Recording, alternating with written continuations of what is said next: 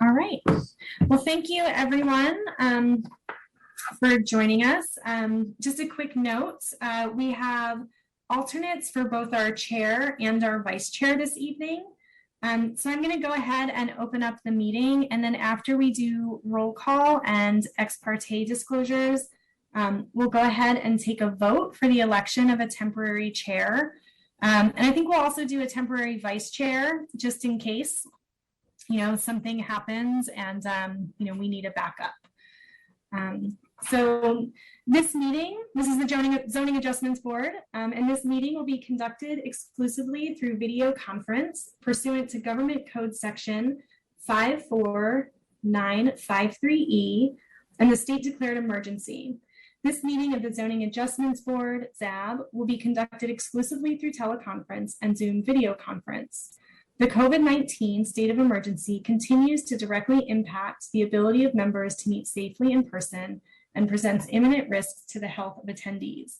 Therefore, no physical meeting location will be available. To access the meeting remotely, join from a PC, Mac, iPad, iPhone, or Android device using the URL available online. If you do not wish for your name to appear on screen, then use the drop-down menu and click on Rename to rename yourself to anonymous. To request to speak, use the raise hand icon by rolling over the bottom of your screen. To join by phone, dial 1-669-900-6833 or 833-548-0276 and enter meeting ID 822-3423-6079. If you wish to comment during the public comment portion of the agenda, press *9 and wait to be recognized by the chair. Please be mindful that the teleconference will be recorded as any ZAB meeting is recorded, and all other rules of procedure and decorum will apply for ZAB meetings conducted by teleconference or video conference.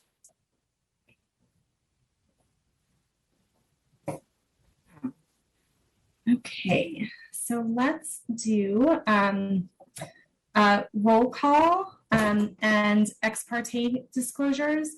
So when I call your name, please let us know you're present and disclose any ex parte if applicable.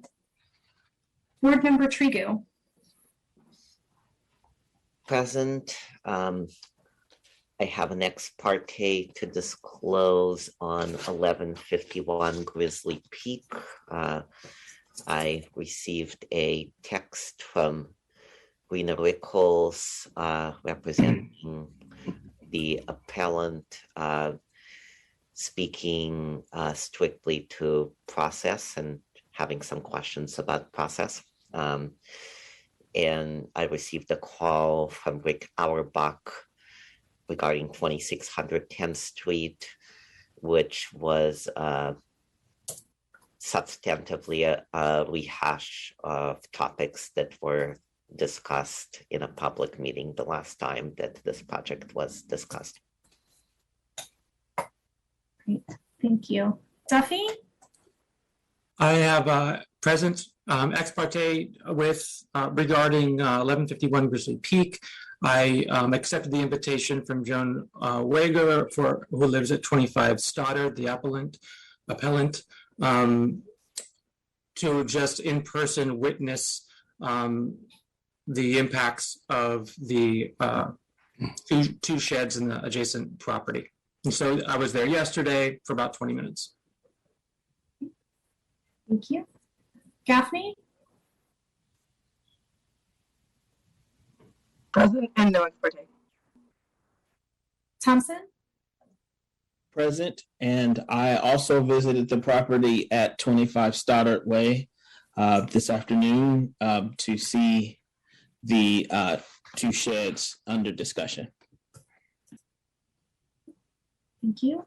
Olson? Present, no ex parte. Matthews? Present, no ex parte. Sheehan? Present, and I did visit the Grizzly Peak property of the applicant to observe the location of the sheds relative to the appellant's property. And, but I, at the outset, asked the owner of one of the applicants that there be no substantive discussion. So it was simply an observational visit. And the other disclosure is that I did receive an email from Rick Auerbach, which was a document titled West Berkeley Artisans and Industrial Companies We Bake to ZAB regarding the appeal of 2600 10th Street. But there was no substantive discussion. I simply asked if that was the same report that was would be in the packet, which I had not yet received, and was advised that that was the case. Thank you. Kim Present, no ex parte. and Sanderson.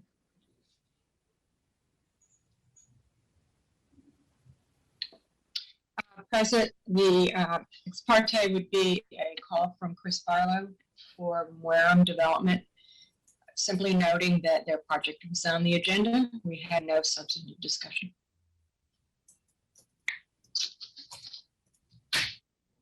Great. That is everyone. I'm not used to doing this part, so forgive my clumsiness a little bit here. Before we move any forward, we need to elect a temporary chair and temporary vice chair. Any nominations? Board Member Trigu? You can call me Igor. I know, it's I wish to nominate Commissioner Kim to serve as our temporary chair for this meeting. Board Member Olson? I'd like to second that. Okay, should we take a vote? Okay, I will do the roll call. Board Member Trigu? Yes. Duffy? Yes. Gaffney? Yes. Thompson? Yes. Olson? Yes. Matthews? Yes. Sheehan? Yes. Kim? Thank you for the nomination, and second, yes.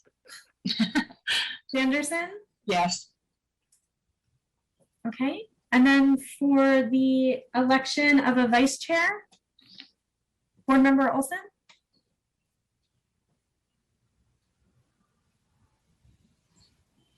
I think you're still muted if you're talking. Sorry.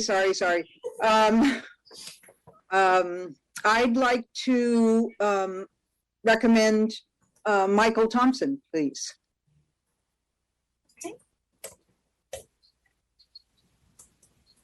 I'll second that. Okay, thank you. Okay, let's do our vote. Board Member Trigu? Yes. Board Member Duffy? Yes. Board Member Gaffney? Yes. Board Member Thompson? Thank you for the nomination. Yes. Board Member Olson? Yes. Board Member Matthews? Yes. Board Member Sheehan? Yes. Chair Kim? Yes.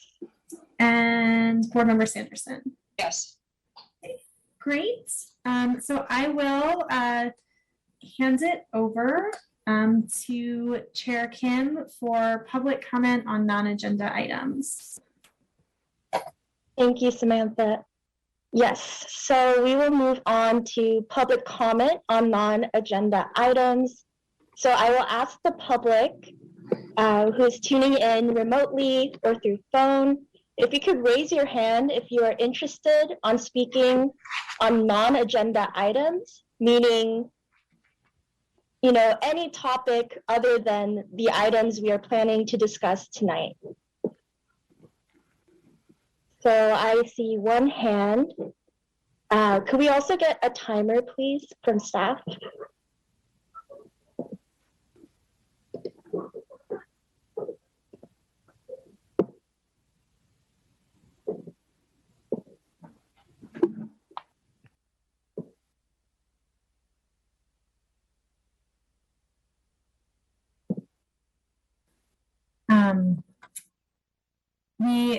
We kind of accidentally left the webinar, and I think I need to make all my people co-host. I'm so sorry. Karen, I believe, is our timer. No worries.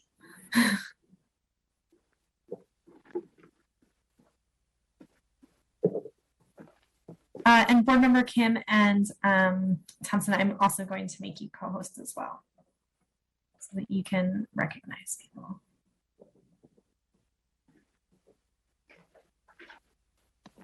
Also, is the timing for public comment 2 minutes, correct? I believe so, for the Okay. agenda items. So until staff comes back into the space, I'll just time for 2 minutes on my phone, and I'll recognize Kelly Hammergren for public comment.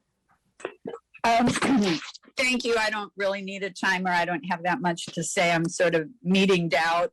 I attended the budget meeting all day today. I just wanted to know how many people were attending tonight, and that was it. Yes, from my side, from the board side, we could see that there are 50 attendees. Thank you, Kelly, for your comment and question.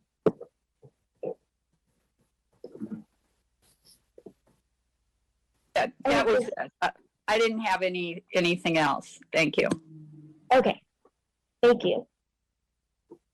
Anyone else from the public who wishes to speak on non-agenda items? Seeing none, I'd like to go back to the board, and we'll continue discussing any potential agenda changes, any inquiries or comments on the consent calendar.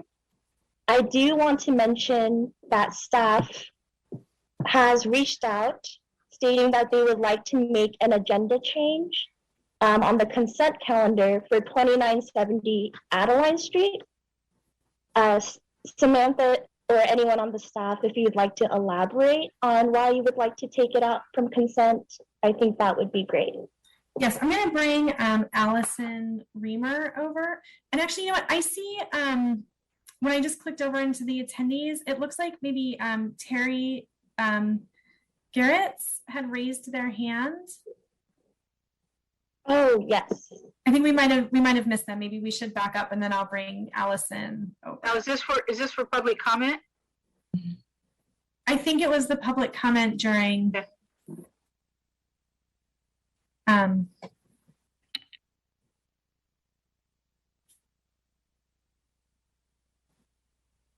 Oh, I think the hand is lowered now.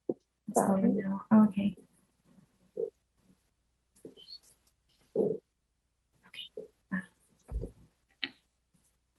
I'm going to bring Allison Reamer over.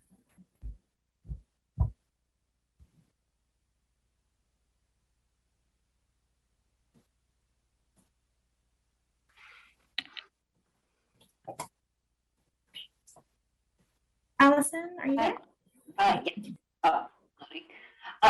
Yes. So in the staff report, under Table 2 Special Characteristics, under Affordable Housing Mitigation Fee, it does say that the project is not subject to the Affordable Housing Mitigation Fee, but a member of the public brought up maybe that the reasoning we were using probably didn't apply, and so we looked into it, and actually the Affordable Housing Mitigation Fee does apply because more than 5 dwelling units are allowed for a lot of this size in this zoning district.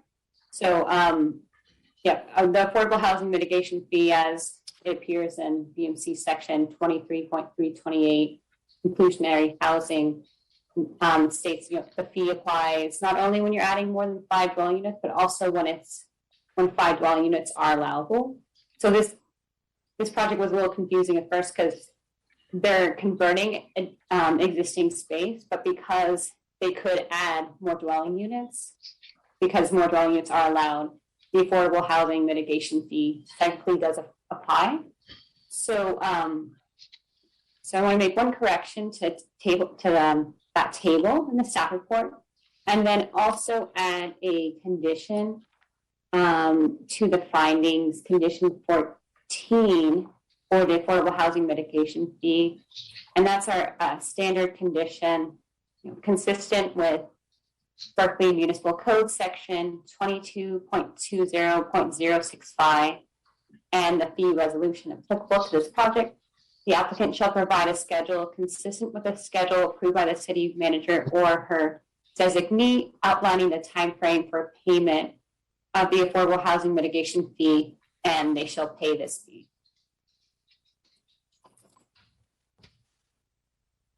Thank you, Allison, for sharing that information.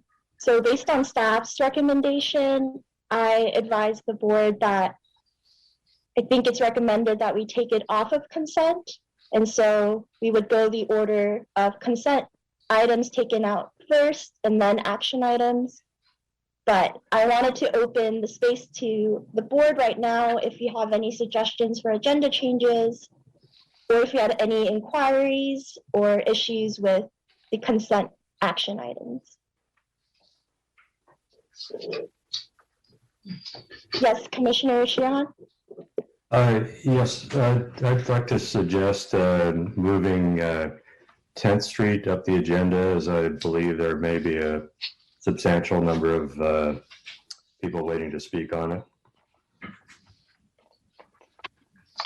Thank you for your suggestion. Commissioner Tregu? Yeah, I'd like to, well, maybe I would address that it's chair's discretion, but my understanding is that there is a substantial number of speakers for several items that are on the action calendar. So I would suggest keeping them in the order on the agenda. But in the interest of time, I'm ready to make a motion to approve the consent calendar, including the amendment to item 2, the 2970 Adeline Street, which is also noted as 2972 through 2974 Adeline in the actual packet. But I first wanted to see, traditionally we do a show of hands of the attendees to see if anyone wishes to speak in any way other than support for the items that are currently on the consent calendar. Yes, thank you, Commissioner Tregu, for the reminder. I think we'll finish with board comments, go to the public and see if there's any hands for consent action items, and then I'll bring it back to the board with the motion that you proposed on the floor without a second yet. Commissioner Thompson? I just I wanted to add that did we approve the minutes from the last meeting also yet? Okay, if so, can we add that into the proposal as well in the interest of time so we can get those all in at once? I think we were still on the agenda changes. Right. I don't think the consent calendar was up quite yet. Scratch that part. Thank you. I think the request was to pull 2970 Adeline to a hearing, or pull it from the consent calendar to hearing. Okay. Thank you, Commissioner Thompson. Commissioner Matthews? Yeah, I'm a bit confused here. So are we on consent calendar now, or just still on agenda items? Yes, we're on agenda changes. I think so far it's proposed to have 2970, and then we'll go to the public to see if there's any hands for consent action. Well, the only input that I have is that before we accept the consent calendar, that to make sure that everyone is on the same page and all those that are viewing with us, make sure that we read off what we are consenting to and approving. Thank you. Thank you for that comment. Yes, so on the consent calendar, we have, sorry, let me find my documents as well. Yeah. So on the consent calendar, we have 2970 Adeline Street, 2026 San Pablo Avenue, 2142 Oxford Street. So that is the consent calendar. And then the action calendar for tonight would be 1151 Grizzly Peak Boulevard, 1201 San Pablo Avenue, and 2600 10th Street. Thank you for that clarification. Commissioner Tregu? Yeah, my apologies. I should have caught this earlier. Before we ask attendees if there's anything that they would like to pull off consent, I wanted to just ask staff through the chair, because there seems to be two different labels. So is it 2970 Adeline as it's listed on the agenda, or is it 2972 through 2974 Adeline as listed in the item itself in our packet? Yeah, it's one of those weird addressing things. So 2970 is the main address of the parcel.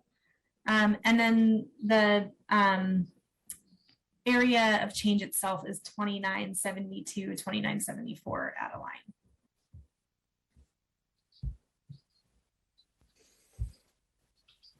Thank you for the clarifications. And so to move this along, I'll go to the public and ask if anyone in the public would like to pull an item from consent. So I'll repeat again.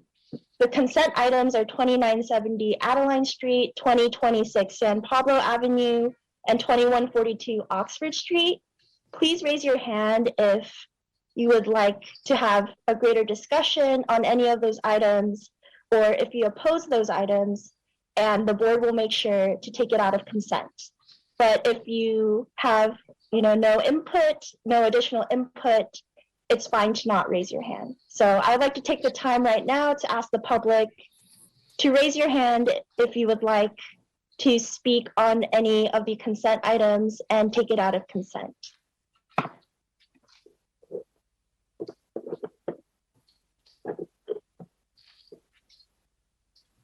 So I see Morgan's hand raised. Is it all right, staff, to invite Morgan to speak on the nature of their inquiry for consent? Yes, we can allow them to talk. Brian or Karen, can you run that when people raise their hand? Please, allowing them to talk. I think you should be able to talk now, Morgan. Can you hear me? Yes. So I just have a question because I'm a little confused about the order of things. I'm here to talk about 10th Street. So I'm not clear on when 10th Street is going to be, discussed, because I'm sorry, I don't recall your name. I guess it's Patrick. Sorry. Patrick said he wanted to see about moving it to a different part of the order of things because of the number of people that are wanting to speak about it. So I just am trying to get clarity on if that's actually is that going to happen or not? And if there can be a show of hands of how many people are actually waiting to speak about it. Yes, so in terms of having people raise their hands to see the number of speakers, that'll happen when we introduce the project later tonight. We have not set the agenda order yet. And so to answer your question, the board usually goes through agreeing through our action minutes from previous meetings and the consent calendar, and then we go to action items. So that order would be usually 1151 Grizzly Peak, 1201 San Pablo, and if you're speaking on 10th Street, that would be the last project tonight. Okay, so I guess I'm still confused because I thought that Patrick asked to see how many people wanted to speak. And so if there's 5 people or 10 people or whatever, is there going to be a change in the order? That's what I'm trying to get clarification on, because it just seemed like he proposed it and then it didn't, and it seemed like it didn't get addressed. Yes, So I think I'm it's at the confused. it's at the discretion of the board. And as Commissioner Trade Group stated, there's many projects tonight with probably a lot of speakers for each, which is why we may not change the order. But I'll let Commissioner Trade Group if you want to add any more comments. No, that's Commissioners Kim and I met with staff yesterday and got a readout on the level of interest on the various projects, and we have it on pretty good authority that at least 2 projects will have a lot of speakers on the action calendar. Normally, the agenda, the way it's set, it follows an order where projects that have been in the queue the longest tend to be prioritized first. And our sincere apologies, there are a lot of projects tonight because we haven't met in a month. And we will do our very best to get to all the projects expeditiously tonight. Okay, thank you for that explanation. Thank you for your question. I think that the public probably appreciated that question for clarity. So going back to the board, I would like to, for the sake of time, ask the board members if you'd like to entertain a motion and a second to move along. Commissioner Olson? I would like to make a motion to approve the consent calendar. With the action minutes? With the 4 items that you said.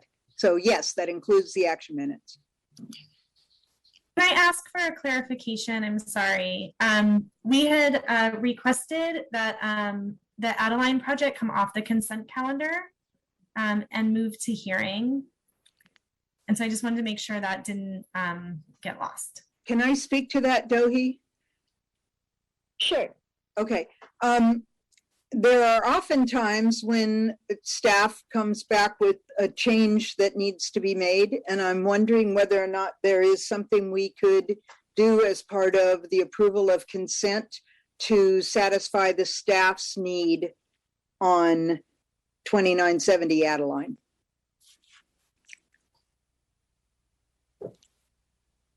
I think that's a good question. I'd like to bring that back to staff, if that's procedurally all right. Yeah, Allison, I guess I would defer to you. Do you think that we could approve with that correction and condition, or would it be better to go to a continuance?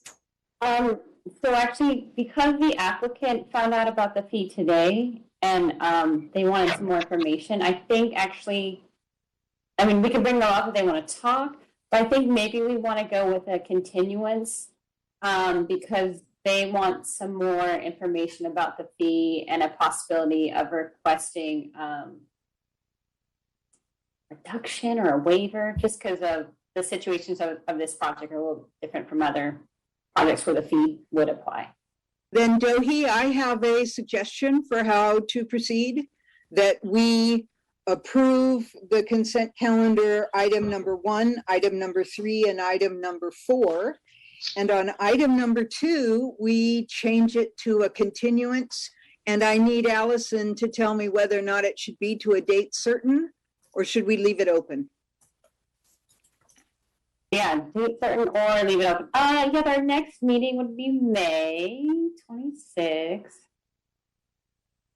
I think that's enough time for the applicant to prepare information and for staff to prepare any other needed information. Okay, so then that's my motion, May 26th. Okay. Thank you for your motion, and thank you, Allison, for the help. Commissioner Sanderson? Yes, I was going to ask questions on that item because I don't understand the inwardness of the decision, the statement that the staff made, and I was questioning whether the applicant's were okay with this. I have other questions about how that decision applies in this case to commercial units going to 2 residential units. Does that mean they should do 4 residential units? I mean, what is the inwardness and the impact of this decision that they're subject to the fee? Given that I support it going to continuance, and I will ask my questions between now and the May meeting to get clarity on these issues. It's a big change for staff to make. It's not it's not a trivial item in any application. So I strongly support putting it on, continuing it to next meeting. So would you consider that a second, Commissioner Sanderson? Yes, I'll second. Okay, great. Is there any other suggested motions on the floor? Seeing none, I'd like to bring it back to staff if we could call the question for the motion Commissioner Olson proposed. Oh, I think you're muted, Samantha. I am. Thank you so much. So that is a vote on the consent calendar to approve items number 1, 3, and 4, and move item number 2 to a continuance on May 26th. Board Member Trigu. Yes. Duffy? Yes. Gaffney? Yes. Vice Chair Thompson? Yes. Olson? Yes. Matthews? Oh, you're voted. You're voted. You're muted. Your vote is muted. I'm voted and muted. I'm sorry. Yes. Sheehan? Yes. Chair Kim? Yes. And Sanderson? Yes. Great. Consent calendar passes with Adeline moved to next month. Thank you. And now we'll move on to the action calendar. And so first on our list, as we go in order, is 1151 Grizzly Peak Boulevard, and we'll start off with a staff report or staff presentation. Great. Thank you so much. I am going to turn off my camera so that I can share.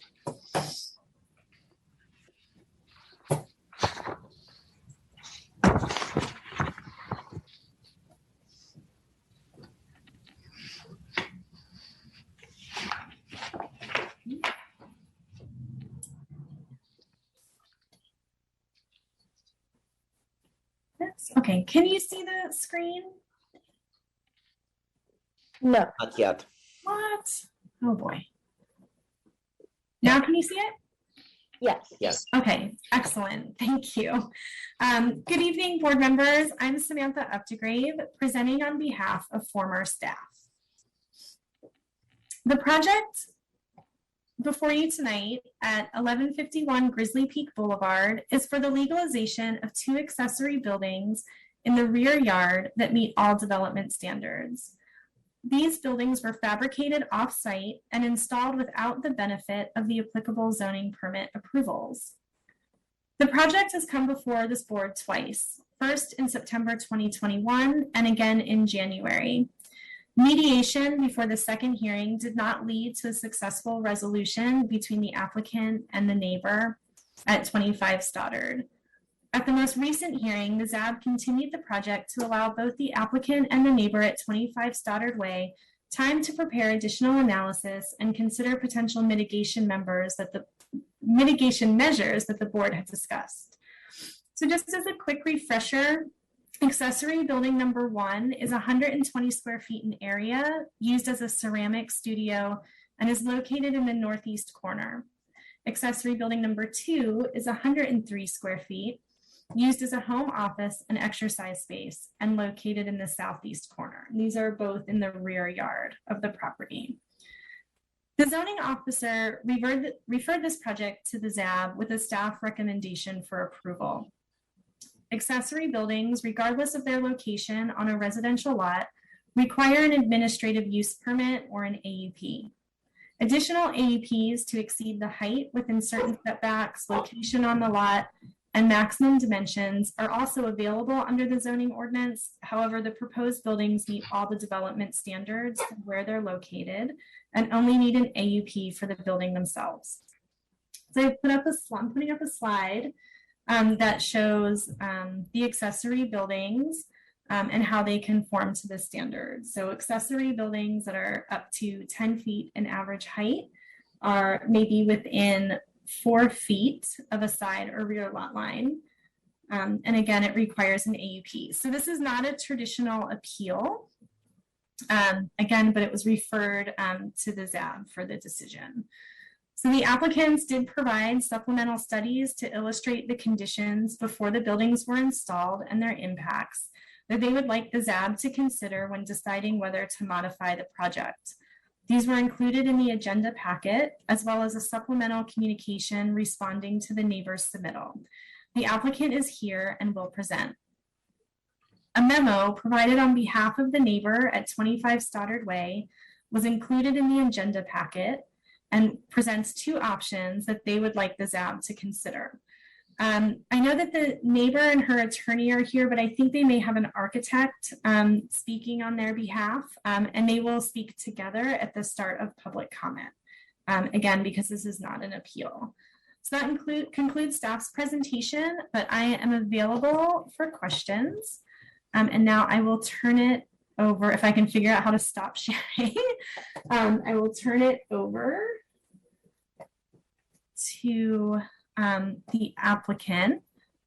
I think they are, let's see, they're not in here yet. It should be Gina and Matt. Thank you, Samantha. Should I quickly ask if the board has any we're here. questions? Oh, okay. We're here. No, this is not a time for questions. This is a time for you to present your project. Hello, can you hear us? Yes. Hi. Great. We'd like you to know first. Can we do a screen share first? Is that possible? Yes, I'm trying to find. We'd also like to point out, Samantha, that you used plans that. We've submitted newer plans. Yeah, that's from the first hearing, and we were asked to submit new plans for the hearing number 2, which we did. And then for supplemental, in our supplemental packet, we included one to include another tree. So Okay. if that was confusing for anyone, that's why.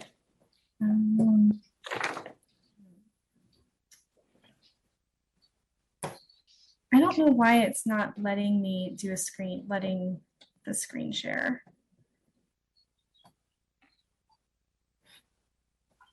So we were going to share. All right, here we go. Yeah. Can you Billy now? Is that good for everyone? Can you see? Yes. Also, sorry to interrupt, but before we begin, Samantha, do we need a timer for the applicant's presentation? Yes, I'm starting the timer as soon as you start the presentation. Okay, thank you. All right, good evening, everyone. We are once again requesting ZAB approve the accessory buildings we placed on our property. We want to acknowledge Joan's neighbors and our neighbors for their love and support. Their letters to the committee provide mutual understanding and relief that there is a precedent set by Joan to control what's happening in our neighborhood. To quote Joan's next door neighbors, the Simpsons, regarding their experiences with her, "No one has gone after us like this or made us feel so lacking in privacy in our own space." That's exactly how we feel too.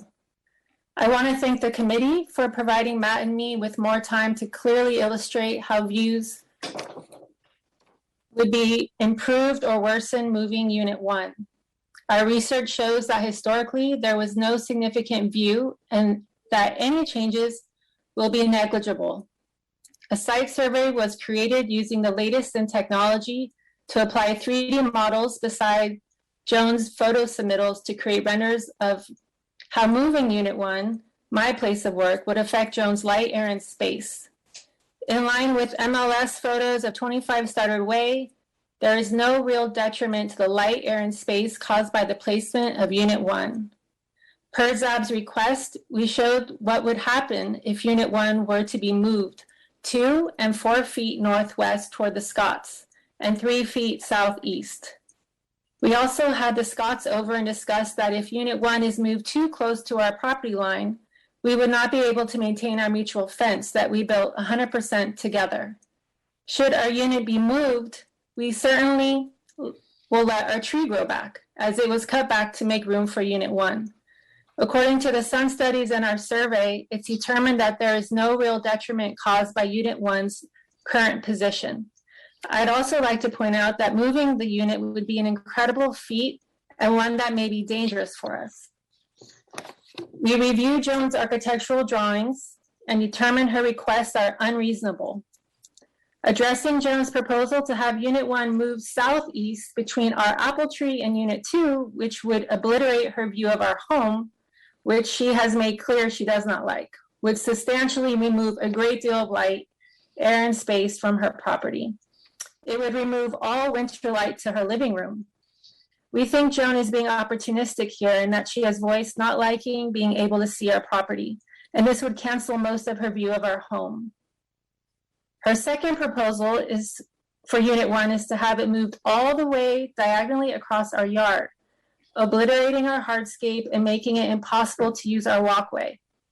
Besides making it nearly impossible for firefighters to access our back property, we wonder why she wants it sitting right in front of our mutual next door neighbor's kitchen window. That feels very strange. To refer to the Simpsons letter again, Joan has an unusual take on her rights versus those of others. Regarding Unit 2, our survey and Sun studies prove that if the overhang were not there, Joan would have a straight shot view of our chimney. The overhang is a structural member of the roof, by the way, and doesn't just snap off. It has been made very clear that we removed 2 dense evergreen trees to place Unit 2. Those trees did not allow nearly as much light onto 25 Stoddard Way as Unit 2's current placement does.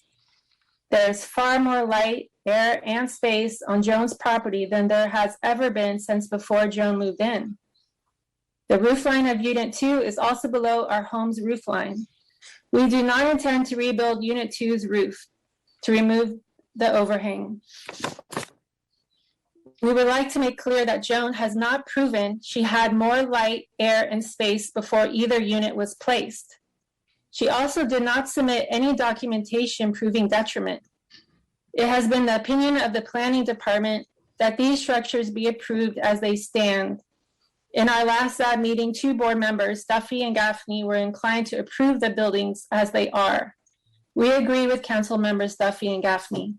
Thank you.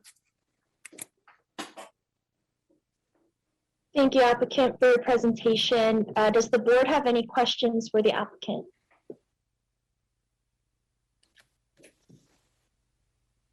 No questions. And then I believe we open this project to public hearing and for public comments. Before we start with public comment, is it possible to get the timer visible and shared by any chance, staff? Yes, we can't do it when someone is sharing screen. I see. So we just kind of have to interrupt with like 1 minute kind of warning. So What I can do is I can share my timer on my phone. I just don't know how well everyone can see it since we're a little smaller on the screen here.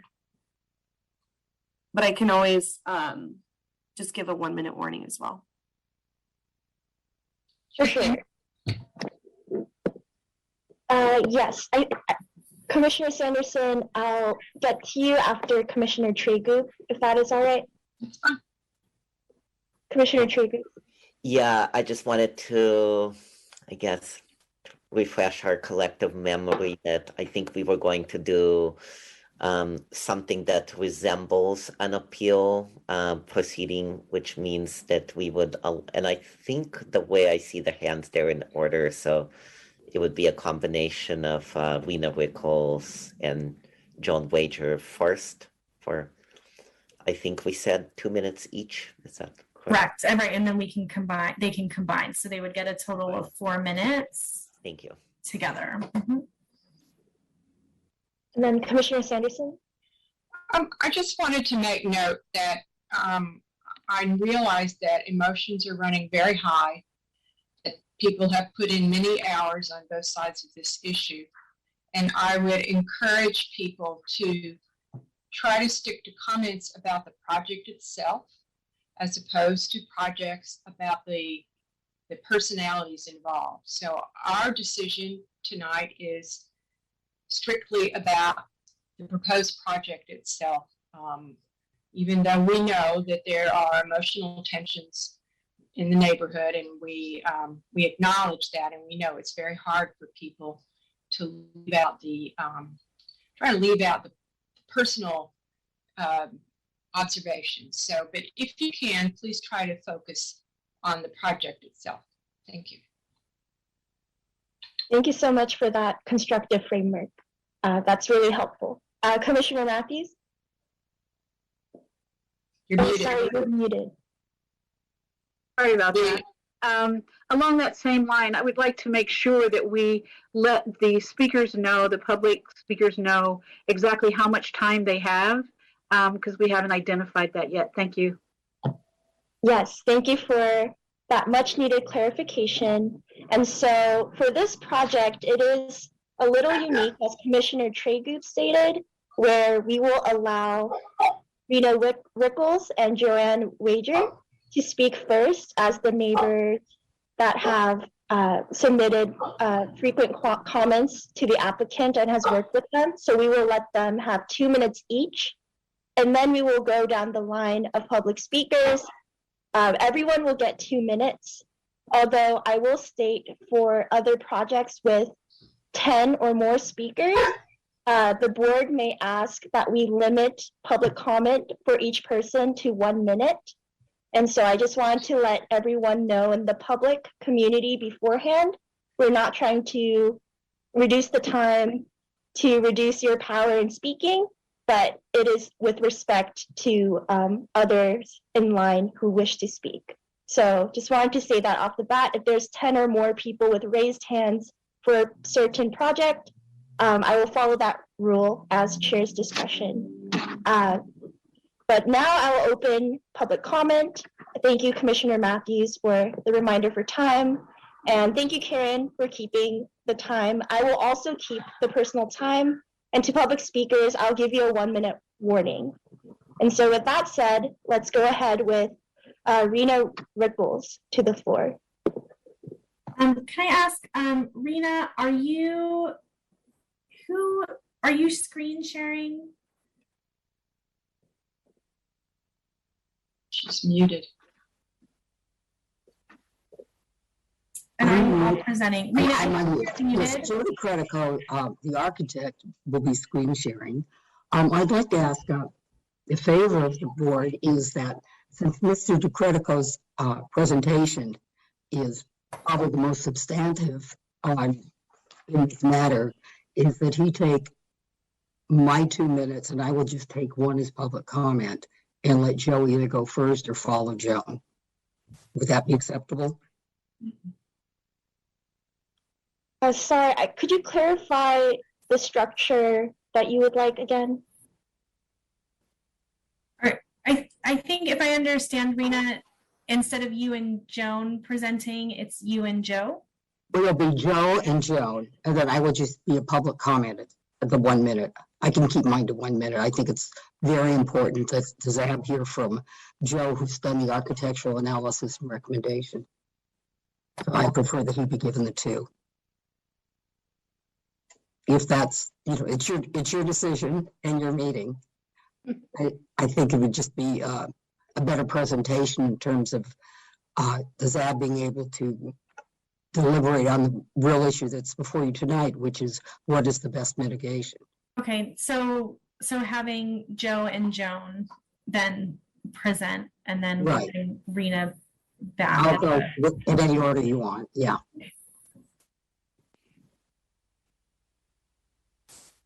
Joan, is Joan going to start? Where are we?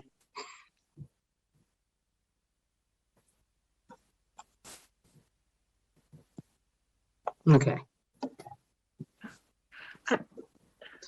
Joan, is Joan going to come forward? Joe? They're both on. Okay. And Rena, I'm gonna put you back in the attendee. Joan, that's fine. Thanks. Are you ready for me, Joan? Yes, so Joan and Joe, you're gonna share 4 minutes total. Fine. Hi, I'm Joan Wager. Hi, can you hear me? Yes. Good. I would like to begin by expressing my appreciation for the time spent by you, the zoning board members, in understanding why the buildings at 1151 Grizzly Peak present a problem and are a serious detriment to me and my property at 25 Stoddard Way. Personally, I've been looking forward to this meeting since January in hopes of resolving this contentious land use issue. Since the board already voted overwhelmingly that the buildings at 1151 Grizzly Peak should be moved, the only question remaining was to find the best solution. I hired Joe DeCredico, a well-regarded architect, to determine the most advantageous placement of these structures so that no other neighbor suffers a detriment and so that the applicants are able to enjoy the buildings they cherish. The architect will present soon. This was an avoidable problem. As you remember, I was never consulted about this project before it happened. Once the buildings were dropped in by Crane, Matt and Gina ignored my offer of settlement and blocked communications with me. But the facts you have examined have been clear, and as several of you have stated in previous sessions, attacking my character should not be a part of this discussion. I hope and am asking that you, the members of the Zoning Adjustment Board, will vote again to support the motion that the applicants move their buildings based on the recommendations provided tonight and in your package to relieve the detriments and finalize this issue within the merits of land use. I do have an important lingering question, and I need your help on this. If you vote to approve the buildings, but conditioned upon them being relocated as recommended by Joe, what happens if the applicants just refuse to do anything? Can you set a time limit for when the relocation must finally be completed? Thank you so very much, all of you.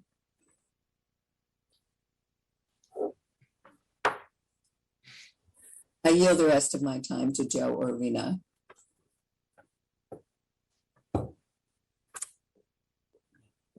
Joe, if you'd like to unmute yourself, please feel free. I thought I did. Can you hear me? Yes. Okay. I'm very novice at this. I'm trying to figure out how to find the screen share. Okay, there we go. Oh, I can't. Okay.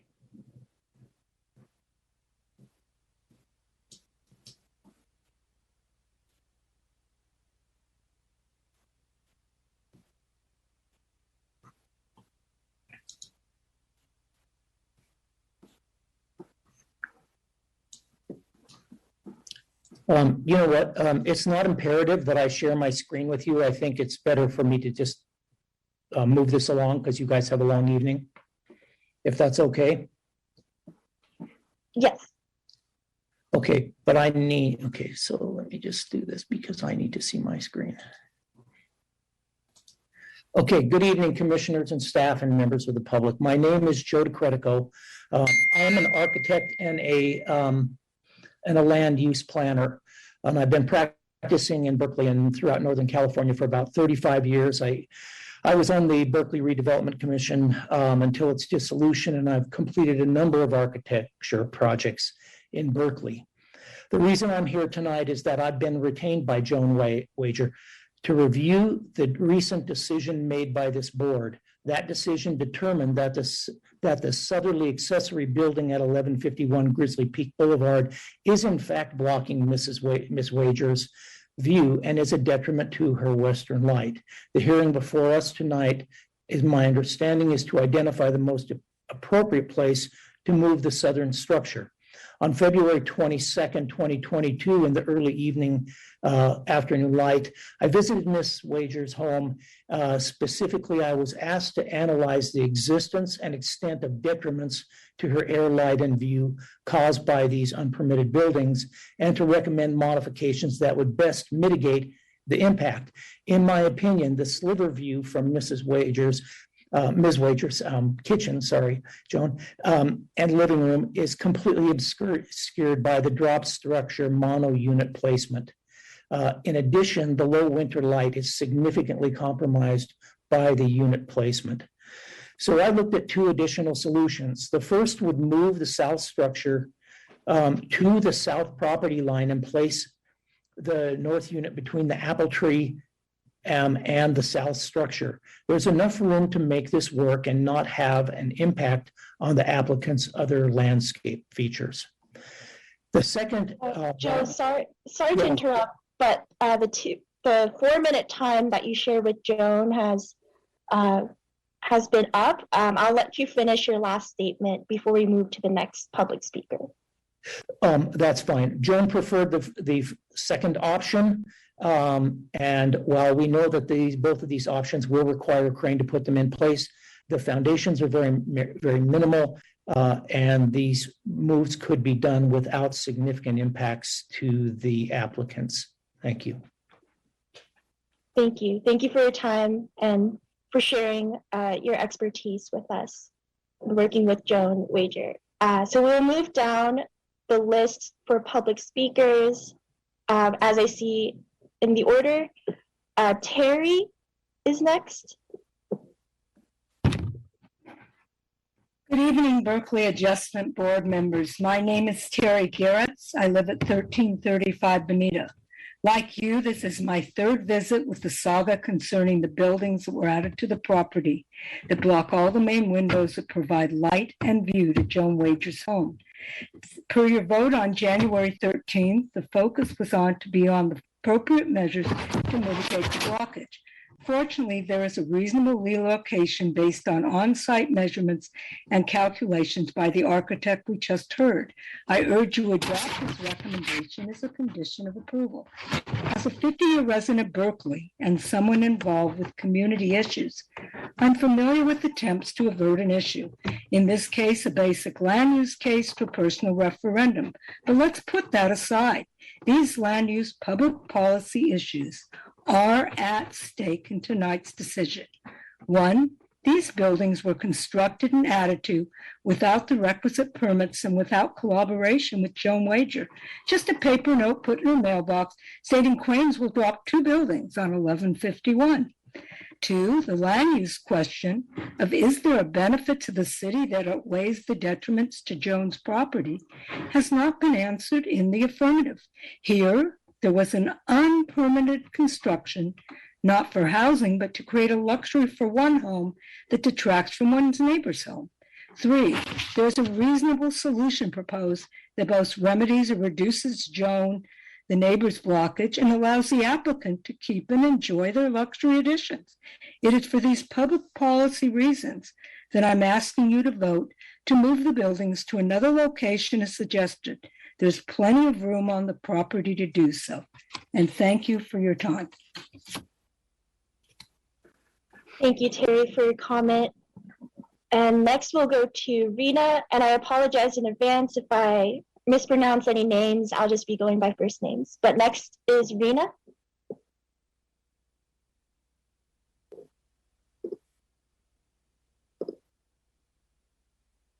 Am I on? We start. Yes. All right. Thank you. Good evening, ZAB members and ZAB substitutes. It's a pleasure to be before you again. I would like to direct your attention to Joe DeCredico's submission, which is in your packet. It defines why the view is blocked and how it can be mitigated. He wasn't given enough time to explain it, but it is there, and I'd like to have you review it.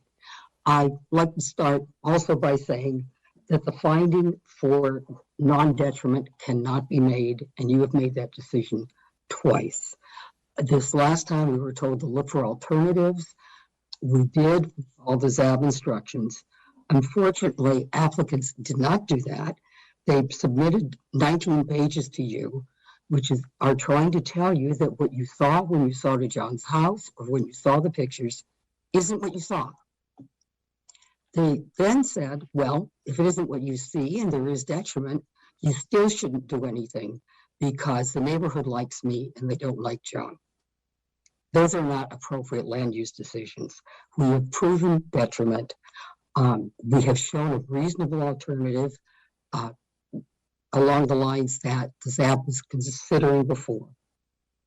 And we ask that if you do grant the buildings, a lot of buildings to stay, that you also included in the condition that they be moved, at least one building be moved, and to set some kind of time by which that needs to happen. Otherwise, I'm afraid that the applicant will not make any changes in location, will just do what they want, which is keep what they had. And again, I want to thank you for your time that you spent, and for those of you who came over and those of you who have listened so clearly. And I just end with, yes, we did show you detriment, and you have heard from people who were there before these buildings were dropped and were there afterwards. You know that the detriment's there. Thank you. Thank you, Rena. And next we have Erin. Good evening. I'm here with my husband, Anthony, who has a few words to say on behalf of both of us. No, and I want to reiterate what others have said about appreciation for the work that you do and the challenge of taking on, difficult neighborhood situations. We're speaking in support of Matt and Gina's placement of the properties as they are. I think they have worked very hard to demonstrate the appropriateness of the placement. I appreciate that some of you will have visited the property. I think one of the most important things to recognize is if those properties were not there, there would still be vegetation blocking most of the view. And if the vegetation wasn't there, there would be roof lines that are really significant that impair whatever putative view might have been. So, it's been pretty clear to us that what they've tried to do is appropriate. They did seek out appropriate guidance from the city. There was a miscommunication and it led to much of what is here. I don't particularly appreciate the repeated use of the word luxury by Joan's supporters. I think that is a further mischaracterization of what is going on here and is pretty disturbing to me. And I would say that the interests and concerns of the immediate neighbors are all very significant, much more so than some other people throughout the city. But I appreciate the time and your effort. So thank you so much. Thank you, Erin, for your comment. And next we have Kelly.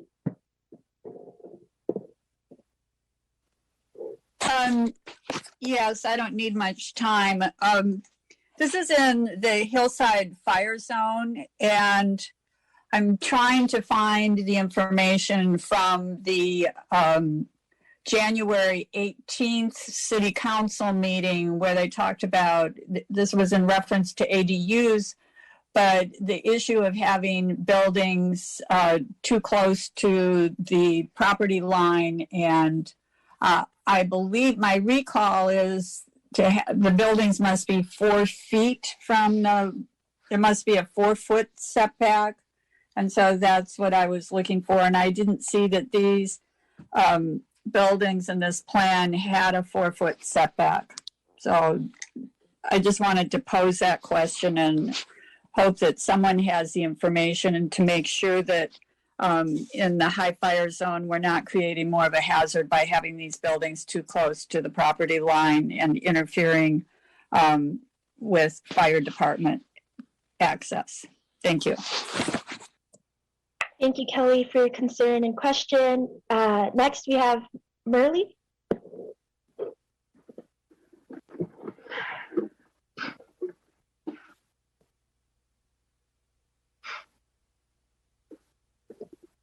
I asked you to unmute. I just figured out, I saw the note and I just did it. Thank you so much.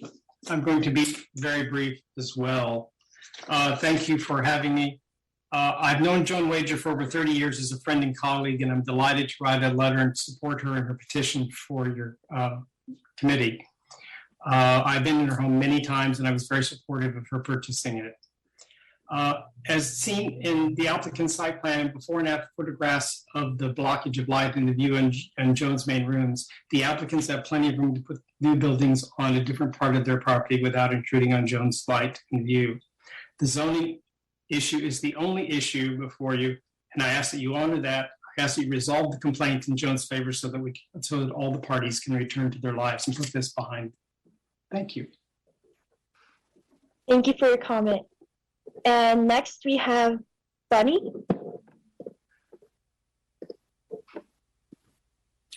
Hi, I lived in Jones' house in the past, and I too saw the before and after impact of these buildings. I'm going to read a letter from a woman named Patricia now. I was a neighbor of Joan Wagers until just recently. I had been to Joan's home many times, and I had personally seen the real damage these buildings have done. She also shared with me the negative letters that were submitted on behalf of Gina and Matt. I suppose that the hope was that these letters with negative stories about Joan would change the prior two ZAB votes. That is, have you disregard what you saw, that the two buildings as installed created an unreasonable detriment to Joan's air, light, and view. In other words, utilizing personal negativity to impact ZAB's land use decision-making. However, and most importantly, these complaints have nothing to do with the issues before you. As you know, ZAB's jurisdiction is land use. There are other vehicles to cover personal neighbor disputes. It is my sincere hope that ZAB will view this application through the lens of what they would determine as the appropriate decision had applicants come to the ZAB before the buildings have been installed. With one of the largest lots in the neighborhood, applicants have then and have now alternative locations that will not negatively impact Joan nor their neighbors. I ask you to vote to allow applicants to keep and enjoy their buildings, but relocate them to a place in their yard where their enjoyment does not cause significant harm to their neighbor. Thank you. Thank you, Bunny.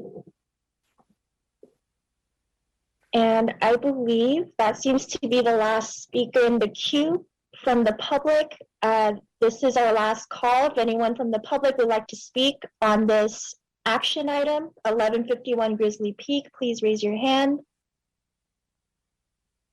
Seeing none, I'll bring it back to the board. Before you raise your hands, though, I just wanted to recognize Commissioner Sheehan and Matthews and the substitute commissioners today. It is nice to see you in this space.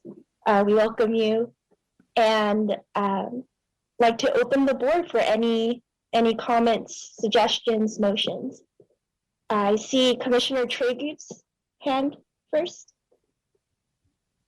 Yeah, thank you so much. I wanted to just reiterate Commissioner Sanderson's previous comment that the only thing that we can base our decisions on are land use considerations. Obviously, it's unfortunate that we are here for the third time. And, you know, in situations like these, we always hope that relationships are neighborly, and that is certainly my hope that it will be. But here we are, and I wanted to ask staff if you could remind us what the motion was at the previous meeting, because I distinctly recall a particular motion that was made that provided some direction as to what we were going to hopefully see tonight when it would come back to us. Happy to do that as soon as I can find my memo.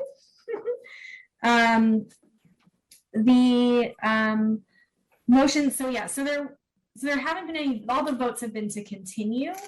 At the last one, the item was continued to a date uncertain for consideration of relocating the second structure up to 4 feet to the north or some distance to the south, and to give both the applicant and neighbor opportunities to illustrate how views might be improved or worsened with one or the other choices, and for them to make arguments in favor of which choices they prefer. The applicants and neighbor were also asked to consider the reduction or removal of the overhang on the structure 1 and other minor mitigation measures like painting the roof or landscaping so that ZAB can make a decision. Okay, thank you. So what we have heard tonight is that the decision to move the structure 4 feet will be unworkable for the neighbor. The neighbor did come back with 2 options, moving the north structure to the south. Between the apple tree and the south structure was option 1. Option 2 was to move the north structure between the south structure and the primary house. I believe I also heard from the applicant that they are not willing to remove the overhang. This is simply a recitation of what I think I heard. I would be supporting some kind of, like, I would like to hear from the applicant, and you can think about it now. We have other hands.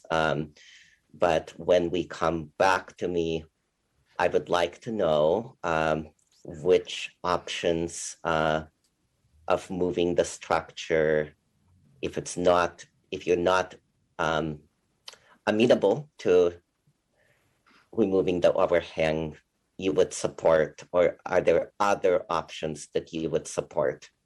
Because nowhere did I hear in the motion that was made almost 3 months ago, what I would call status quo motion of keeping the structure as it is. Thank you. Thank you, Commissioner Tregu. We'll entertain the idea of inviting the applicant back after we go through board comments. Commissioner Sanderson? Well, I appreciate the clarity because it wasn't apparent to me in the staff report, and I went back through the old ones, that this board had already taken a position on detriment. So as far as I can tell, there's been no vote on the outcome, and that's what we're doing tonight. The question about setbacks, I appreciate Kelly's concern about fire safety. The fire department has an access rule which applies to all of these structures, and it has nothing to do with setback, that they have to be able to reach their fire hoses all the way around the back of the building. So that's how the fire department measures access to structures in the backyard. So these structures have to meet the fire department's access rule, independent of the setbacks. I also wanted to clarify, I'm looking at what I believe is Joe DeCredico's drawings in attachment 5. I wanted to be really clear what is option 1 and what is option 2. So I think I had found that the page 7 of, in attachment 5, page 7 of 7, which shows the 2, not sure what the big red dot is, but he sees the 2 accessory buildings on the south side of the property. So I want to be clear what we are talking about before we start making any decisions. So is that the recommendation of the neighbors, is what you see on that page? Otherwise, we need some kind of drawing in front of us so we know what we're talking about. Right. So, Samantha, are you able to pull up the attachment 5 and put it on your screen? I believe so. That was the memo from the on behalf of the neighbor. Yes. There's a 2-page memo followed by site plan and then 3 view diagrams. Yes.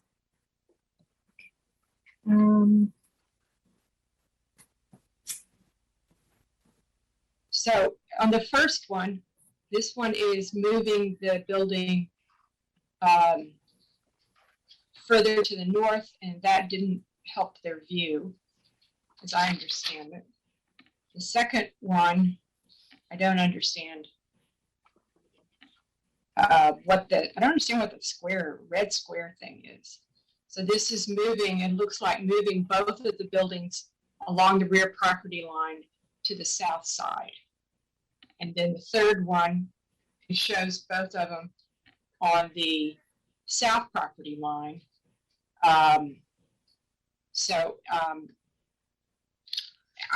I want to clarify is which of these different diagrams is the one that the starter is asking us to, is her preferred plan, because it's not clear to me. And if we can ask a question of Ms. Stoddard or of Joe DeCredico to clarify what is it that they have recommended. So Samantha, I actually have a question around that. Is it best procedure to invite both the applicant and the neighbor concerned then to the floor for questions? We can, I think if we do that, we should maybe limit the discussion. I think what we would normally do is have a kind of like a question and answer period before going into board discussion. But so I'm happy to bring the applicants and Joe and Joan back in. Should I do that? Well, if you want to go through the rest of the board members and collect all of the questions that you have, then we can have one Q&A session and answer everybody's questions. Okay. So maybe that would be easier. How about if could we lower our hands from the board if you don't have a question for the applicant or the neighbor?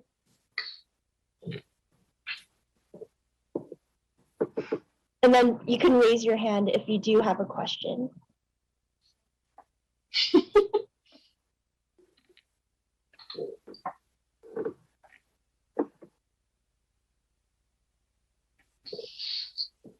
And Commissioner Tregu, correct me if I'm wrong, but I think you asked a question as well to the applicant, so feel free to raise your hand if you'd like.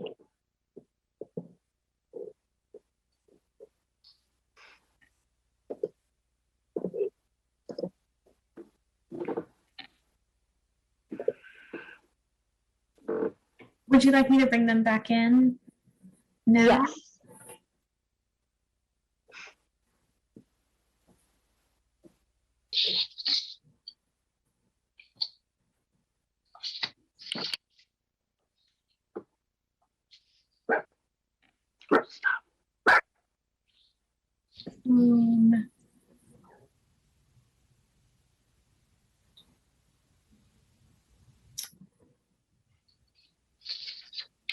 I think we've got them all. I'm going to stop sharing my screen. Thank you, Samantha. And I'll just let the board know if you could just clarify to whom you're directing your question to. I think that would help the public and the board. So I'll just go down the order that I see on my queue. Commissioner Matthews. Sorry, you're muted. I'm sorry, for some reason, Gina didn't come over. There she is now. Okay. Okay. My question would be to Joe DeCredico. Go ahead. Do I give the question now, or do you just want it to take a tally? Yes, you could provide the question now. Oh, well, it's around a statement in regard to information. As a substitute tonight, it makes it a little hard to establish the framework for this, and I appreciate the comments that Debbie Sanderson made. What I really need to understand, and I think we'll have to go back to the drawings, is where those locations are, and which, in agreement with Deborah Sanderson, which of those is the preference of the is there Joan is her name? Joan.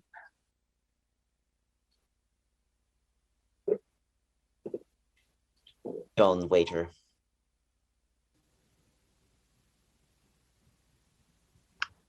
So I would like Joe to give clarification on that. Yeah. You want me to do that now or wait? Yeah, no. Yes. Okay, so I don't know what's going on with your PDFs. I looked back into my PDFs, and if you can pull those back up, I can show you what's going on. So the red hatch pattern and the red dot are somehow moved over on your PDFs. But the one that is shown currently right now is the one that would propose the northern unit be moved in between the apple tree and the southern unit, and that the southern unit could then actually be moved closer to the south property line as well, to maintain some light access in between the two of them. Joe, is this Plan B? This is Plan B, and I think the next one is C. Okay. And numbers on mine. No, that one was C, and this one is D. Okay.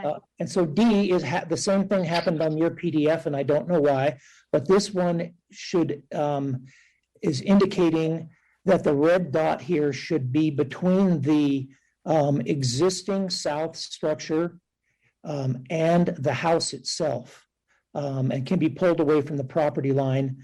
I don't think that this would have much impact on the neighbor because of the nature of the slope. This is the eve end of the slope. So and this is also the north light for that property. While we're on those, can I ask additional questions to back up Deborah? So, because I want to be really clear on the figure you're showing now, there are two rectangles that are cross-hatched, and they are along the south border of the property line. Superimposed across them is a red rectangle. May I ignore the red rectangle? You may, Okay, because it's in the right place on your PDF. Okay, so the proposal is that the two structures, one of them is already on the south property line, and the one from the north would be moved over between the one that exists and the main building. Correct. And are you proposing moving both of them, or just the one that was on the north? In this scenario, just the one. Okay. Right. And so, and am I correct in reading your memo, that this is the neighbor's preferred option? This is Joan's preferred solution. Okay, thank you. And I just want to make sure, Commissioner Matthews, did your questions get answered as well? Yes, and I want to make sure that this plan that we're looking at currently is Plan C, Joe? I don't know what it looks like on your screen. Can someone tell me? I can't see it. Mine don't have any letters or numbers on it. Okay, there, I see. Mine has D on it in the right-hand corner. Yeah, but that's just. Mine doesn't have okay. No, that's your PDFs are going wonky here because that should be soldered. Okay, so what are you calling that particular plan that is preferred by your client? Let's call that scheme D, and let's call the other one scheme C. All right, thank you. So this is the way to identify would be page 7 of 7 of attachment 5. Just tell Erin. It's scheme B. Scheme B. Great, thank you. Thank you. And just making sure, Commissioner Sanderson, do you still have a different question? No, I just wanted to, I have a question that I don't know if it's appropriate to ask, is what the applicant's difficulty is to this scheme B. Is that an appropriate question? Can I speak for a second? Because I am the applicant, and I have some insight on this schematic that's been provided by Joe. Okay. I want to bring up the fact that on this image, the area that is filled in red, no idea what that means or what that represents. That is not a view that this house, 25 Stoddard Way, has to anywhere outside. Doesn't have a view, okay? The area that is outlined with the red line, if you look at 1147 Grizzly Peak Boulevard and you look at that view corridor that's been drawn by Joe, you will see that there is a large black structure at the bottom of that shape. That's a two-story house, okay? That's a two-story house right next door to us that blocks the vast majority of what that view corridor looks like there, okay? So we're talking about a tiny little sliver that was covered in tree cover before we put the structure in. And I want that to be clear, okay? That what Joe's represented here is exactly right. That view is covered by rooftops, okay? So let's not build into our heads that there was some magnificent view of Marin that was present when Joan bought the house. Also, applicant, thank you for your comment. I did want to emphasize that this is a questioning period. This is not a presentation period. Yeah, but you know what? These things. It is also a questioning period led by our chair. Yes, thank you, Commissioner Matthews. Absolutely. And yeah, I would discourage any crosstalk, cross-examination. This is not the structure that is ideal. I'm just going to go down the queue. As I stated before, board members, please just clarify who you're directing the question to and let the person whose question is directed to answer. And so next I'll go to Commissioner Shea. Can I clarify your process before we move on? So if I have a question of the applicant, can I ask it in this setting or wait till everyone asks their questions perhaps? No, I think you would have to wait because you're next on the queue after Commissioner Sheehan. Oh, okay. Thank you. Commissioner Sheehan? I withdrew my hand and did not have any question. I do have a comment, but that will be later. Okay, so I'll just lower your hand for you. Commissioner Sanderson? Well, he answered the question that I had, which was what is in that view. I know he spoke out of turn, but that was the question that I needed answered in just a minute. Thank you. Thank you. I will, yes, and then we'll go to Commissioner Tregu. Thank you. For Joe, I have a few questions. For Joe, I think the scheme B, A, and C don't really work for me. So can you tell me, is it page 7 of 7 that is the preferred alternative to the appellant? And that is preferred to the one that's page 6 of 7? That is correct. Okay. And can I also get clarification either from you or Joan or Rena that either alternative, the appellant would be satisfied with the roof overhang staying as is?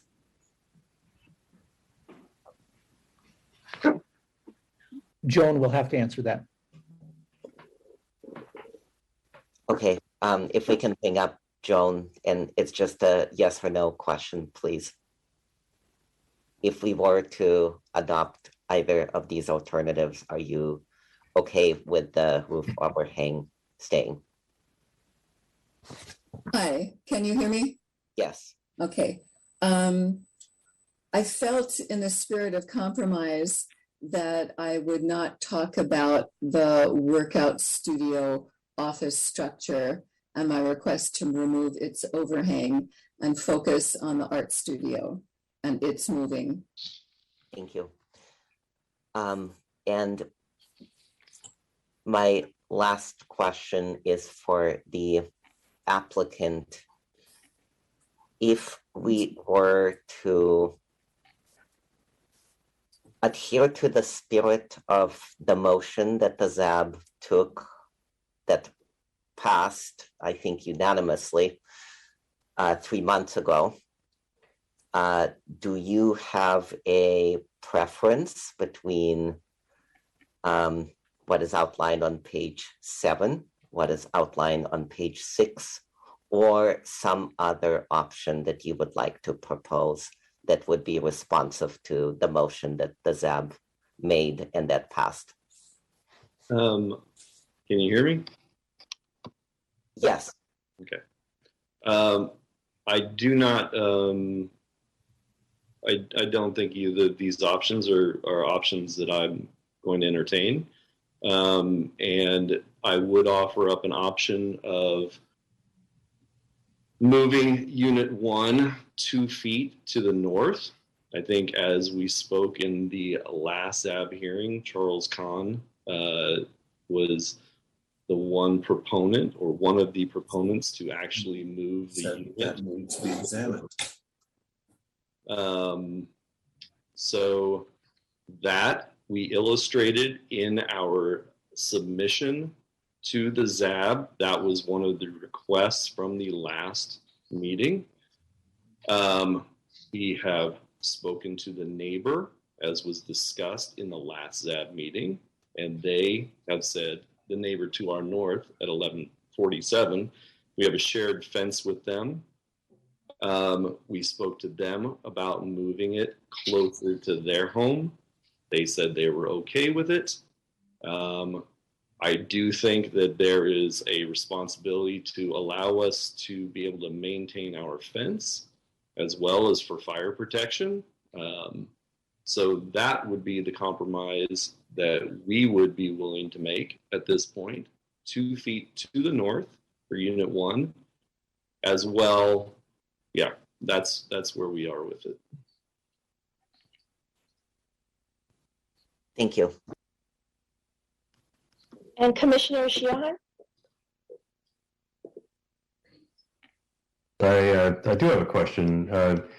For the preferred scheme, as I understand it, called B, Scheme B, locating both structures along the south property line, was any consultation had with the neighbors at 1157 as to their opinion on that proposed placement?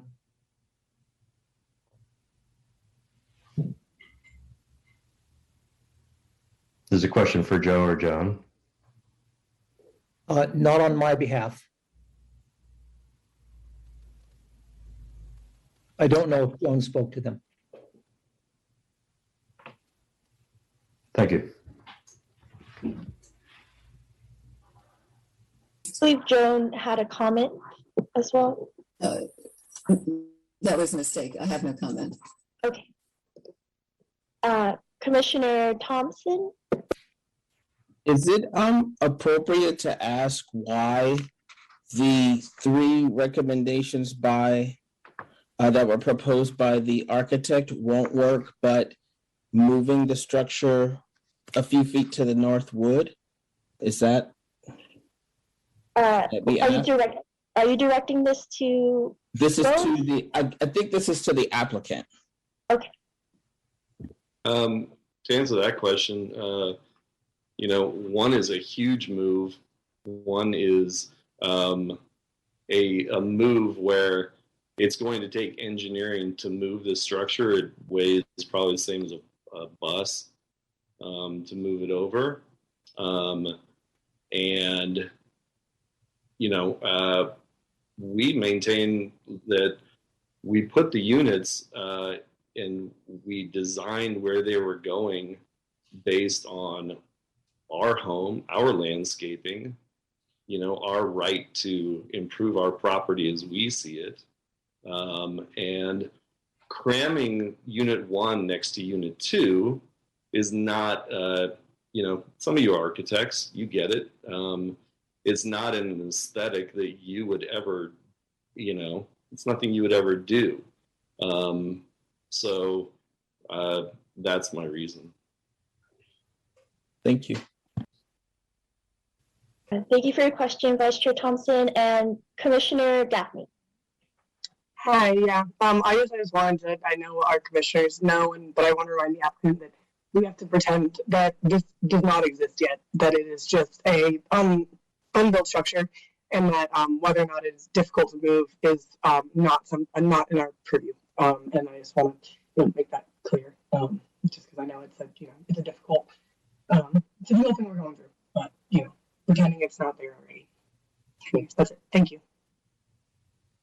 Thank you, Commissioner Gaffney. And to continue on that comment, I just want to remind the board that we do have a captioner's break at 9 p.m. and we are still on our first action item. And so just wanted to do a last call if there are any more questions from the board.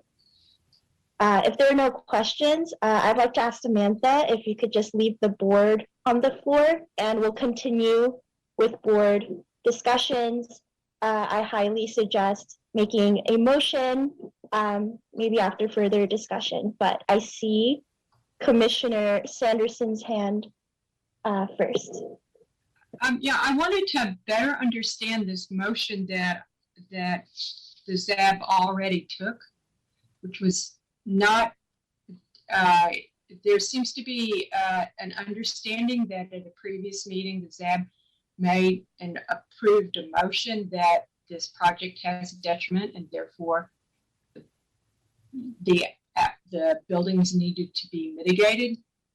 I didn't see that anywhere in the staff report, so I would like to understand fully what we are, if that's already a done deal and we can't go back on that. If so, then I'm surprised it wasn't in the staff report. So I guess maybe this is a question of staff. You read the motion but it didn't say that the board had unanimously agreed that the project presents detriment and there should be some action taken on the site. Sure, I'm happy to answer that. There was discussion at the meeting about, I think there were a few different options that had been suggested, I think by 2 or 3 members. And I think there was a general discomfort with voting if there were sort of like competing ideas, I guess, well, what if it moves to the south? What if it moves to the north? And so my understanding was that the board continued it to allow both the applicant and the neighbor to explore what various changes might actually do. Like they didn't want to approve, like require something and then have it be worse. Or I understand. That makes perfectly good sense, and that's consistent with the motion that you read.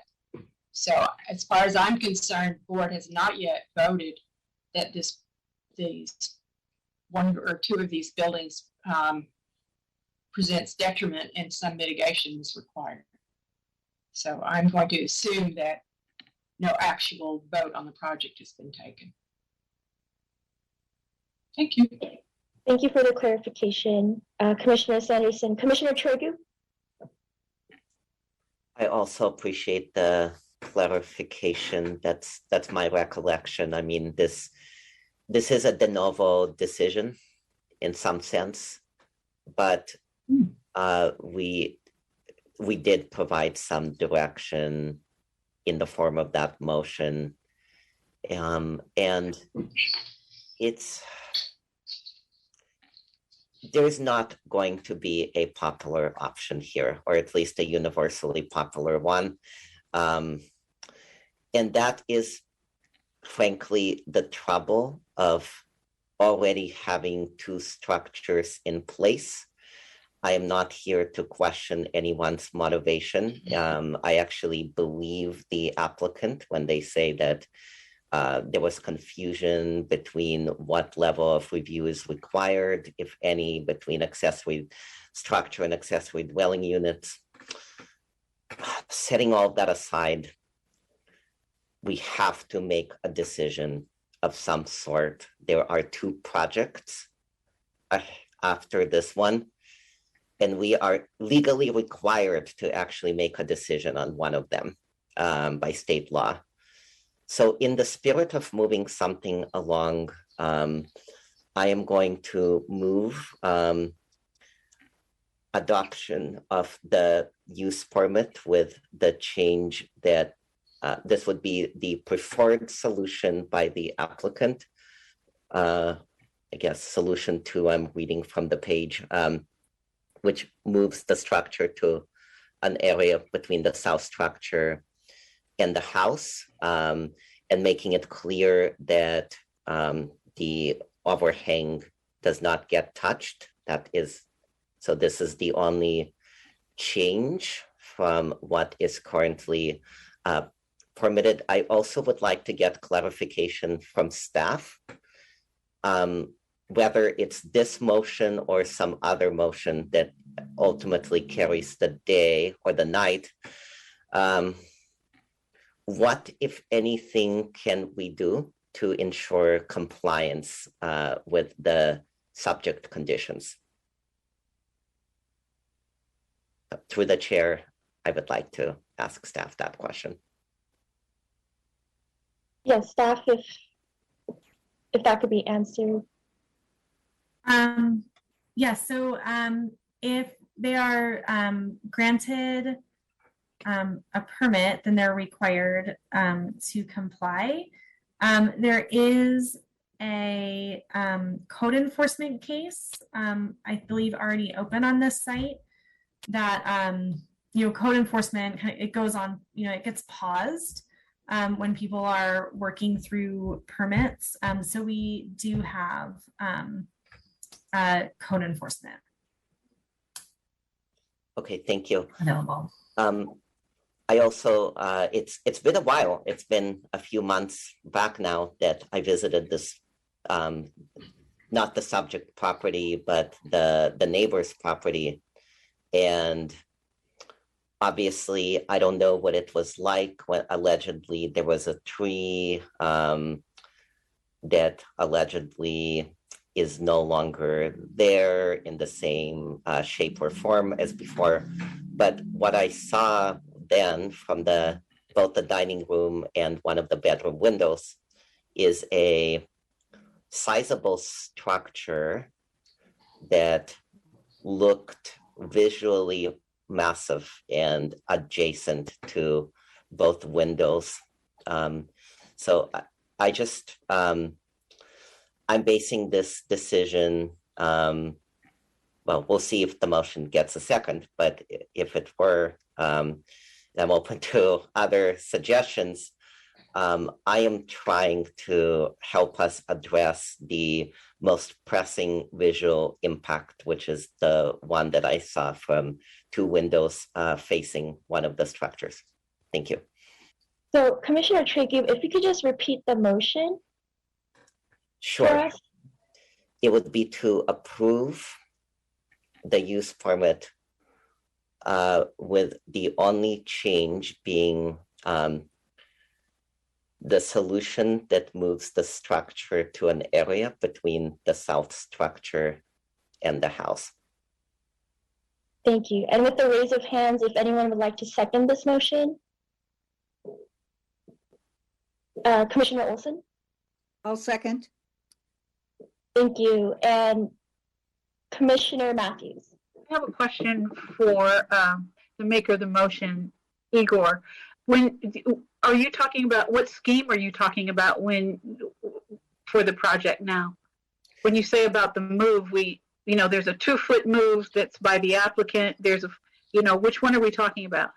This is the one on page 7, which I'm getting mixed up on whether that's scheme B or scheme C, but it's page 7 of attachment 5. Okay, great. Thank you for that clarification. You're welcome. And Commissioner Duffy? This is, well, are we now going to discuss the motion amongst the panel? Yes, and the board is welcome to offer another motion as well. Well, I'll start with just discussing that particular motion. First of all, I grew up in that neighborhood. I love that neighborhood. My family still lives there. I read every word. Thank you, everybody, for all your diligence throughout this very sort of contentious issue. Unfortunately, there's no solution that is acceptable to everybody. That's very unfortunate. Regarding this motion in particular, having visited the site, I have a concern. And one concern or one question is, when we have a view that looks across two backyards to a two-story house, when and why is it our purview to protect that view when we have in front of us two sheds that meet all development standards already? So that's a concern of mine. And having been there, and I know that when you have a contentious case like this, the use of information and imagery, and especially photos, can be, they're obviously used to make a case. So being there in person is very important. And what I've realized is it's a very flat site. So all of the neighbors and the applicants are on a very flat topography there. So there isn't some sort of like stepped condition where there is some understandable view that looks over somebody's yard. So in this case, I have a hard time protecting a view in that regard. So that that motion is not one that I would make. I would support any motion that approves the projects as presented.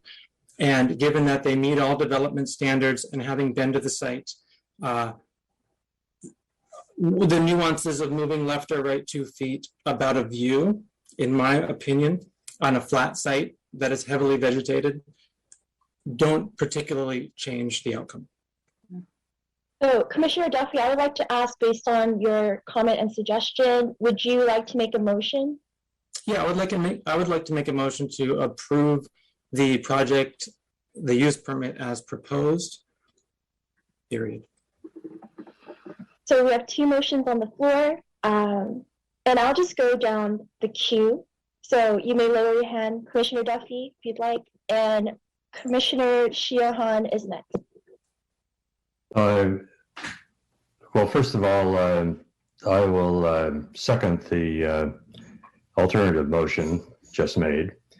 And that's based on my site visit today to the site. So, you know, I don't really have much knowledge of the previous discussions, and I think the move to a continuation was a good motion to make, and in my mind, that calls for, you know, consideration of all the alternatives. And I'm very disturbed by the idea that motion B is somehow less detrimental because it imposes, I think, a severe detriment on 1157, who has not even been consulted. And my observation was that the information provided by Joe and Joan, you know, fails to adequately portray the extent of the vegetation. And I don't know about the vegetation that was there previous, but the vegetation now is considerable. And my observation was the location of the two accessory buildings was, you know, well placed relative to vegetation, such that you know, they minimized the view or light obstruction by virtue of their placement against the vegetation. And I think putting them in the corners of a lot really helps preserve the general open space of the interior of the block, which all the surrounding neighbors benefit from. And I really fail to see tangible benefit in moving any of the structures. It strikes me as somewhat punitive. As was pointed out, they're within the allowable development standards for an AUP. They're modest in size. These are not ADUs, and I think they're quite reasonable, and I think they're well placed, and I support the motion that permits them as they are. Thank you, Commissioner Sheehan. So we have a second and an alternative motion in addition to Commissioner Treygroup's motion and second from Commissioner Olson. Commissioner Gaffney? Hi, thank you, Chair Kim. I just wanted to at least echo kind of what Commissioner Duffy and Commissioner Sheehan actually just said. I'll keep mine short because I think they did a very great job at summarizing exactly how I was feeling. The only thing I mostly have to offer is whatever mitigations we could do regarding planting or maybe paint color, while also keeping the structure one in its same location. I agree it meets development standards, and in that I'm inclined to go with what staff has said. And but I also understand that there was planting removed, and of course that will affect the neighbors.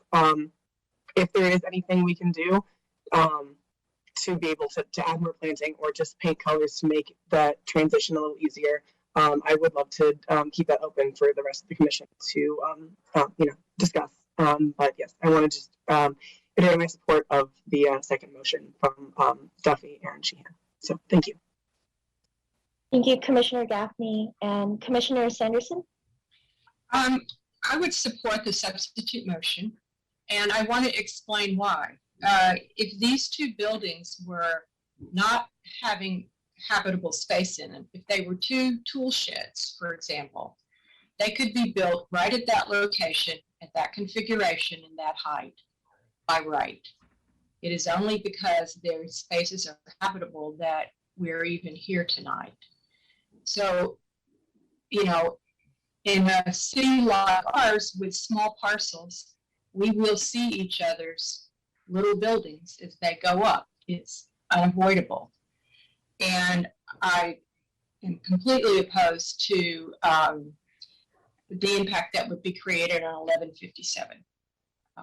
To me, that's would be irresponsible for us to approve a project that put a building in an entirely different part of the yard than the neighbor on the south knew to expect. So, I think that a little bit of these structures can be seen, but I don't think that those are views that we protect in this city. If we did, then, almost nothing could be built because this is flat.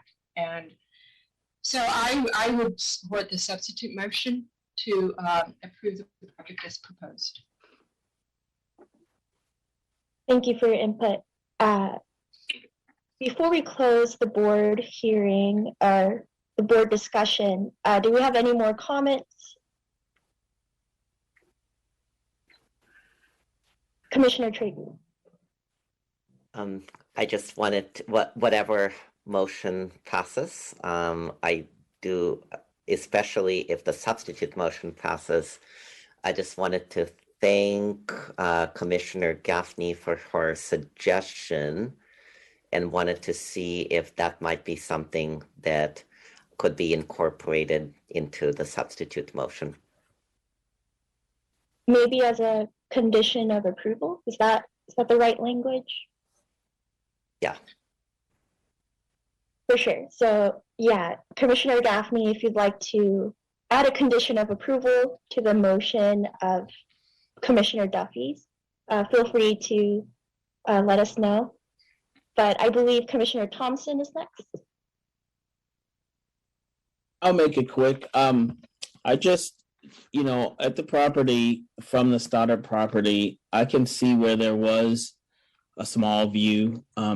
It's definitely a sliver of a view, but it was still there. And I just hope that these structures aren't removing a grand view, but I do think if there's anything that the applicants can do to make the structures more appealing, they are kind of imposing in the property, especially the one to the north.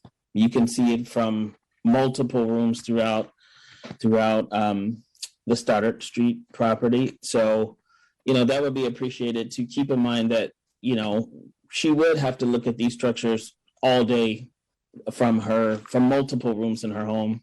And if they could make it as nice and comfortable for her as possible, I think that would be a nice thing to do. Thank you. And Commissioner Duffy?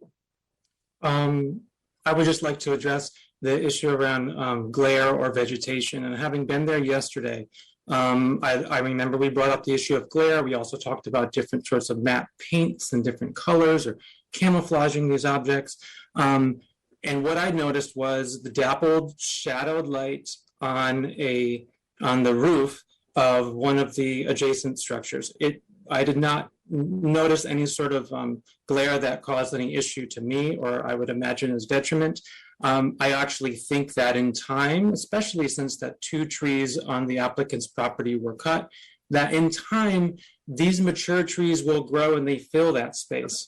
And the biggest privacy issue here is actually the applicant, because when I stand on the neighbor's property, I can see completely into their backyard and see actually into their home across the backyard. And so I'd imagine that it's in their best interests, as well as the neighbor's best interests, to plant some planting there, and that it's going to grow and it's going to have dappled light, and we will not necessarily need to repaint anything. That's my thought on it. Thank you. Commissioner Olson?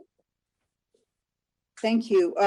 Actually, my son has a new house up in Napa with a metal roof, and he has the same problem this house to the north has. It glares, and I've been there when it glares. So I'm sorry others haven't seen it, but I have, and it shouldn't glare. So to get back to what Commissioner Gaffney said earlier, that this is not, we should treat this as if these don't exist and we're being asked to approve these. We would require that it not glare into an adjacent house, regardless of which house that is. So I would like, regardless of which motion gets approved, I would request that we ask them to put a coating on the roof that takes the glare away. There's also a window in the north structure that looks right into hers. And again, if we were being asked to approve this as a new structure, we would probably ask for obscured glass. So I would like to throw that out as an option. And I realize the existing neighbor's house does not have obscure glass, but it already exists. So that's not her responsibility. So that's all. Appreciate the suggestions. Also, Commissioner Gaffney, appreciate your patience, but I think Samantha has a comment. We have to take our captioners break, our 10-minute captioners break. Bye. Okay, sounds good. I think we'll meet back at 9:10. Correct, Samantha? Correct. Okay. And then we'll make a vote. Thanks so much, everyone.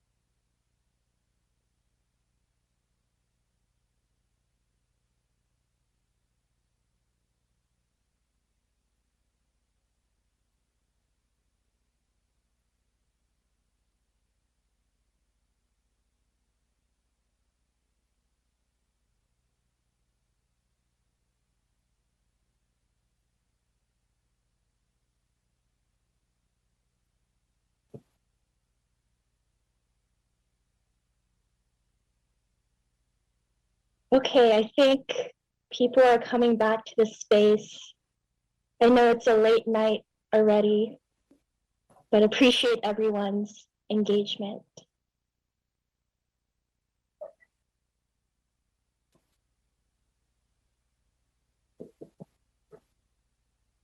And yes, we'll start off with Commissioner Gaffney because you've been waiting since the break. All right, wonderful. Thank you. I guess I just want to make all, I guess, our discussion clear. It seems like the two biggest things we're discussing now are how to mitigate, obviously, what we are, keeping the building in the same place. Two biggest ones are: do we plant planting in order to mitigate that? Do we change the roof color, or make sure that the glare is not there, or a mixture of both? I am more inclined to go, or my head goes towards planting, because I think the biggest issue, or the things I've seen, is that the removal of the trees has it's made it more of a structured view rather than a very natural view. And I do I very much understand how that can really affect someone's someone's being in their house. But I also very much appreciate and respect Commissioner Olson's thought of understanding of how much a glare can really affect that. So I said I want to hear from the committee. I'm very open to both. So I want to discuss planting, but then I'm also incredibly open to both. So I just wanted to clarify. I think that's what we're discussing, and I'm very open to hearing suggestions. Thank you so much for everyone's opinions. Yes, and thank you for helping to move it forward. Commissioner Olson? Hi, I'm sorry to bring this up now because I probably should have brought it up earlier, but Kelly Hammergren mentioned something that passed. So during our break, I looked it up, and indeed something has been passed. There is a 4-foot requirement for setback in the hillside zone. And but there's also some squiggly stuff about the fire department being able to say whether or not something is sufficient. So I guess my question is for staff. Is there some kind of documentation that says the 2 feet 8 inches that these buildings are from the neighbor's adjoining property line is sufficient? Yes, thank you for that question. The 4-foot setback requirement is actually for accessory dwelling units. And that has been codified in the Berkeley Municipal Code and the zoning ordinance.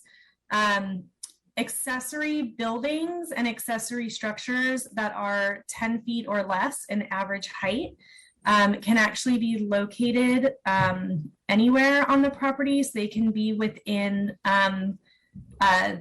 closer than 4 feet. So 0 to 4 feet, 10-foot average height, 4 feet to, I think it's 10 feet. The structure can be 12 feet in average height, and then set back more than 12 feet from a lot line. An accessory building can be 24 feet. So that 4-foot setback only applies to accessory dwelling units, but not to accessory buildings and structures. Dohi, can I follow up on that with one other question? Can either of these buildings ever become an accessory dwelling unit?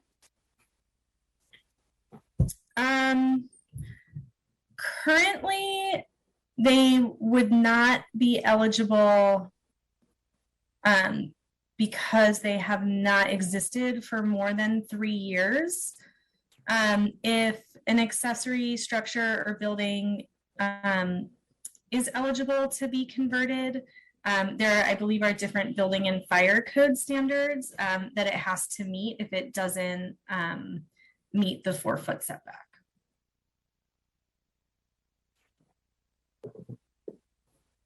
Thank you. Okay, next we have Commissioner Sheehan. Yes, I want to comment on the suggested mitigations. First of all, the roof, as I recall, is a matte black, and the siding finish is a matte black also. And in my opinion, those that dark color scheme works very well to minimize the visual or the apparent visual bulk of a building, especially when vegetation is incorporated.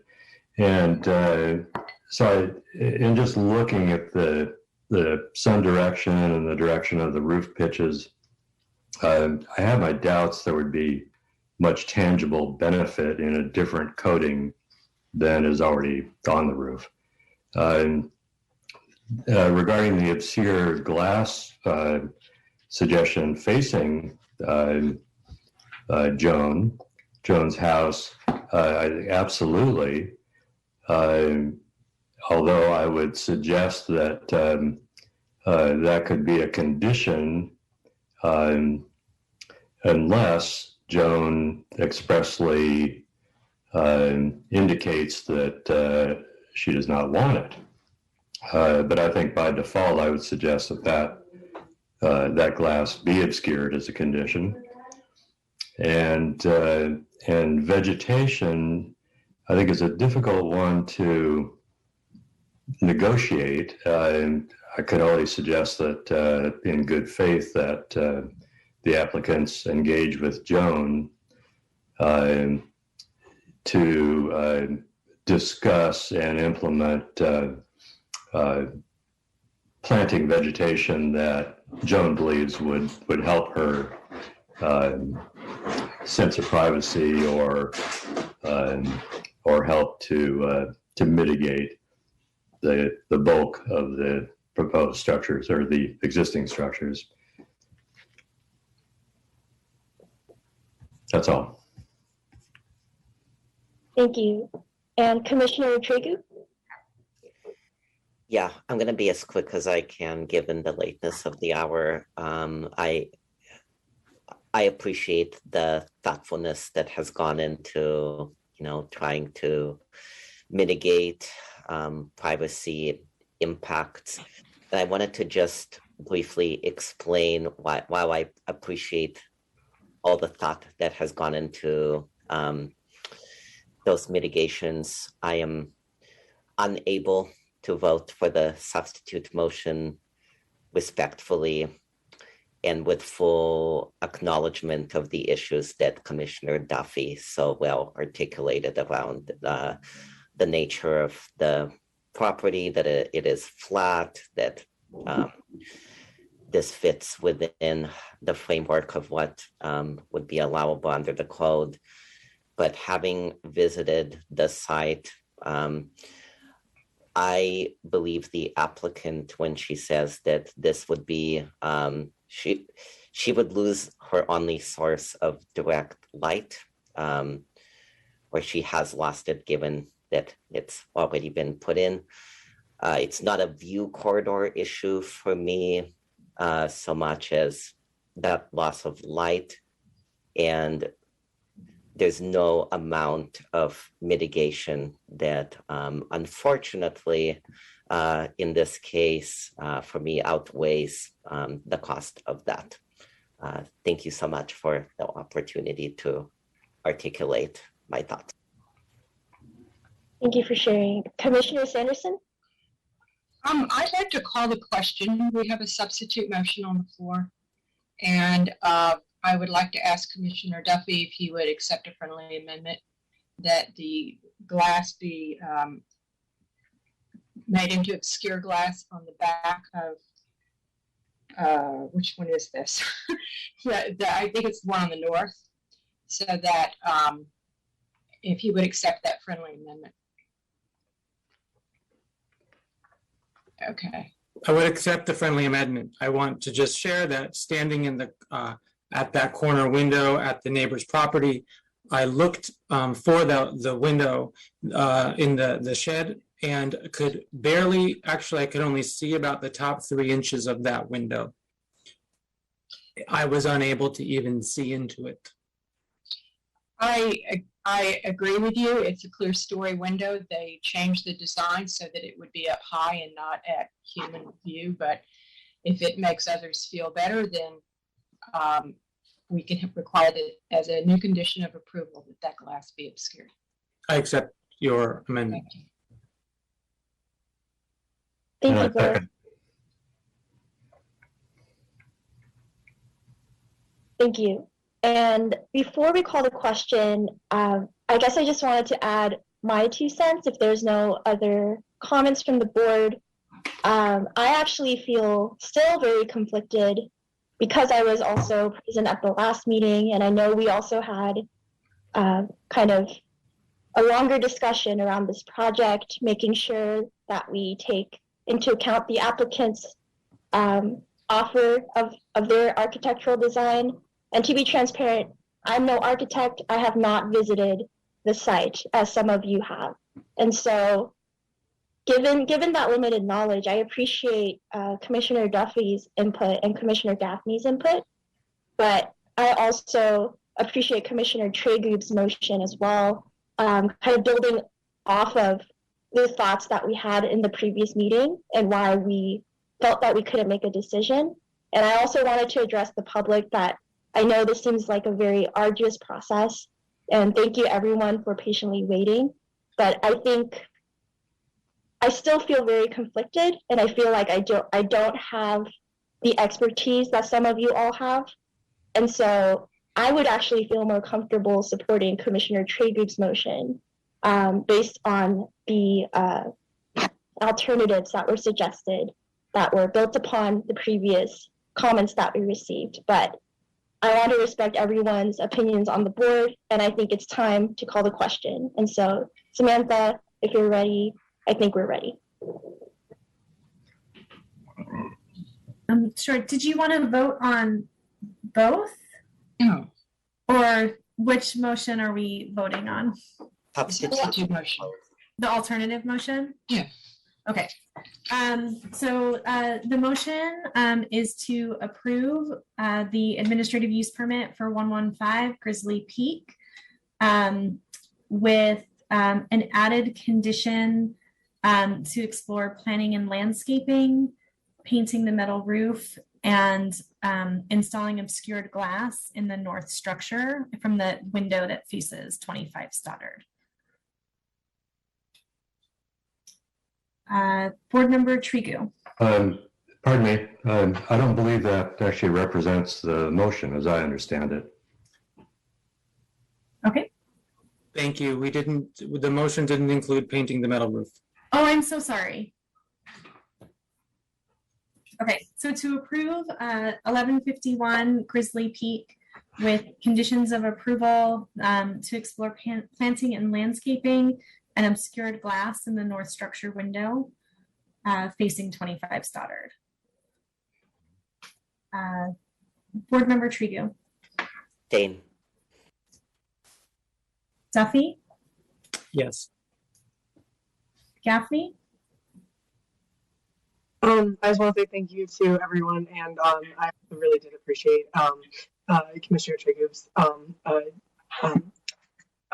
and but I am going to say yes. Can't understand her. Yeah, we're having a hard time I hearing. can't understand you. Just yes, just yes. Keep it simple. Thank you. Thompson. I hate to be obnoxious, but I would like to abstain also.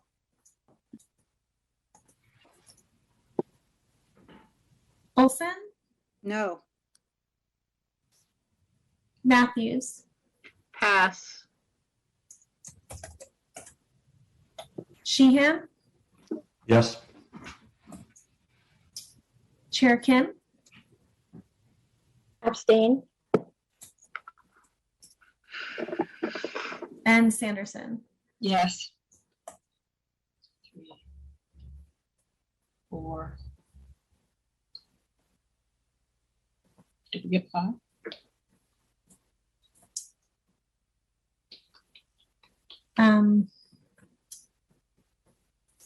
So sorry.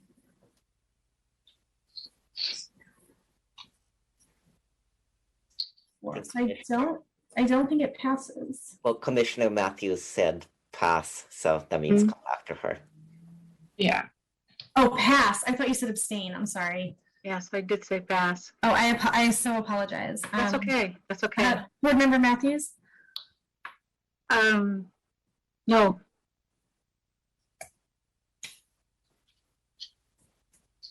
Okay. 1, 2, 2. So 3 no. 2. 3 no. 2 abstain. And 4 yeses.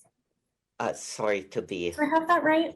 Sorry to be pedantic, but I heard 2 no's, 3 abstentions, and 4 yeses.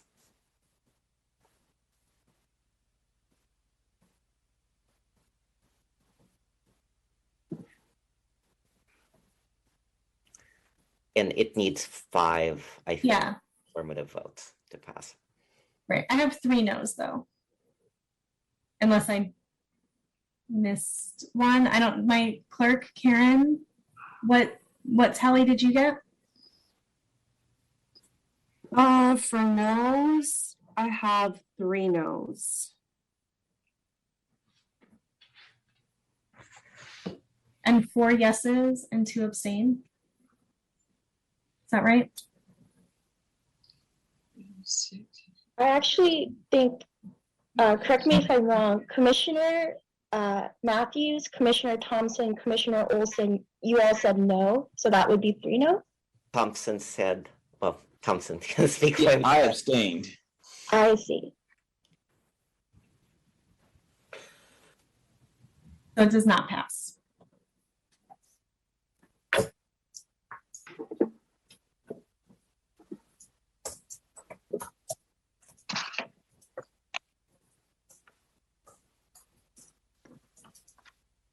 So Samantha, when it doesn't pass, do we move on to the next item, or do we have a discussion? No, we vote on the original motion. Go back to the original motion. That was the substitute motion. I see. Thank you for the reminder. Yes, this was the substitute motion. Okay. And may I make another substitute motion? I think given the time constraints. No, I don't think you can close the option of a substitute motion. Samantha, could you provide clarification on procedures? I believe that is correct, but I need to look. Thank you. I see Commissioner Traeger's hand as well. My best understanding of what Robert's rule says about this situation is it is at the discretion of the chair if the substitute is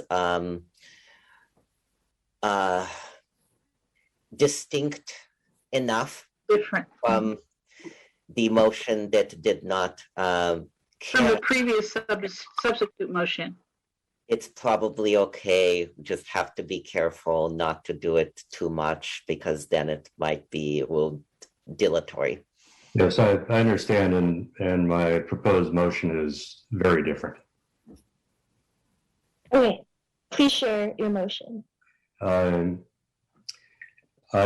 motion is to continue because it appears that there may be support for Scheme B,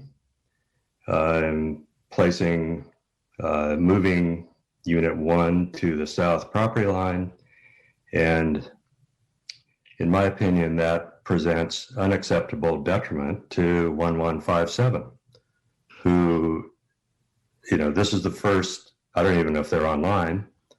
They may not even have any idea this is happening. And I think that is completely unacceptable.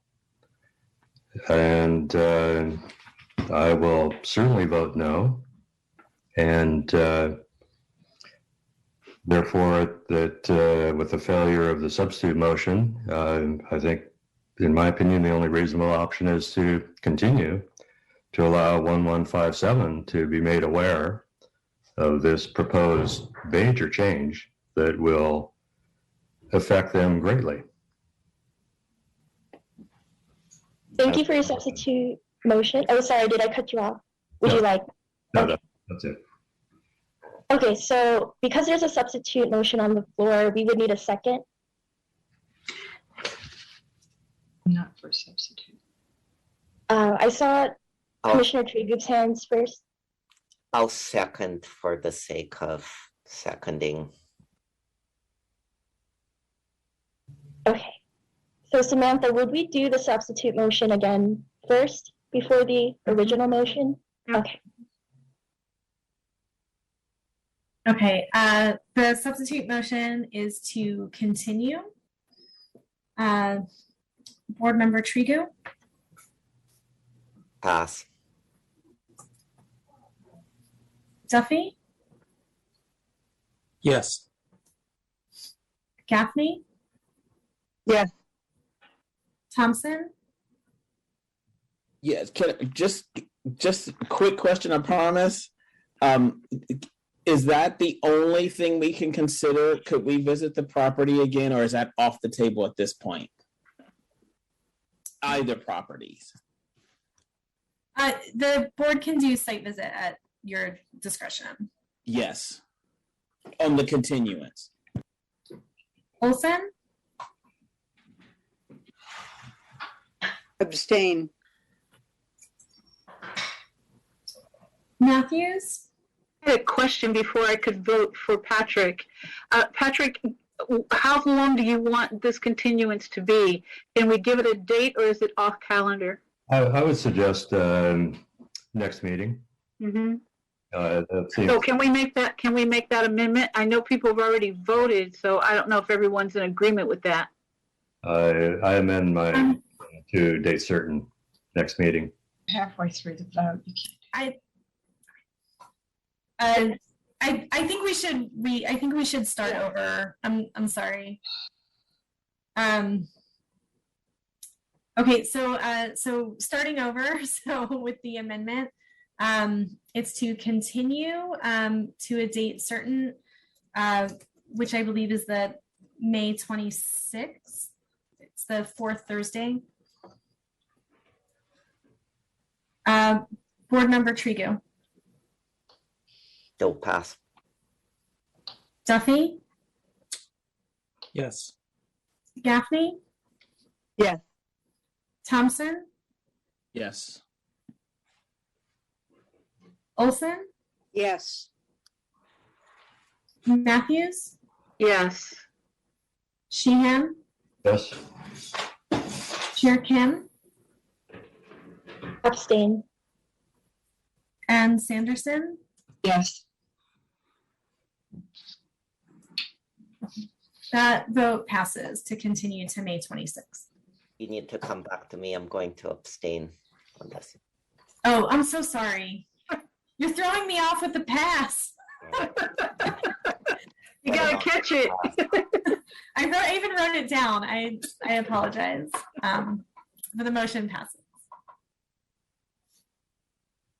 Thank you, Samantha. And so to clarify, this item, 1151 Grizzly Peak Boulevard will be in the next May meeting to a certain date. It'll be continued.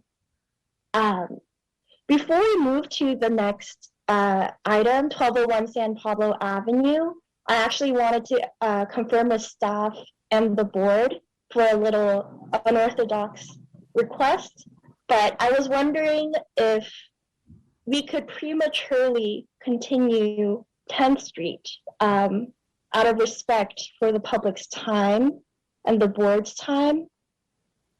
Yeah, that was a question for staff, if that would be procedurally okay, if that's could be voted on by the board. I see, and I invite other comments or suggestions from the board. Commissioner Trigu? Yeah, well, and it's just, we have changed the rules of procedure some time ago, and we actually can't start a new public hearing after 10 p.m. I hate to do this. My sincere apologies to everyone that came out for 10th Street.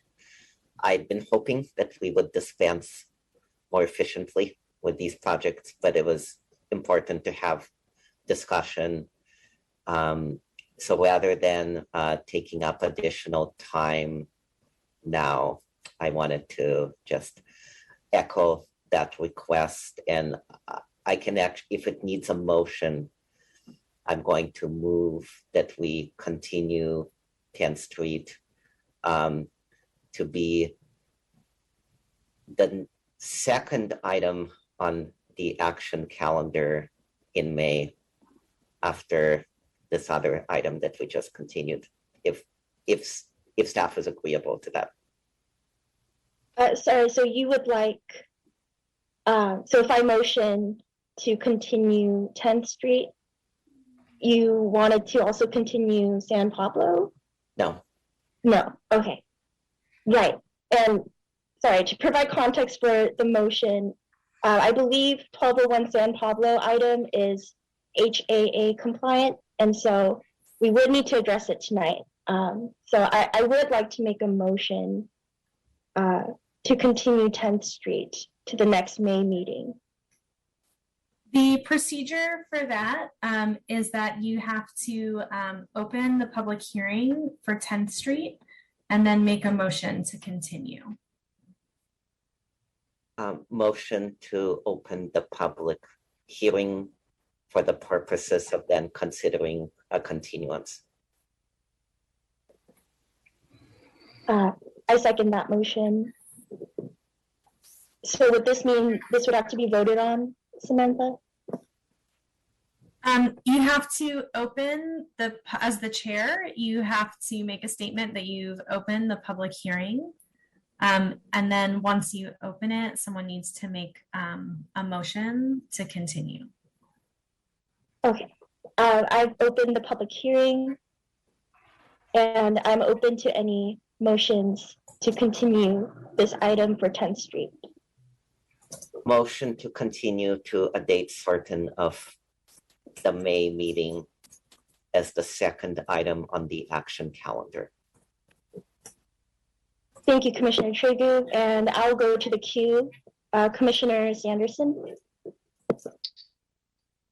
It does need. I wanted to know how many hands are raised for, how many hands we have for San Pablo. Okay, yeah, since, oh, sorry, Samantha, were you about to?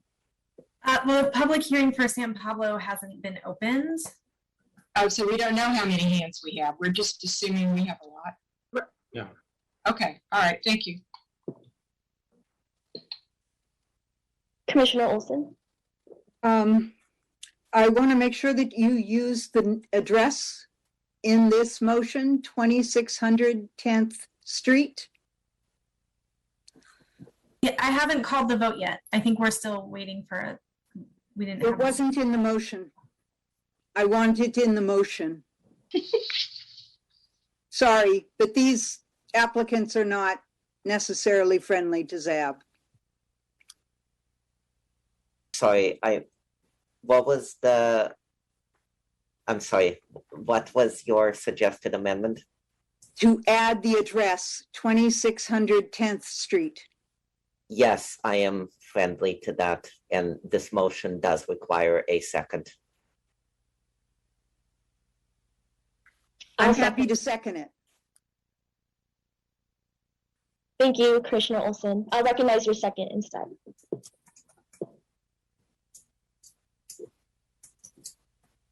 Okay, so the vote to continue the public hearing for 2600 10th to the May meeting, which is. Sorry to interrupt, but if I open the public hearing for 10th Street, should I close it? When we're done. Or before the vote? No, No, oh, okay, after. thank you.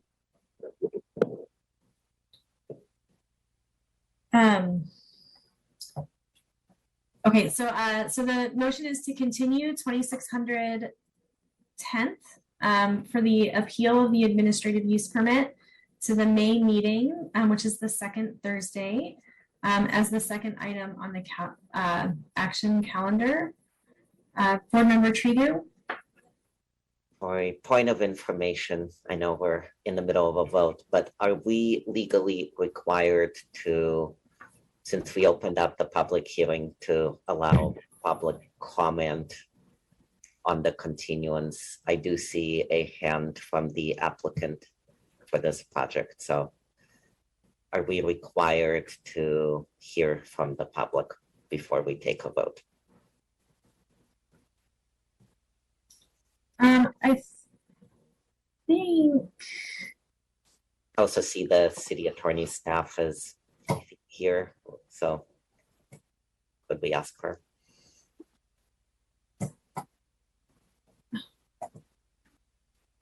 Yeah, let me move some people over.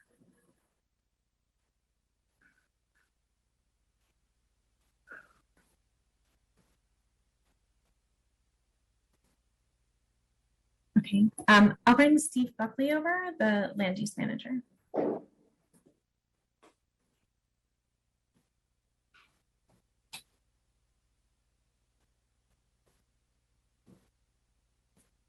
I'm not sure why it's a very big lag in my promoting. Hello, good evening. This is Steve Buckley. So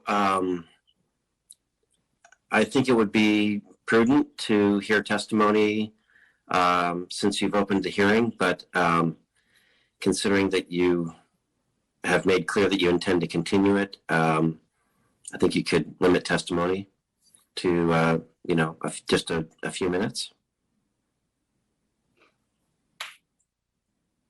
Thank you. And then I just also wanted to remind you also that the public hearing for 1201 San Pablo also needs to be opened before 10 p.m. Yes, I think given the time restriction, I mean, should we limit to 1 minute and invite one speaker? Samantha? No, just 1 minute each. 1 minute each. Suggestion. Thank you. I apologize. I'm substituting as chair, but don't know all the POIs. You're doing okay. I appreciate it. I appreciate the support. Yeah, you got it. So Samantha.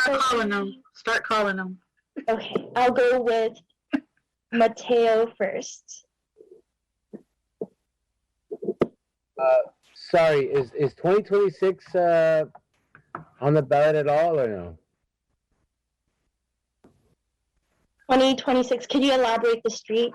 2026 San Pablo, sorry. No, the next item is 1201 San Pablo, and we're on the discussion of 2600 10th Street. I was told that 2026 San Pablo will be discussed today. That's why I'm here. On consent, wasn't it? It was on consent. It has On been consent, approved it's done. It's done. Oh, that's done? Yeah. Yes. Oh, okay. Thank you. Sorry, pass. Okay, awesome. Thanks. Bye. High five. And next we have Yvette.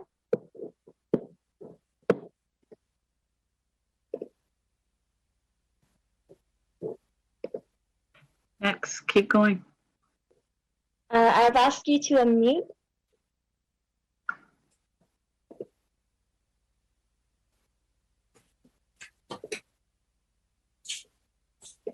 I'm sorry, Yvette. It seems like you're still muted. I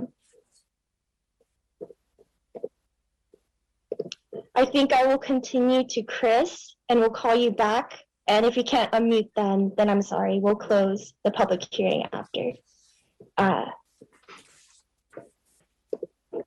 Chris?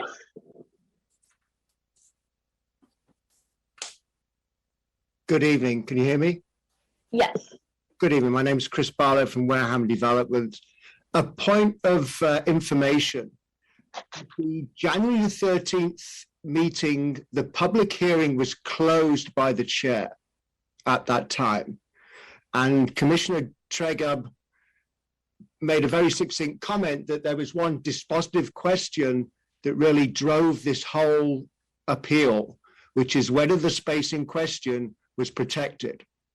That was referred to the city attorney's office, and it's my understanding that the city attorney's office has given you a directive on that. So my question is it actually necessary to have a second public hearing, given that everything was predicated on getting that direction from the city attorney's office? Thank you for your question. I think this is a question for staff, so I'll let staff respond. Yes, we are required to hold a public hearing. Thank you. And thank you, Chris, for your question. I'll ask Yvette to unmute one more time.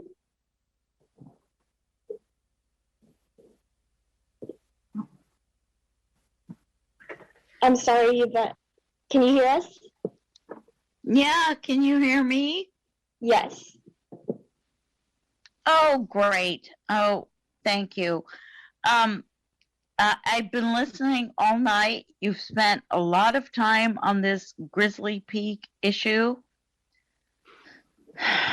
So I hope you're willing to and have the energy to give the same time and attention as you come down to the flatlands of San Pablo.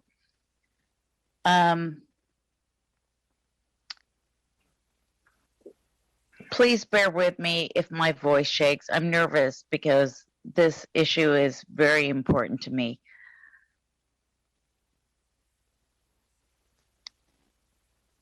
I am one of the homeowners directly adjacent to the project. The bedroom and living room windows of my home are... Excuse me, this isn't the right project. Yeah, I think we're about to get there. If you can just stay with us for another few minutes. Okay. Thank you, Yvette. And last call for raised hands for 2600 10th Street. Okay. I see Vivian. You may speak. Hi, I'm Vivian Kleiman, and I'm one of the filmmaking tenants with an office at 2600 10th Street. I just want to say how vital the building is more than a building. It's a community, and it's a community of artists that has been supporting one another for many, many years. And there's also a new generation of filmmaking artists who have come into the building as well. You know, so what I'm trying to say is that it's more than, as we are dealing with this question, it's more than just a building. It was a building that was designed to create a community among filmmakers. And it really it really has to remain so as much as possible. So I really want to urge you to use this opportunity to continue to set an example of how social change can take place in our neighborhoods. When Warren purchased the building, they were well aware of the protection afforded the filmmakers, and that this building has been a hub for creative filmmaking for quite some time. And I beg you to safeguard this precious community of filmmakers. Thank you for your comment. We appreciate it. And next is Morgan. Hi, all right, my name is Morgan Schmidt-Fang, and I really appreciate all of your time. I know it's super late for a lot of people, but I appreciate it. I'm born and raised in Berkeley. I went to Berkeley High. My father is a filmmaker who's been making films in the Bay Area going back to the 60s. And my daughter worked at 10th Street on Crip Camp as an assistant editor. So she's a third generation filmmaker who was also born in Berkeley and went to Berkeley High as I did. And, you know, the ecosystem there and the community and the artistic creativity that has come out of there over the decades, and I will stress that word, decades, because that's how long it's been, is pretty much a priceless asset to the community. I'm sorry, time is up. If you'd like to finish your sentence. Anyway, I hope that you guys will take that into consideration, and thank you. Thank you.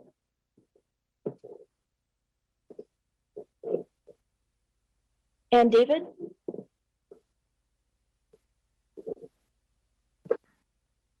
And I just wanted to remind the public that we are legally obliged to talk about item 1201 San Pablo before 10.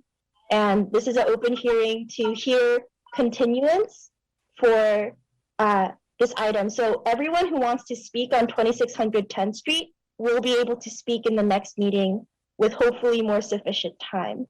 But with that said, I'm gonna recognize Commissioner Tregu because you raised your hand. If you can call on me after this public comment. Okay. Apologize. Sorry, that was a POI. I will ask to unmute David.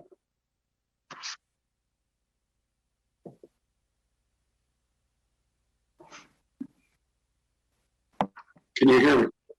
Yes. Great.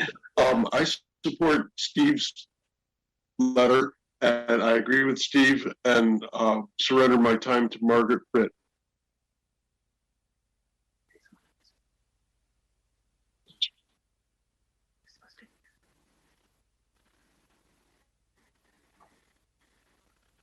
This is Mrs. David Smith. We're on this call together, and we really, really sincerely want you to give all possible attention to the 1201 San Pablo issue. And I don't imagine that you can do it in the remaining, 5 minutes or whatever that you have. There are so many neighbors that have so much to say on this issue. And it's really, really terribly important to us.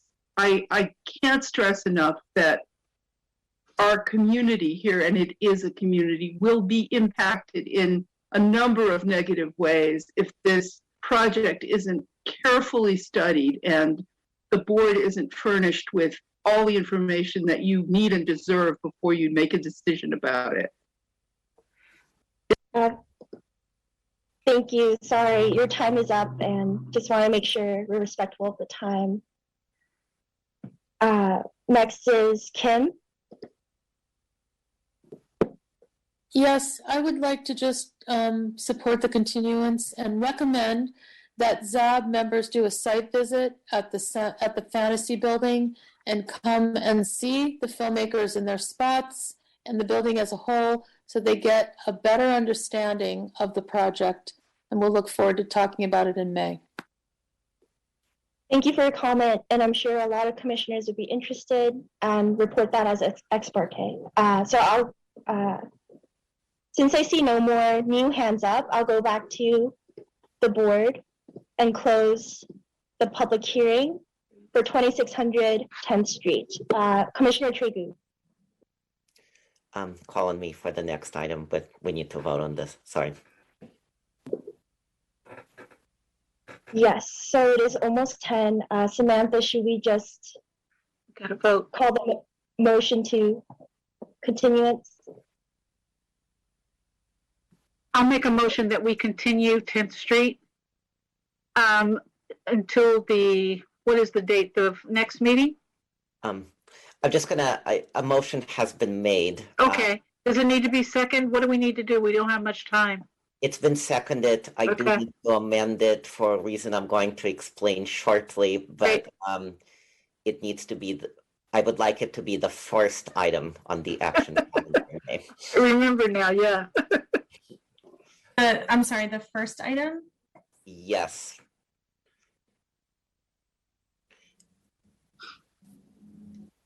And I'm the seconder, and I agree with that. Come on, guys. Go. Vote. Let's go. Okay, so for the motion to continue 2600 10th to the May meeting as the first action item on the calendar, Board Member Tregu? Yes. Duffy? Yes. Gaffney? Yes. Thompson? Yes. Olson? Yes. Matthews? Yes. Sheehan? Yes. Yes. Sanderson? Yes. Matthews? You already called me, and yes, with my vote. That's okay. Oh, am I missing someone? My order got mixed up. I think you did everybody. I got everybody. Yeah. Oh boy, I'm so sorry, everybody. Okay, that motion passes. And then Commissioner Traeger, you had a comment. It's come to my attention that the appellants for the project that we just continued on the Grizzly Peak site is unavailable in May, and neither is her representative. Having supported the previous motion, being on the prevailing side of that motion, I would like to make a motion to reconsider for the purpose of amending the motion to make this the first item on the action calendar in June.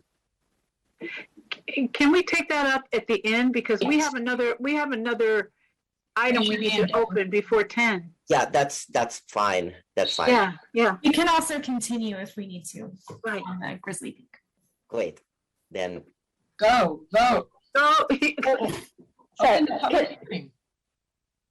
Yes, so the next item is 1201 San Pablo Avenue. And Samantha, are we going to open the public hearing first? Yes. Or are we? Yes. Okay, so we're opening the public hearing for 1201 San Pablo Avenue. If you'd like to speak, please raise your hand and I'll just go down the queue.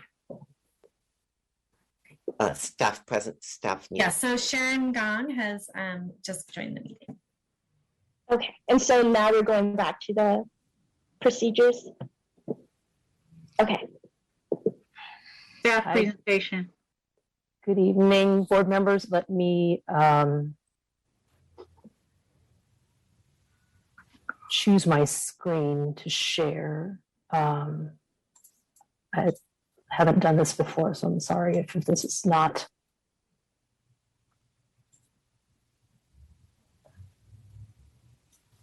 Okay, here we go. All right, can you see all that? Great, thank you. Good evening, board members. I'll try to make this fairly quick. This is a decision hearing for the use permit CP 2021-0070 at 1201 San Pablo for a proposal to merge two lots into one and construct a 6-story mixed-use building on the vacant lot. The project site is located on the southeast corner of the intersection of San Pablo Avenue and Harrison Street in the CW West Berkeley Commercial District within the Gilman and San Pablo node. To the site's north is an auto repair shop. To the east are single-family dwellings in the R2 restricted 2-family residential district. To the south is a multifamily dwelling, and further, there are commercial properties in the CW district. To the west are commercial properties where there's a tattoo parlor, an art gallery, and a vacated fast food restaurant. It is also the site, the one that's to the west, where a land use permit for a 104-unit mixed-use building was approved in November of 2020. The project requests use permits to construct a 6-story mixed-use building with main components including 66 dwelling units with 22 studios, 34 one-bedroom, and 10 two-bedroom units, 5 very low-income units, 1,680 square feet of ground floor commercial space, 2,514 square feet of usable open space, and 17 to 28 vehicle parking spaces in a ground level garage. The project qualifies for the state density bonus by providing 5 very low income units for a 32.5% bonus or 17 bonus units, and would add 16 out of the possible 17 units to the 50-unit base project for a total of 66 units. Pursuant to density bonus provisions, the project requests a concession to reduce the required amount of usable open space and requests waivers for FAR and height.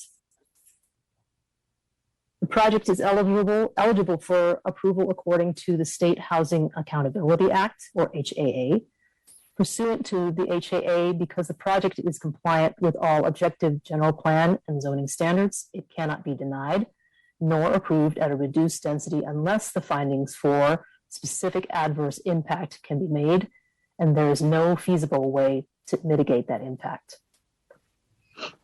Finally, the project is eligible for SB 330 streamlined review, and this meeting is the fourth out of the 5 public meetings that the city can hold for review and decision on the project. The 5th public meeting is reserved for the potential of an appeal to the city council. Discussions between the neighbors of the project site and the city council member Kesarwani have recently been held.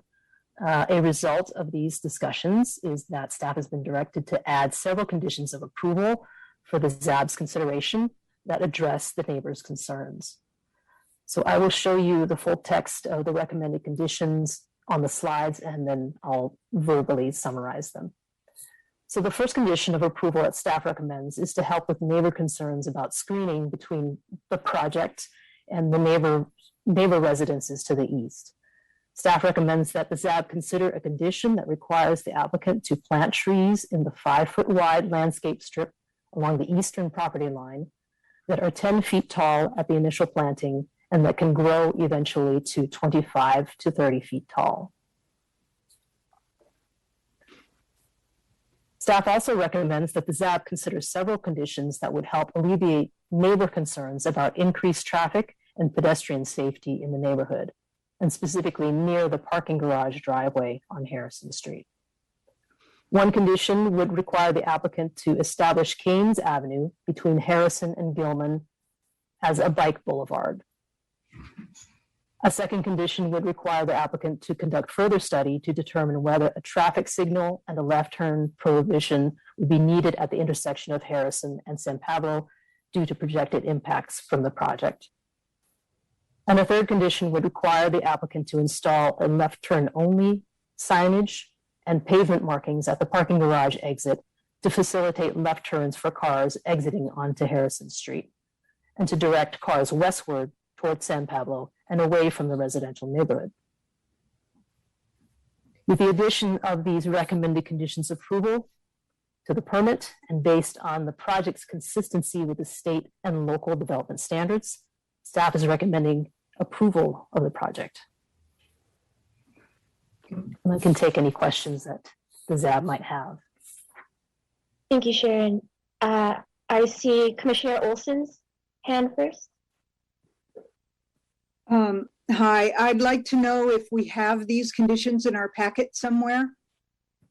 They are not in your packets because the conditions were developed after the staff report was published and after the packets went out.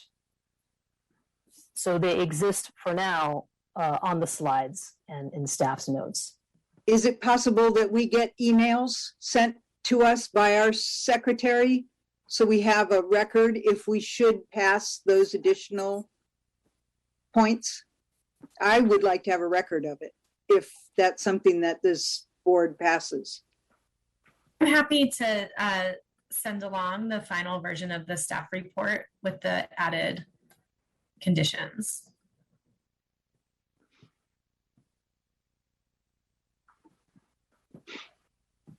Thank you.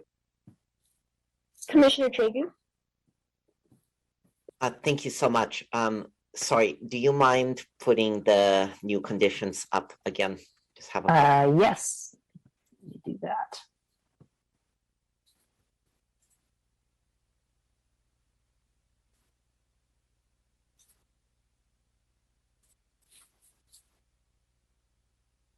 Let me see if I can do this.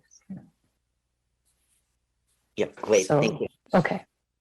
So the first question is on the traffic study.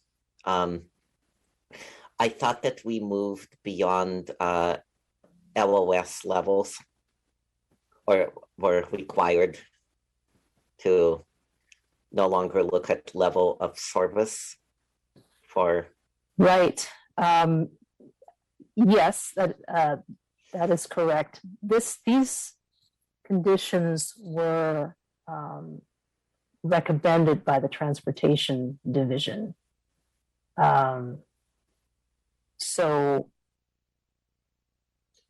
it may be for the purposes of studying the traffic here that we do want to look at the LOS levels and to determine whether the traffic signal is warranted or not. But I can't give you full details on why the LOS is included in that. Okay, maybe because it's not related to CEQA. Traffic committee. Yeah, CEQA. Okay. And then just so I understand the parking garage exit condition, the left turn only, because I'm used to a right turn only designation. If you're trying not to go into incoming traffic. So I'm trying to understand what's the cardinal direction from which they would turn left from the parking garage exit. So they would come out of the parking garage headed in the north direction. So a left turn only would direct them westward towards San Pablo and away from the neighborhood to the east. So there were concerns by the neighbors that cars would be coming out of the parking lot and going right east into the neighborhood and go through the neighborhood to get to where they're going instead of going to the San Pablo and using that main avenue to travel. I see. And then the left turn prohibition, that is a point of consideration as part of the traffic study. At San Pablo. At San Pablo. Yeah. Okay, I think I got it. I had one more question. It's about existing conditions. Well, two more. Sorry, bear with me. I saw that there was a parking or residential parking permit restriction. I live in this or nearby to that neighborhood. My understanding is that there are no such restrictions currently. So I was trying to understand what is the condition saying that should there be in the future, should that block get RPP designation, then the tenants would not be eligible for it? That's correct. In the BMC, there's the code that says that newly constructed units will be ineligible for RPP permits. Okay, so theoretically, right now, if tenants moved in prior to that RPP designation,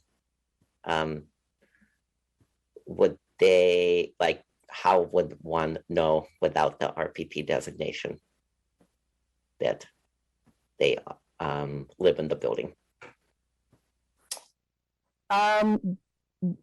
There are, so the finance department is notified and the addresses are registered and placed on the list so that anyone who attempts to apply for RPP is not able to. So just so to be clear, so right now, my understanding is in that neighborhood, there are no RPP requirements. Is that correct? It is not a neighborhood with RPP. So this is in the event that an RPP designation happens prior to someone with a vehicle moving in. So the certificate of occupancy being done, right?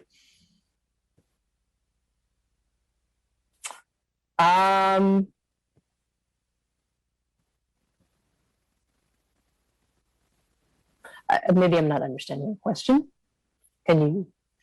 It's saying tenants are not eligible for RPP permits.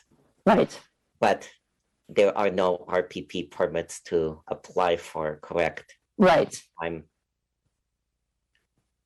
So how would one enforce this condition, or would it only be enforceable once, or should the block get together, apply for an RPP designation, get that cleared by the city, and then for a council resolution to make it an RPP block?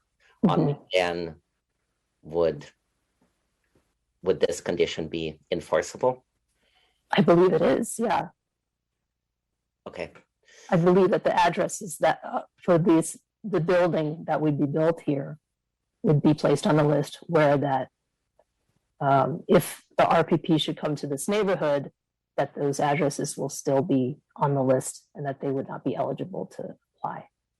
Okay, thank you. And then my last question was around the transit demand management requirements.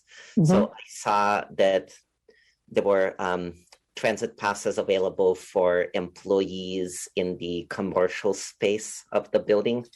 But I did not see, and maybe I missed it, anything for residential. Can you clarify whether? Yes. So along with the parking reform ordinance that was passed, there are transportation demand management standard conditions of approval. And one of the conditions is that a monthly pass for unlimited transit service is issued for, or is available for every bedroom in each dwelling unit, up to a maximum of 2 passes per dwelling unit. Okay, so 1 bedroom would have 1, right? One pass, 1 monthly pass, and a 2-bedroom would have 2. And a studio would also have 1. Yes. Okay, and even if this is not in this conditions, that is the current BMC requirement, right? So that's what will need to be provided by law. Yes, it is in the conditions. So okay, I'm so sorry. I missed yes, it. that's okay. It's condition number 61. Okay, I'll take a look. Thank you. Okay. Commissioner Duffy? Hi, I just wanted to mention that the first condition of approval about the trees in the 5-foot on the east side, I thought it looks like it's in the packet that we've received, and the last page of the drawing set. Maybe the applicant, when they present, they'll be able to address this. But it's sheet L 1.5 is the last page that we have, and it talks about the trees as they're referenced in this condition of approval. So we have it already. That's great. Yeah, thank you for that. Thank you. Is there any more questions from the board for staff? Seeing none, thank you, staff, for the presentation. We'll invite the applicant now for their presentation.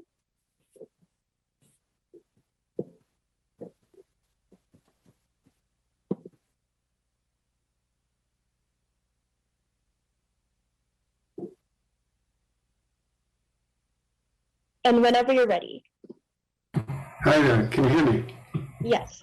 Okay, I need to share my screen, and I'm not seeing the share screen button here. I think Samantha is sharing. I'm sorry? Oh, sorry, I'm just gonna ask staff if they could help you share screen. Yeah, you need to give me You should be able to. I should, but I'm not seeing the share screen button here.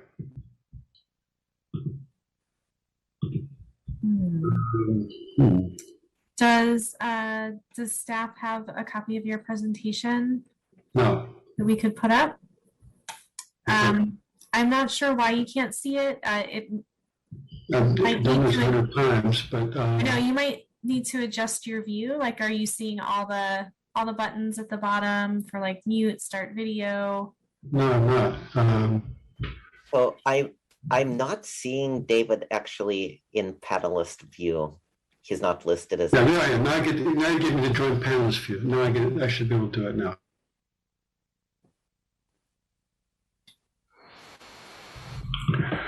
Okay, now I can do it. Thank you very much. Thanks everybody for your patience. Let me share my screen. Okay, do you see my screen? Yes. Okay, well, good evening, everybody. I'm David Trachtenberg. I'm presenting this project this evening. I'm going to just go through this very quickly because I know we don't have a whole lot of time. So here's our site. As discussed, empty site at the moment. As noted, there's a project across the street which we presented and was approved for 104 units and 6 stories. That's in process now as well.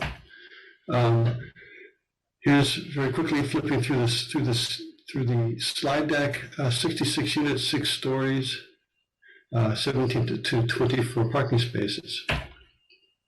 Existing conditions. I think you're all familiar with these views. I'll flip through those. Floor plans very quickly. San Pablo Avenue here. Commercial space, lobby, offices, bikes, MEP. We're proposing a garage off of Harrison Street. I know there's been some neighbors who have requested that that be placed on San Pablo. We would be willing to do that if the city traffic division allows it. We think it's unlikely. Typically, they strongly prefer driveways to be on streets other than the main boulevards. But that's something that will be decided not by us, but by traffic.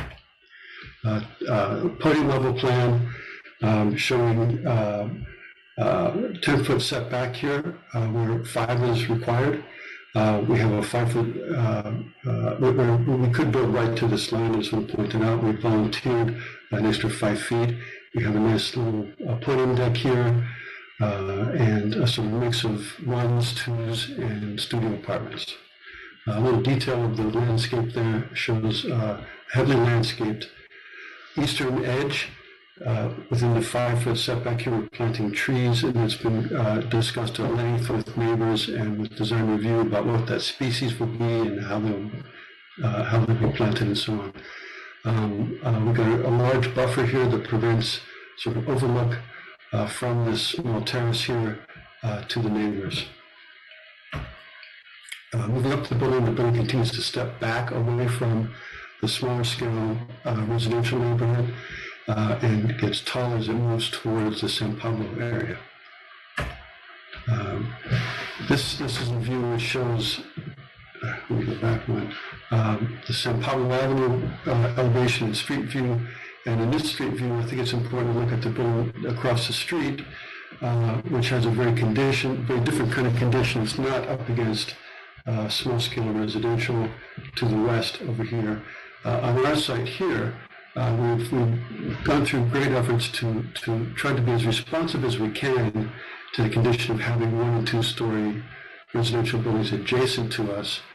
This is a condition which happens a lot. We're faced with this very frequently. We have zoning designations which occur in the centers of blocks, which has a unfortunately baked in conflict, and we do our best to mitigate that. In this case, we're stepping back the building and holding back the building from residential to create as much a buffer as we can. Next slide. You can see here the 5-foot setback, and then holding again another 5 feet beyond what's really required. And again, I just point out not to be another applicant might propose a building that goes right into property line 5 feet the full height up, and that would be approvable, and there wouldn't be anything anybody could do about it. So stepping back as much as 47 feet. You can see that better here, where we have a 47-foot setback at the courtyard. And you have 1 minute left. Okay, I'll just flip through this. So here's the slides, the views. We've gone through these. South elevation, east elevation. I would point out that in discussions with neighbors and design review, we're glazing the bottom portion, the two lower portions of all the glazing, such that you can't see out of the building from inside below 7'6". Street views, before and after, and then just flipping through these last views. This is a view looking towards Albany, and another view from Albany looking south. We think it makes this is the sort of future of San Pablo Avenue as a kind of gateway. Harrison Street looking west. We're looking south on San Pablo. Another view on San Pablo. Right, and time is up. Okay. Thank you. We appreciate the presentation. And does the board have any questions for the applicant? Commissioner Tregu? Thank you. I see that Kelly is still here, so I'm going to, in deference to her, just ask about the plantings if you are considering native species. I know you said that's going to be decided. Oh, I'm sorry, I didn't hear the question. Will you be considering native plantings? Yes. I can't, let me see how I get on this particular view here. Let's see. Let's see, go backwards or forwards. Hold on 1 second, please. We had to just go this way.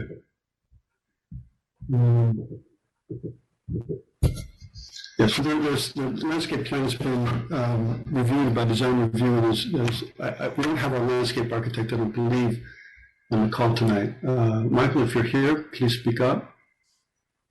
But there are, as you can see in the plant list here, quite a few native plants and insect-friendly plants. Thank you. Thank you. Is there any more questions from the board? Yes, Commissioner Duffy. Thank you. I just have a question. I know that the density bonus for this could be up to 50%. Is there any particular reason or I was just curious your take on why you're not at 50%? That's a great question. I appreciate that. When we started the project,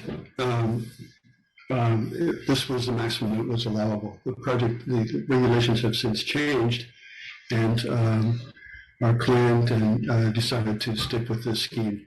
So another project could go increase the density to 50%, a density bonus rather than 33.5 or 32.5, and that's not what this applicant is choosing to do. Thank you. Thank you. Any more questions? Seeing none, thank you, applicant.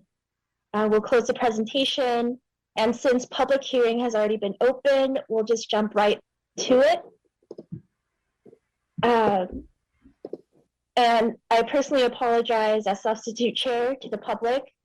This has been a long night and I appreciate your patience. And so we'll jump right into it. David Smith, I will ask you to unmute.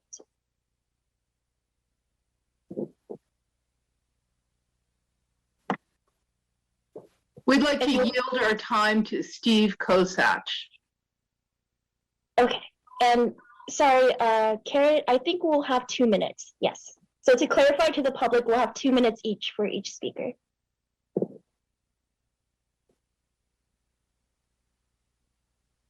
You can go ahead and speak whenever you're ready. Did you hear us before? We'd like to yield our time to Steve Kosach. Oh, I see. Yes, Steve is in the audience right now. We will recognize that. Thank you. But to go down the queue, next is Yvette.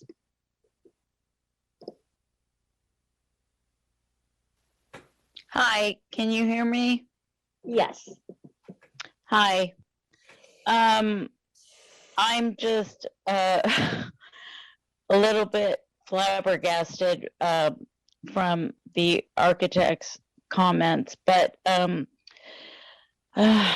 please hear me out. I am one of the homeowners directly adjacent the project. The bedroom and living room windows of my home are 12 feet from the project. I work as a writer from this 650 square foot home. I will lose most light and privacy in my home and backyard, not to mention the noise and traffic issues. I will let my other eloquent neighbors speak to the greater neighborhood repercussions of this project. I will only speak to my personal ones. And I'm assuming that everyone there has done their due diligence and read my previously sent in comments. It would be unconscionable to vote without having done so. So assuming you've read, and to keep my comments short, I gather that under new existing laws, if ZAB does not push this project through, there might be fines levied against the city. What about the very real financial repercussions for existing homeowners, the fines, if you will, that we face with its approval? What about our property values? Who would want to buy my home next to this looming light and privacy obliterating monolith and its adjacent traffic, parking, and noise? I will not be able to work from my home during construction and can't imagine living I'm and sorry, working. Yvette, your time is up. So if you could finish your statement.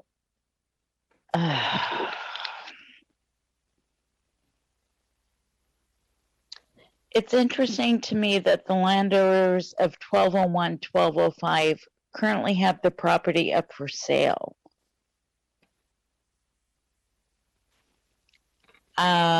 I gather this is a done deal, that staff has recommended it. I'm sorry, this is another warning that I'll mute you if you don't finish up your statement. Okay, I'm done. Thank you, Yvette. We appreciate your respect for the time. And I just wanted to apologize to David Smith. I realize you wanted to yield your time to Steve Kozak. Is that correct? That is correct. Yes. Okay, so I would like to invite Steve Kozak first in the queue to recognize David Smith's request.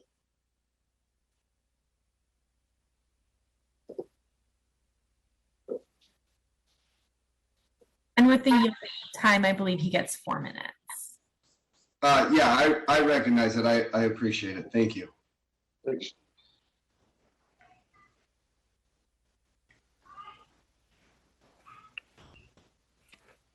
What's happening? Steve, we can hear you. Go for Okay. it. Did you want me to talk now? Yep. Yes. Okay. Yeah, I live around the corner from Yvette, who just spoke. I live at 1209 Keynes Avenue, kind of 75 feet away from the back side of this building. I can tell you this, after having done extensive research on it, this project is 100% not HAA compliant. I'm actually kind of appalled that anyone who has read and familiarized themselves with what the HAA is thinks it is. Sharon is 100% wrong. The big thing that Sharon and David have failed to mention is that this project it's funded by overseas money. It's these developers that they're in it for nothing more than making a profit. And it's kind of gross and a little bit despicable. The site was originally approved for 27 units and then got bumped to 60 plus units. As David kind of quickly mentioned, there's another 60 plus unit building directly across the street on the west side of San Pablo that's been proposed. And, at no point have the developers or anybody ever contacted, the neighbors as required by law to say that they were building these things. And the neighbors have a lot of questions and none of them are getting answered. And I'm just, I'm on this to kind of figure out why that's the case. Why is a building that was 27 units now 60 plus. It clearly violates at least 3 of the 8 sections under the City of Berkeley Planning Code, 23.406.040. Why have the developers been allowed to propose and push through these plans without contacting a single one of us? Why is Sharon using a traffic study from 2017? I mean, that's 5 years ago. This neighborhood, San Pablo, everything around it has changed in the last 5 years. And that's the study that they're using to comply with or at least just shove it down your throats that it's HAA compliant. It's not. You add 120 apartments and I would generously say over 100 cars to a neighborhood, you are directly affecting the health and safety of the neighbors that have to live around this thing. And so when you say that it's HAA compliant and you haven't done a traffic study, you haven't done an environmental study, Cordonistas Creek is 75 feet away. It's a protected creek. Nobody's done any kind of study on that. It's just appalling. What the neighbors are asking for is that the zoning board just hold off on approving this so that you can answer the questions. That's all we're asking for. We're asking for a little bit more time. And I will close with this. I'm ashamed that a 6-story building is being proposed, let alone approved, up against single-family residences. Every single neighbor that lives in this community is supportive of the HAA. We're supportive of how it addresses the critical need for more housing in California. We're supportive of the low-income housing. More housing is needed, and we all support that. All we want is a little bit of help in making this situation beneficial for everyone in the neighborhood and not just some rich overseas investors who are taking advantage of the HAA to line their pockets. So we're asking you to just take a little bit of time, push this down the road a little bit, and answer our legal and legitimate questions. Thank you. Thank you, Steve, and thank you, David, for your comments. Just wanted to remind the public, we are giving each person 2 minutes. And so I respectfully ask we respect the time limit. So next we'll have Matthew. Can you hear me? Yes. Okay. Hi, my name is Matthew Hardy. I live immediately behind the project at 1206 Keynes Avenue. I have a family, including 2 young children. I'm here today just to talk about the immediate impacts on my property and the properties immediately behind it, and request specific action from the ZAB to address this before approving the project or to not approve the project without these changes. One is I think that the developer should be required to rebuild the retaining wall and fence behind at the property line before construction begins on the project. Two, the houses here on the backside are a little bit higher, hence the retaining wall. Also ask that the ZAB, as part of a condition of approval of this project, attach a requirement that mature trees be planted in the setback area there, not 10-foot trees, at least trees that are at least 24 feet in height that will grow to at least 35 feet in height. These trees are available, and it's within the power of the ZAB to make that a requirement or a condition of approval. Both of these things, again, need to be done before we get to the construction. I also just want to say that I will have significant impacts because of the shadow on my solar. Despite my expressing my concerns, there's been no change to the projects or attempts at compensation have been made to me for the damage that will be done to me. And I believe that the shadow study was inadequate. You should look at that. There was no 2 p.m. Shadow done only at noon, and that is not acceptable. I will also just say that my other neighbors will say, we'll talk a little bit about the traffic and parking situation. I believe that that has been absolutely inadequately done, that in a condition of approval, or, you know, you should deny this if the another traffic study is not completed. Because the I'm sorry, Matthew, your time is up now. May I continue? May I just finish my thought? No, I'm sorry. This is a question of equity with all speakers. I'll mute you now. I'm sorry. And the next speaker is Libby. Hey, I'm Libby Black. Thank you for calling on me. I live at 1208 Keynes, which is right next door to Matthew, who just spoke. And I agree with everyone who has spoken so far. This building is way too large. I live in an 840 square foot house. This is just gonna be huge, like right up. And the architect, I hear you on that you guys could build her up against the land and you're giving us 5 feet, but it's just, that's just still kind of a little aggressive. So I feel like that's not great.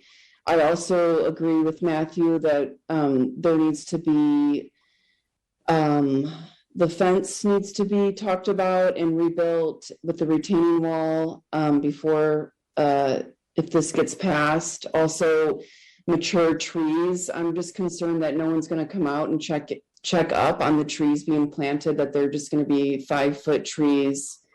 And the traffic is a pretty big deal here. And there's actually accidents that happen on San Pablo and Harrison when people are trying to get across there. And walking across there is really, really dangerous. And to make the numbers correct here with another Steve who talked, our neighbor Steve, it's 140 unit on the church's chicken lot, and it's 66 units behind us. So that's 170 people if that's just one person per unit. And people are going to have cars. People don't want to take public transportation, especially now with COVID. So we have to be realistic about this. Thank you for your time, and please consider these requests that our neighbors are asking. Thank you. Thank you, Libby, and thank you for your respect to the 2-minute limit. Next, we have Margaret.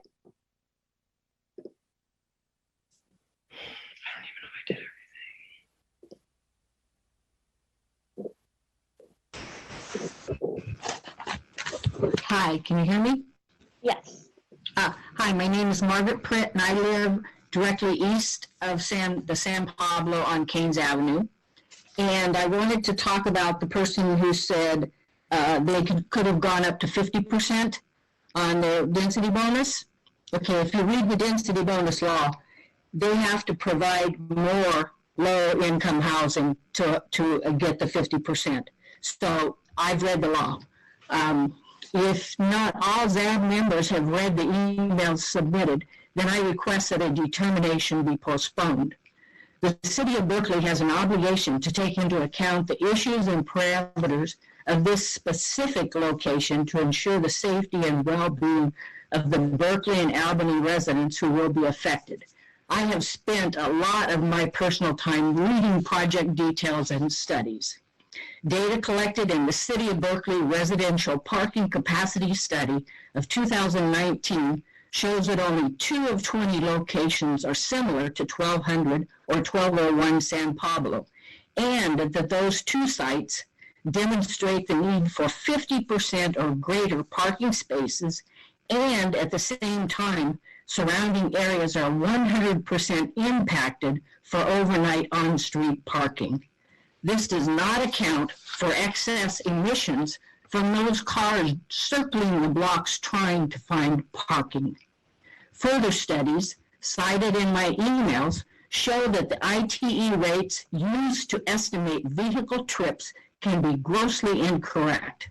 Just the 1200 San Pablo site at 104 units alone will have a negative effect on safety and parking in this area. Everyone is asking what can be done to mitigate the problems. Parking permits will not fix it. A stoplight at the intersection will result in a traffic backup nightmare in San Pablo since it results in 5 traffic lights within 3 blocks. The best solution is not to create the problem. Do what's right for the safety of our community. It's not a temporary structure. It will forever impact this neighborhood. Thank you, Margaret. Thank you. And next we have Becky.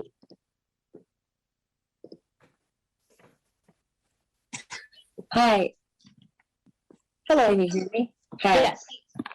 I live just a couple houses down from Margaret. I agree with what everybody has said so far. I really appreciate tonight when you guys were discussing the issue on Grizzly Peak Boulevard, how much you took into account just those few homeowners and the impact that the building of one neighbor had on the other. And this building will impact a huge number of neighbors, not just those directly contiguous to that area.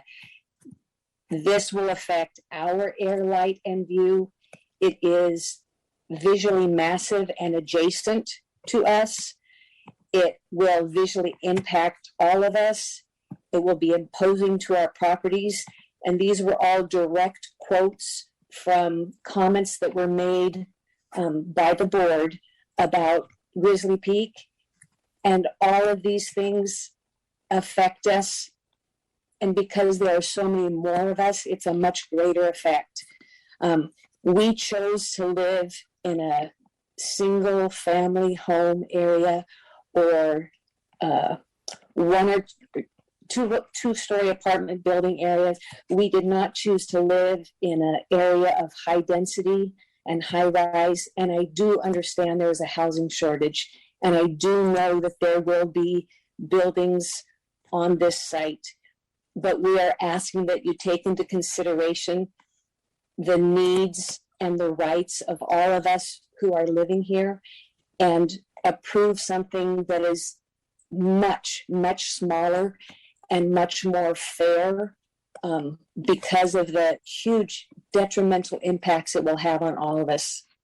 Thank you very much. Thank you, Dave. Thank you, Becky, for sharing your statement. And next we have Nicole.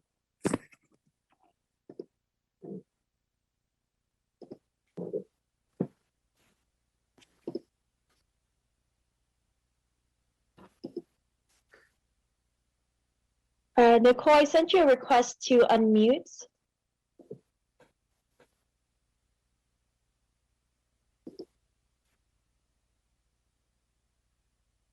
But don't worry, if you can't unmute now, I'll just go to the next speaker. Just please keep your hand up. Next, we have Gabe.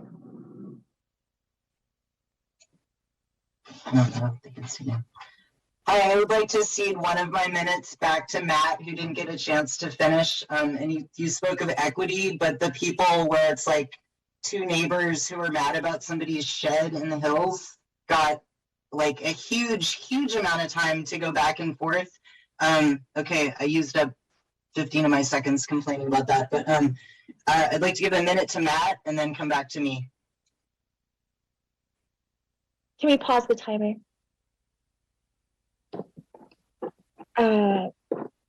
If staff could see Matthew's name, okay, great. Matthew, you're recognized? Okay, can you hear me?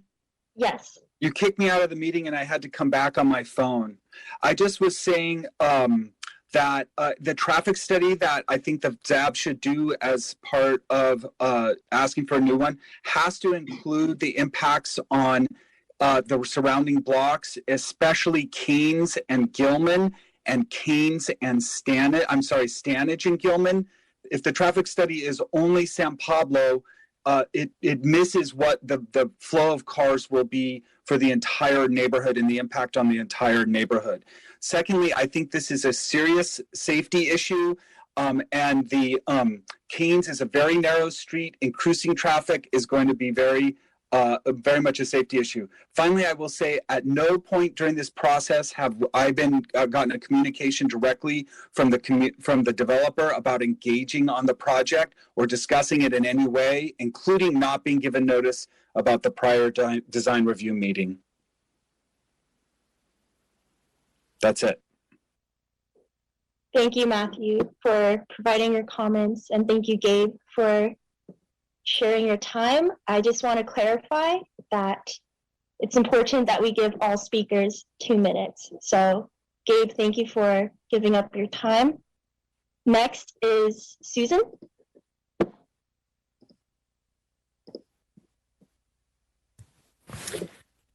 Hi, can you hear me? It's weird not to see yourself on the screen. Good evening, members of the ZAB.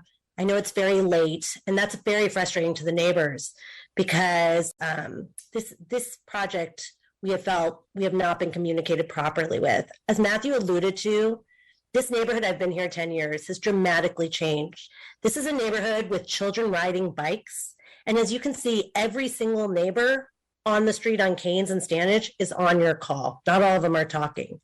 I am dumbfounded that there hasn't been a traffic study done impacting Stanage and Canes. You have families living in the area, walking, riding their, if any of you have driven by, you see kids riding their bikes. The idea that you have pushed through this meeting because there's some idea that there's some fine when a developer has not done neighborhood engagement. I'm not even, you have a whole neighborhood that's going to be impacted by a huge building. 27 units were approved previously. No one can tell us, except that you need to meet your numbers, why it's 65. No member of our neighborhood would tell you we don't need housing on San Pablo. But I did a drive. I do a drive to Rosa Parks School every morning. The biggest building on San Pablo between here and University, it's 5 stories, and it's on the west side of the street. That is different. That is fundamentally different. And I know you need to meet your housing element. I get it.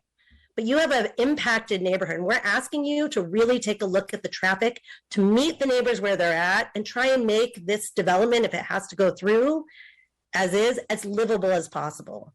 And we don't appreciate being jammed up. I think, we are here, we spent our time, and it's slightly disrespectful that you all tried to open the meeting at 5 to 10 so we can stay on. So anyways, I hope you'll hear my neighbors out. I hope you'll realize the real impact this project has. Thank you. Sorry, I was muted. Thank you, Susan. And I just want to clarify to the public, the reason why we had to open the public hearing before 10 is because we're legally binded, as it is defined as a HAA compliant project. And just wanted to recognize everyone's frustrations being late in the night. Did want to say we did have a third item that we were planning to speak on, 2600 10th Street, and we weren't able to get to that. So again, we appreciate your patience, appreciate the board and staff being here, helping through the process. So we'll just push through.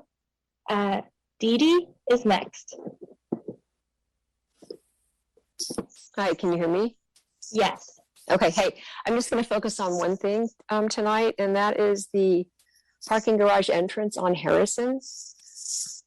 The doors opening and closing with the beeps and just the sound of the doors is going to be really intrusive to the neighbors. Also, the traffic, if a car leaves on Harrison, it can go right up Harrison, get into Cane Stanage, or it can go left to San Pablo. It seems like an easy solution would be to move the entrance to San Pablo Avenue. I've asked the architect and the city about this, and both have referenced that San Pablo is a state highway, and therefore Caltrans would not allow this. I find this really hard to believe. I drove San Pablo today from Gilman to about Carlton, and there were 6 mixed-use buildings that all had driveways that exited and entered from San Pablo.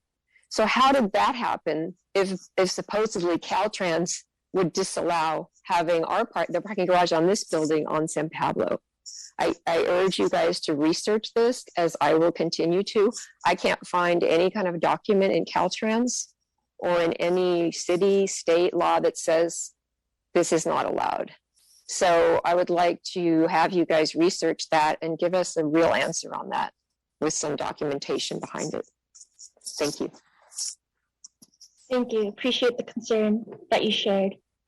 Next is Kelly. Yes, I was present at design review committee, and I understand the neighbors are very upset with this big tall building next to them.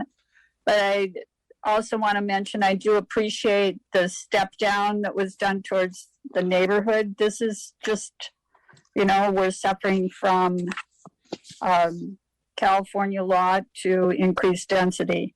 I am looking at the trees that have been selected, and none of them are native. They're all non-native, and they're from Asia. So I've been looking to see what we could do with California native substitutes. And I don't have a name right off the top of my head. I'm looking at Calscape. But there really should be choices here to have trees that can both add to privacy and are California native. And I want to thank you for what you've done so far to David Trachtenberg, and ask that you take a second look at finding more native plants, and especially the trees. And so I'll just stop there. Thank you, Kelly. And next we have Mary.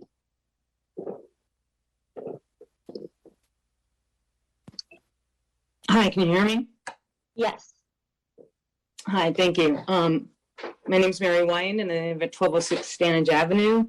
And I'd like to point out that I have invited Design Review Committee and ZAB members to visit our neighborhood and the site, and no one has accepted my offer.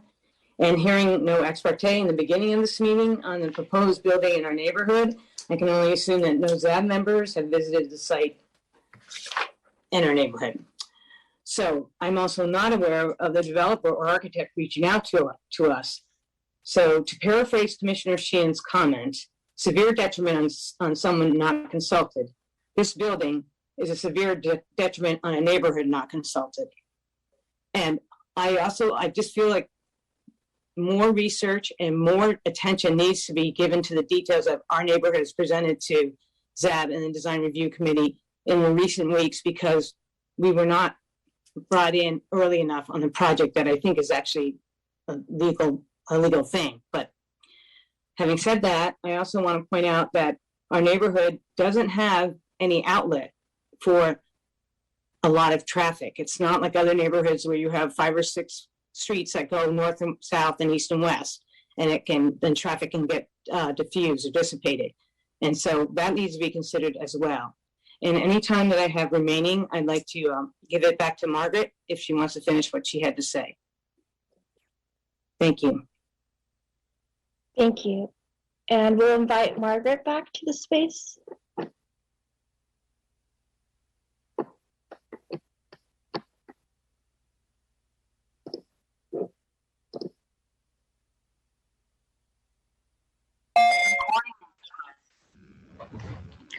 Hi, am I back? Yes. Okay. I've also spoken to the owners of the businesses, Gilman Auto and Express Smog, right there on the corner, directly across from the site north on San Pablo. And they witness accidents and near accidents all the time, and they're extremely concerned about what's going to happen at this intersection, safety-wise, if this development, let alone the one already across the street, has been approved. Thank you. Thank you for sharing. And I don't see any new hands. Oh, I see Dan. Hello there. My name's Dan Hayes. I live at 1116 Harrison. And I'm going to probably talk about a lot of stuff that other people have mentioned in different forms, but What we are facing is the results of the state removing all the barriers to large multi-unit housing and the city eliminating parking minimums. The 17 cars that will park in the garage at 1201 are not our biggest problem. It's the 35 to 50 cars that belong to residents there that don't have off-street parking and will be driving through the neighborhood searching for a place to park. It's a neighborhood that already has difficulty finding parking.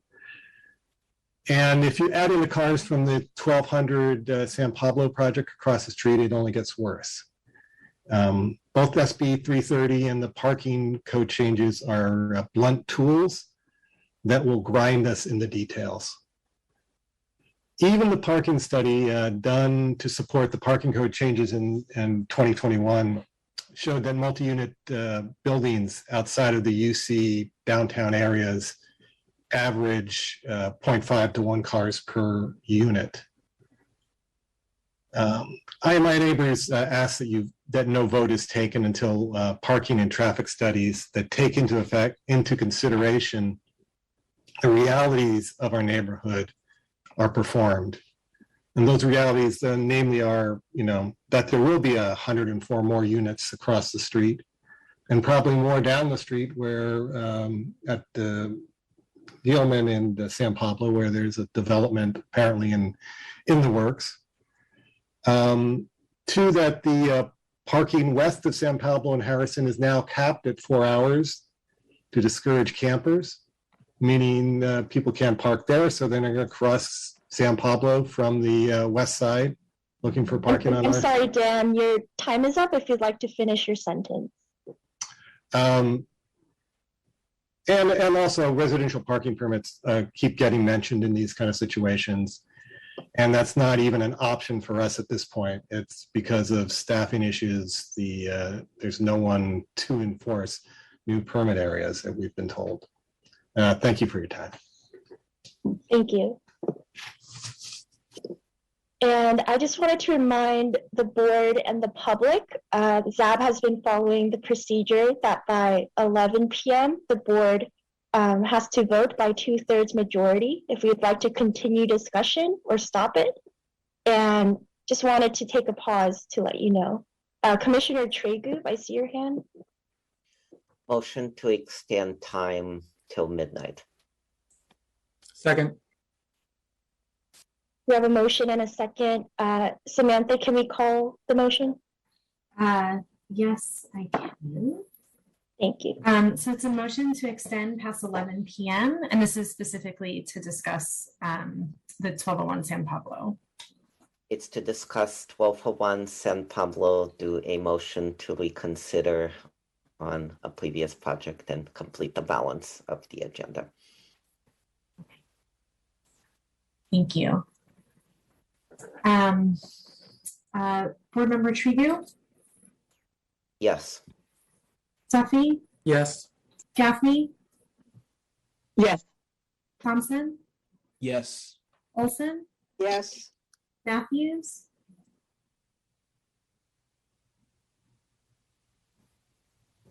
Oh, and you're muted. Yes. Sheehan? Yes. Chair Kim? Yes. And Sanderson? Yes. Okay, that passes. Thank you. Thank you. And we'll continue with public comment. Diana?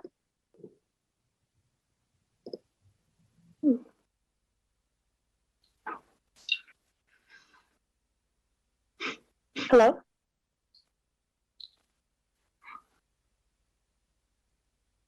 Could you hear us? I'm referring to Wood Diana 973. Diana, we should be able to hear you if you can start speaking.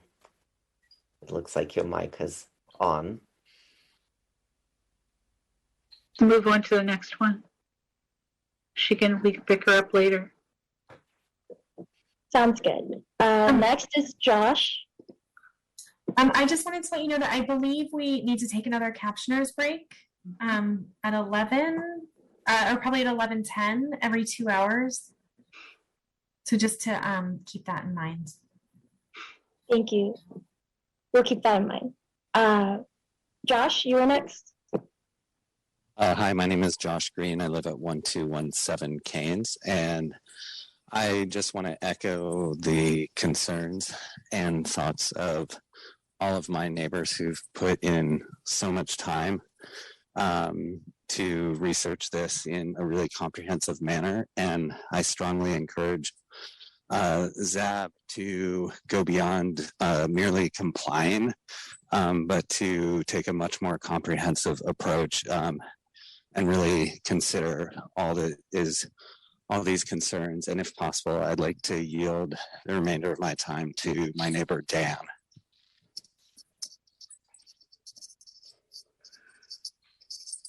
Okay, we will recognize Dan. Let me promote you to panelists.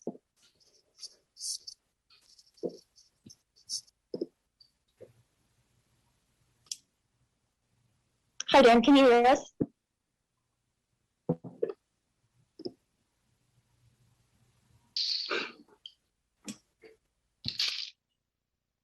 Hello? Hi, Dan, we can hear you. Okay. I wasn't expecting this, so I'll need to go back to my notes. I mean, part of this is the City Code 23B 3240 says an applicant will not be granted if it is determined to be detrimental to the health, safety, peace, morals, comfort, or general welfare of persons residing or working in the area or neighborhood that it's being developed for. And it seems, given all of what's going on here, that cannot be, fully stated. And I think it's safe to say that if the state laws were not in effect, there would be a different result probably from this meeting. We certainly were told that with the design review. And I would hope that you guys can stand up and face the facts of what this is doing to us. I mean, is there no limit to what can be done to neighborhoods in terms of dropping more of these inappropriately sized buildings into them? Thanks for your time. Again. Thank you. Thank you, Dan. Thank you, Josh. We'll go to the next speaker, Manuela.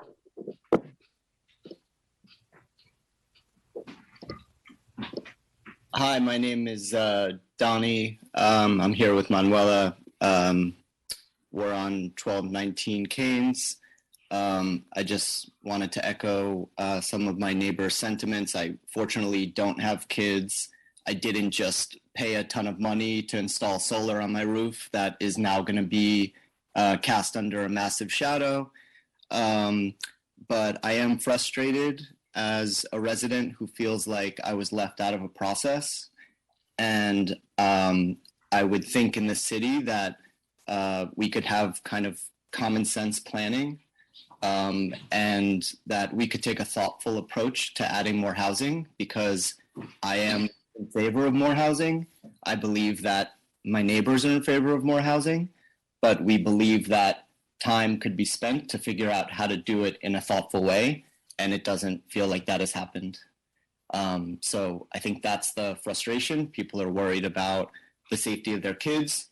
They're worried about not being able to park. They're worried about having to walk multiple blocks if they're elderly or they have some sort of disability. And we're just asking for more time, more discussion, more thoughtfulness. So I'm happy to cede the rest of my time to Dan or Mary or any other neighbor who would like to get in another 30 seconds. Thank you. Sorry, before you go, I think it would be best if you could just choose one person. Mary. Thank you.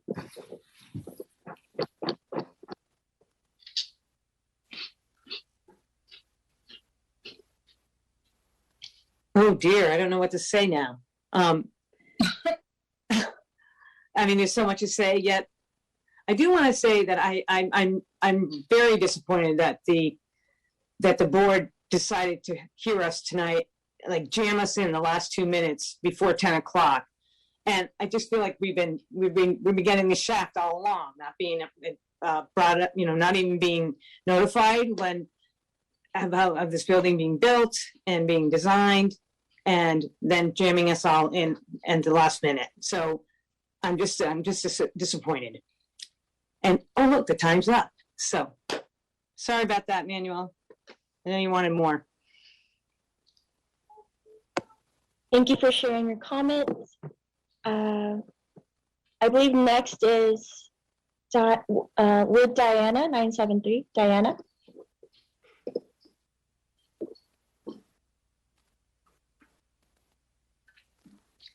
You're unmuted.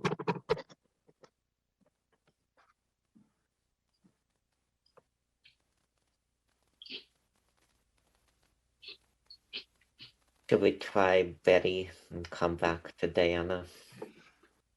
Sure, yeah, that sounds good. Betty, we'll recognize you next.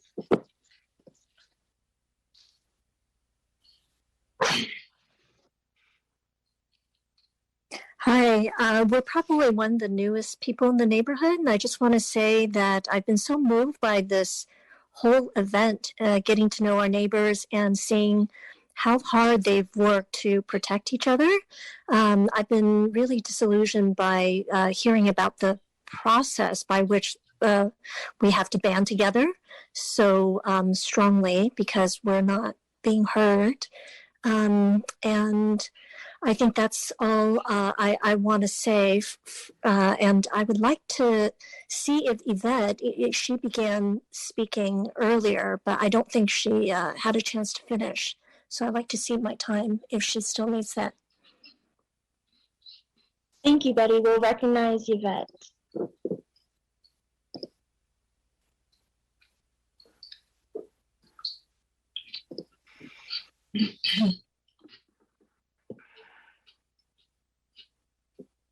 Yvette, I'm asking you to unmute. I'm not sure if that's working for you. Oh, does this work? Yes, we can hear you. Oh gosh. Oh, so thank you to my neighbor. I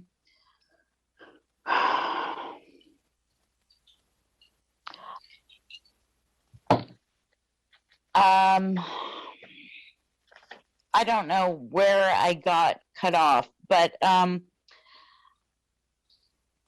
think I was saying that I gather that under new existing laws, if ZAB does not push this project through, there might be fines levied against the city. But, I'd like some consideration to be given to the real financial repercussions for us existing homeowners, the fines, if you will, that we face with its approval, our property values. Who would want to buy my home next to this thing? I will not be able to work from my home during construction and can't imagine living and working next to it when built. Again, the city might get fined for not building it, but who pays me for my financial hardship? I'm sorry that the time is up, but you could finish up your thought if you'd like. Yeah, the lenders of 1201 currently have the property up for sale. I'm sorry, you got to wrap it up if that's okay. Yep. Okay. Thank Nice for them. What about the rest of us?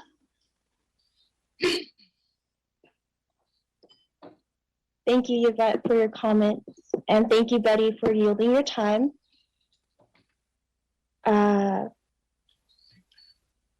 Since Diana seems to be having trouble, I'll try to visit you last. But I see Eric Danish. Hello. Hello. I want to thank the board for holding this hearing and extending it a bit later. I want to thank my neighbors for coming together and volunteering their time and energy to try to get this project modified. I'm just going to say a few of the main points that have already been said, but I just wanted to have my voice heard. There are many of us who've been working on this and way more than have had a chance to speak tonight. In any case, I'm concerned about traffic. I'm concerned about parking. And I'm terribly concerned about the scale of this building. That's all I have to say. Thank you for sharing your thoughts. And I know that it is 11:10 right now, which prompts a captioner's break. So I wanted to let the new hands raised know that we have to take a 10-minute break for a captioner, and then we'll be able to address your comments after. So we will see everyone in 11:20.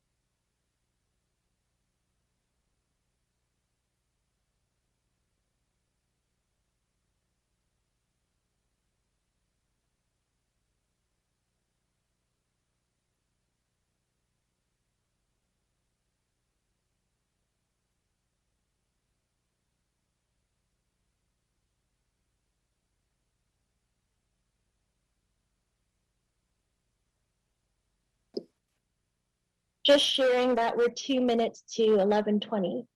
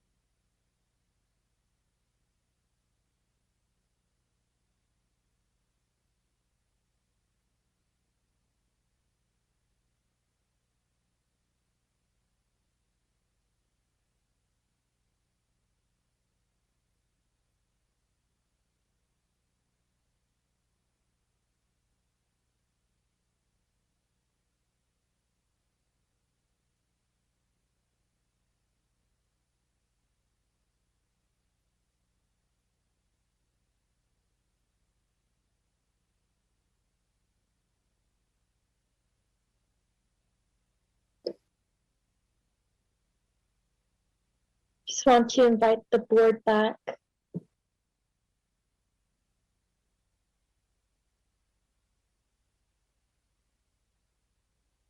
Okay, great. I'll just assume that you're all present. And Samantha, I actually had a question. If a speaker has already spoken or yielded their time, we cannot invite them back again. Is that correct? That is correct. They can speak one time. Okay, thank you. So I see next Jean. I'll recognize Jean. Thank you. You can hear me? Yes. Yes. We live at 1220 Stanich Avenue, and we have for over 30 years, and I'm calling in from Guatemala, which is now after midnight. I have 5 points that I want to make. First, the holistic issue of public health and safety of our neighborhood. People living on Keynes immediately impacted have spoken for themselves, so I want to speak to the larger issue. I read there was a suggestion that on Keynes there would be a bike lane from Harrison to Gilman. Please, ZAP members, go out and look at Keynes. It's a very narrow street. 2 cars cannot even pass on it. I cannot imagine a bike lane being painted there and it being a safe place. And it's also a neighborhood. That particular street has many, many children on it. The next point I want to make is San Pablo's designated as a transit corridor. I think we need to consider, or you need to consider, which you are certainly coming aware of, the importance of looking at the context of residential neighborhoods next to this transit corridor. The development across the street does not butt against a residential corridor. And I think any decision that you make as ZAP members needs to be reasonable and responsible for looking at the holistic ecosystem of the neighborhood. The next part I want to mention again, which we've all brought up, but we cannot have a hardening of the arteries of parking on our streets on Berkeley. We already have so much problem of parking in our neighborhoods. We share driveways. Some homes do not have driveways. And so parking is already a serious issue. We have estimated there could be as many as 80 or more cars that will be impacting our neighborhood. And this really, any traffic report, any traffic study that needs to be done needs to address parking, because the last traffic report did not address parking. Finally, I want to commend our neighborhood, and ZAP members, you should know how hard people in our neighborhood have worked together for the common good, for more housing, but responsible, reasonable housing, and for the good of everyone. People have pitched together professionally, sharing. Jean, I'm sorry, your time is up. It's good. Thank you, and thank you for tuning in from Guatemala. And next, we'll recognize Brett.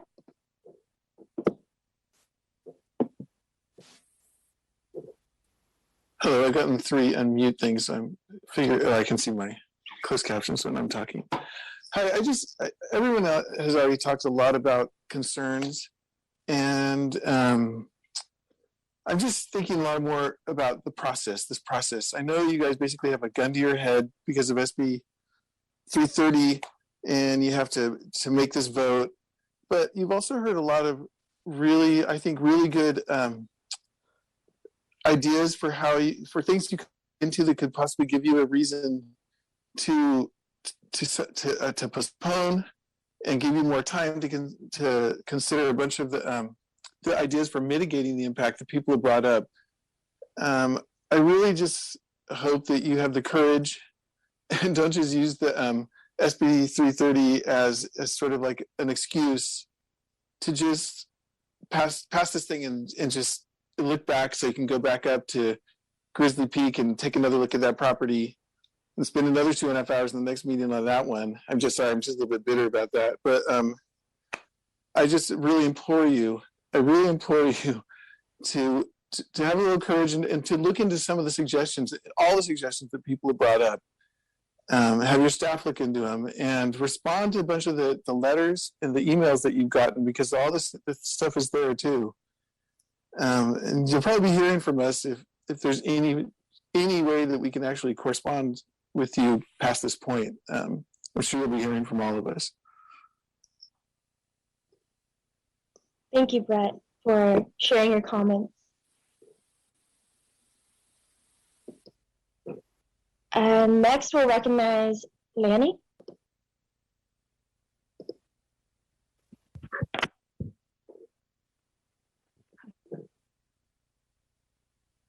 Hi, can you hear us?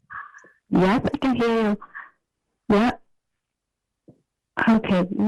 This is Lanny. I'm representative of the owner. So I'm being here for 4 hours. Thank you, everybody. Thank you on the neighbor, on the feedback I got. So I'm sorry for I didn't reach out on the neighbor before. So I didn't know this is a part of the process of this entitlement. So I used to travel a lot to Berkeley. I personally based in South Bay. So after COVID breakout, I didn't travel a lot. I heard on your feedback. I will pass on the information to the owner. So that's you can reach me out so I can release my information. So this is what I want to let every neighbor know. So that's all.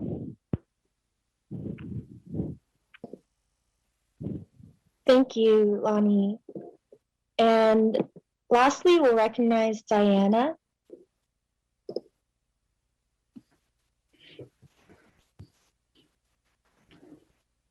Hello, is your microphone working this time? Can you hear me?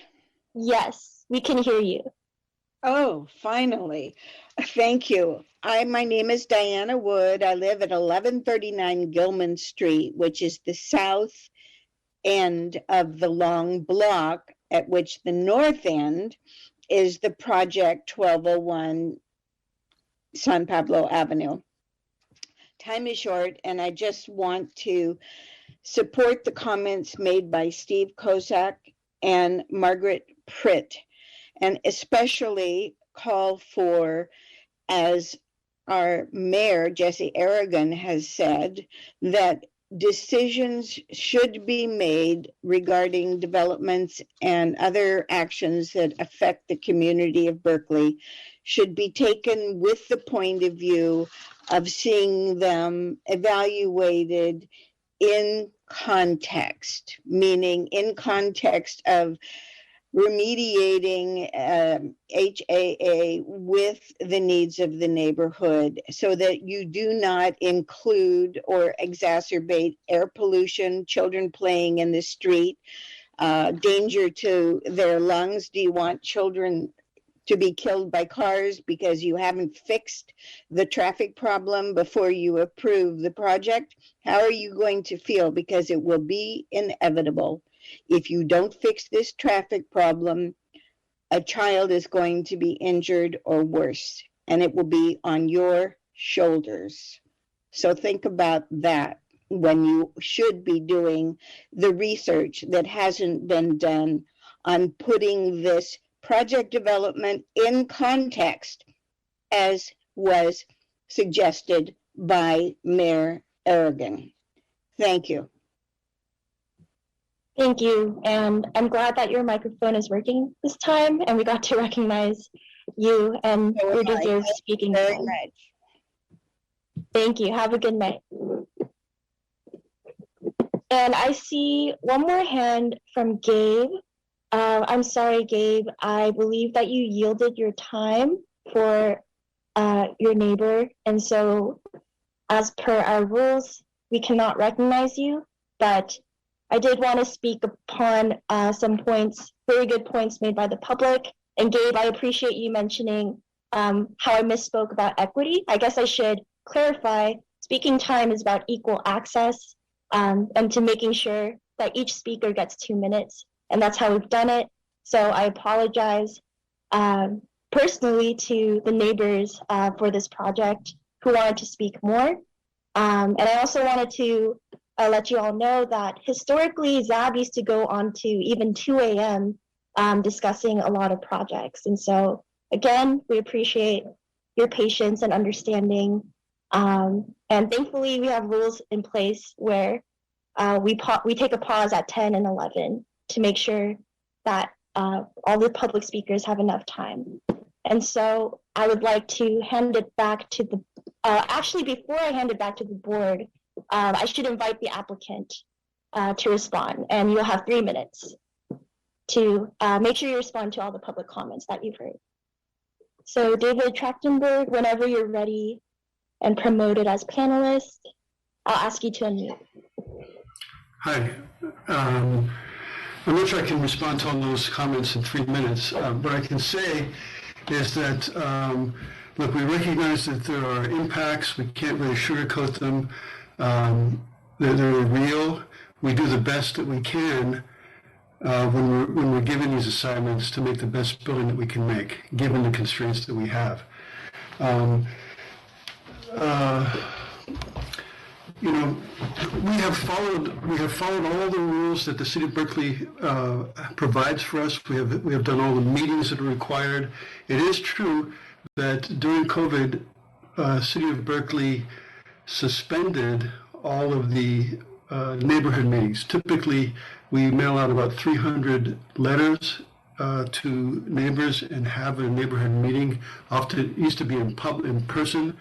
That was suspended. Then we used to have them for a while online, and for some reason the city of Berkeley suspended that process also. So I do have to acknowledge that the public outreach on this project has been less than typical, and I'm sorry for that.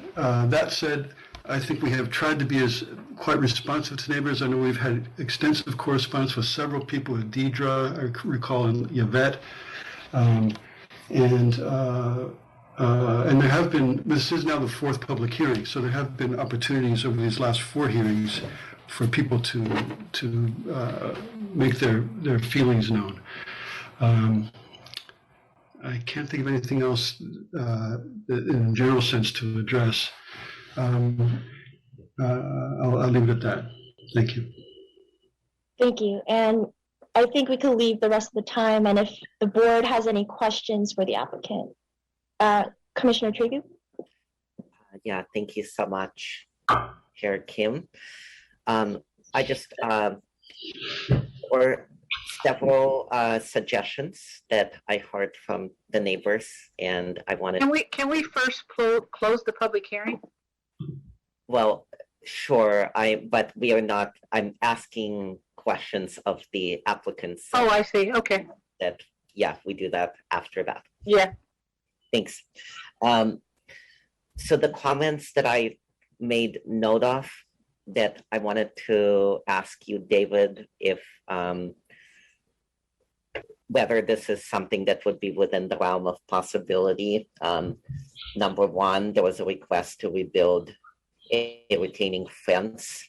I didn't catch where it was in relationship to the proposal, but I'm sure you're aware of that. I'm not aware of the retaining wall, but we'd be happy to discuss it. That's the first I've heard of it. But if there's a retaining wall that needs to be repaired and replaced, I think that's quite reasonable and within the scope of a project like this. Great. There was a request to make sure that the the trees that are planted in the setback are mature, and I took note of a particular height.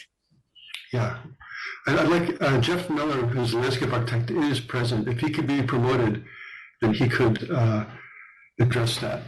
And if I could share my screen, I could also help illustrate whatever comments Jeff has.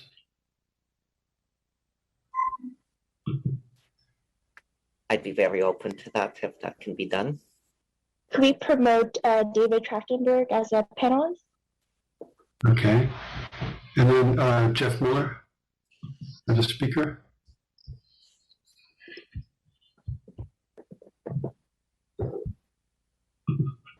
Hi there, can you hear me? Yes. Oh, great. One of the trees, there was a comment during the public hearing meeting tonight about the character of the plants throughout the project, mainly the trees. The street trees are often in the purview of the city arborist. So there are some existing street trees along San Pablo that we're matching with a new street tree there. The other trees are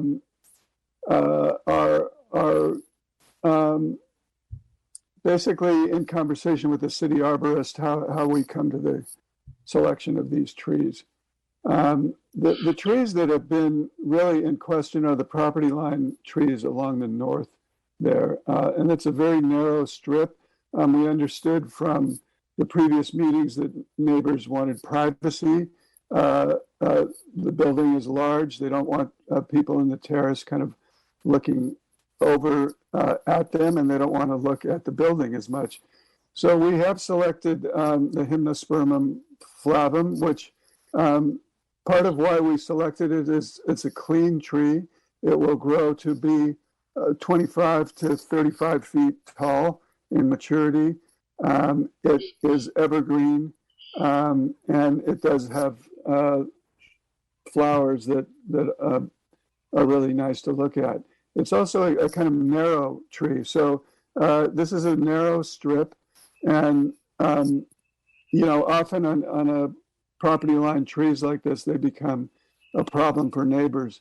So we are selecting a kind of pyramidal tree to grow in this area to provide that kind of shading and protection between the two properties. So this, in the former hearings, this was the tree that was of particular interest. It isn't a native tree, but we have searched kind of high and low to find the right tree that we think will work here. And we're pretty convinced that this is really the right tree. As far as native plants, really most of the understory in the project are native. They're a mix of drought tolerant and native plants, but the majority of them are native and they're listed in CalScape. And that's kind of how we came about selecting these plants. So we have a good array of native plants throughout the project. Okay, thanks, Jeff. Thank you. And then my last question for you, I have some questions for staff, but I'll defer those for later.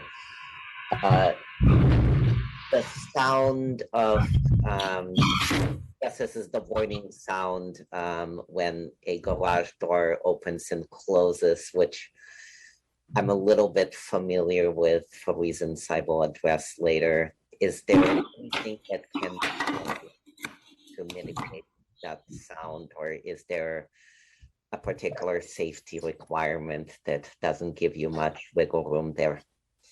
Yeah, this is something that comes up, pretty much with every project, and there are regulations controlling this. The decibel levels are limited and they're tested.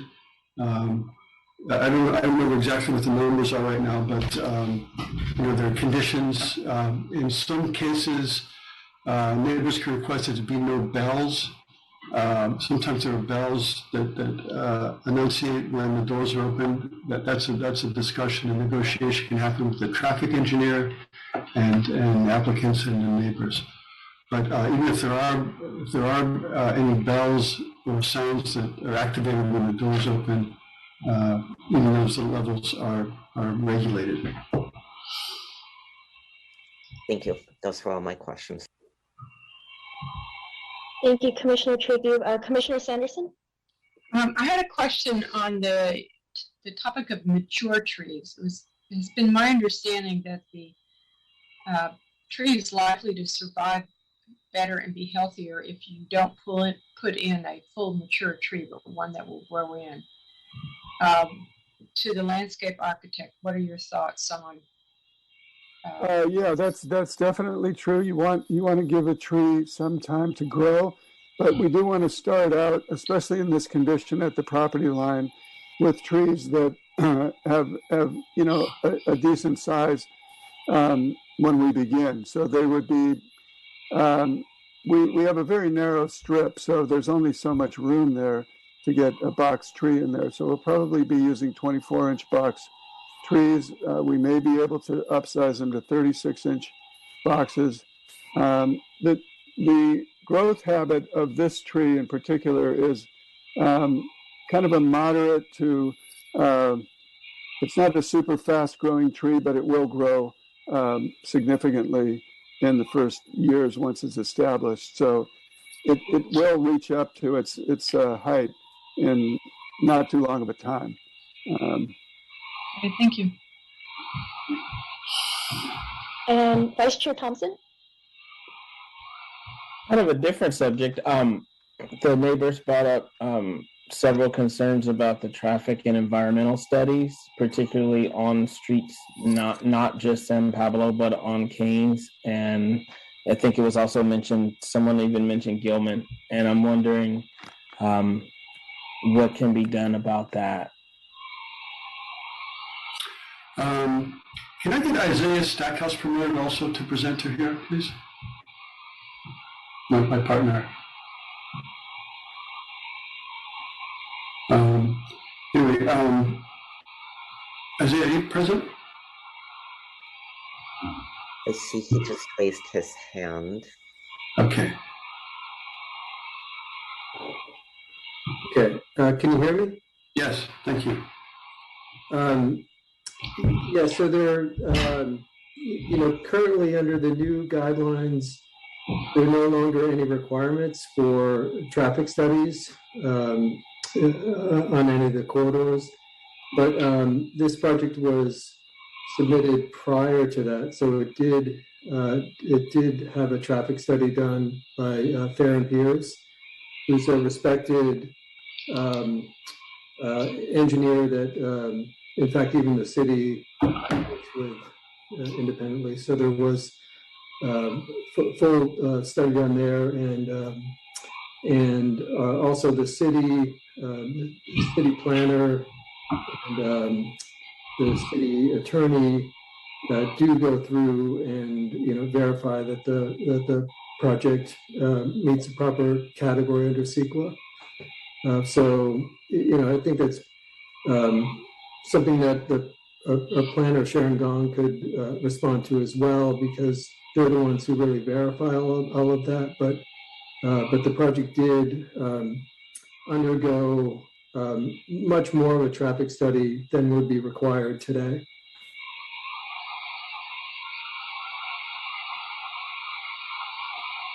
Thank you. Are there any more questions from the board for the applicant? Seeing none, I'll proceed to close the public hearing and we'll go to the board to hear your suggestions. Commissioner Triggy? Thank you. I had one question for staff. I actually wanted to ask the same question that Vice Chair Thompson asked about the requirements for traffic studies. What is the requirement? What is the radius of, I guess it wouldn't be level of service, so just potential traffic impacts that would need to be, that did need to be studied under the previous rules under which this project came in. Well, the projects are required to meet the VMT screening. If they're screened out, then they're considered that they're not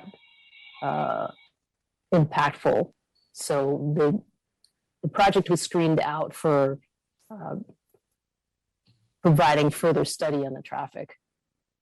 And so they weren't required to provide further study. What they provided was a VMT screening memo. Thank you. And then, you know, I think it's important, certainly seemed like an important thing to address for the public around the alleged public notice or lack thereof. Can you speak to what may have happened over the past couple of years, insofar as maybe not having the full requirements that would typically need to be done pre-COVID and hopefully in the future again? Right. So the application was submitted during a time when the neighborhood outreach requirement and the yellow poster requirement were suspended during the pandemic. The suspension was lifted in July of 2021. So, you know, the application was not required to have those things. But at that time, during that time, they were required, or we were putting out notices of received applications. So when applications did come in, we sent out a notice to neighbors and residents within a 300-foot radius to announce that an application had been submitted with the project description. And then for this project, you know, in addition to having that notice of application, there have been a preview and 2 DRC meetings. So, you know, normally we wouldn't have that many DRC meetings and also a preview during this time under SB 330 when you're limited to 5 public meetings, but the site happens to be vacant. So we didn't need an LPC meeting for the site.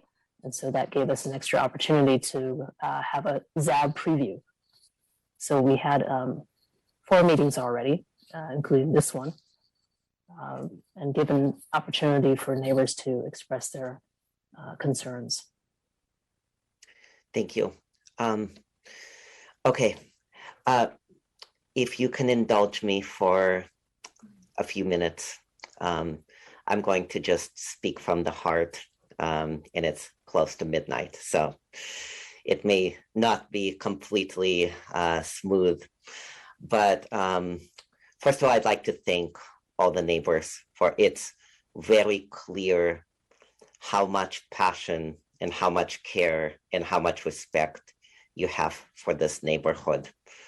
And it's not something that I or anyone else can minimize or short shrift, there are going to be impacts of anything that, going from an empty lot to what is being proposed.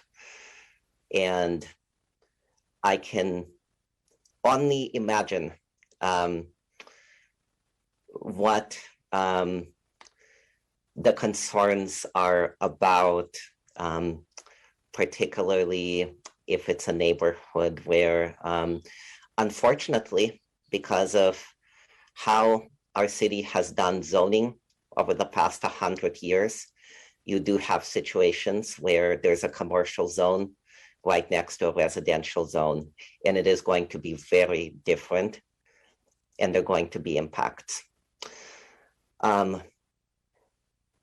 want to, however, mention, first of all, I have read everything that you submitted, and there were some comments about us not visiting the neighborhood. I live in the neighborhood. I live 10 minutes away walking distance, 5 minutes away biking distance. When I take the 72, it's a couple of stops down from me. And I hope, and I know it's tough. I get it. I hope that there is an opportunity to welcome new neighbors as well, because I am one of them. I am not from here. I'm from Ukraine, but I have lived in this West Berkeley beloved community for 10 years.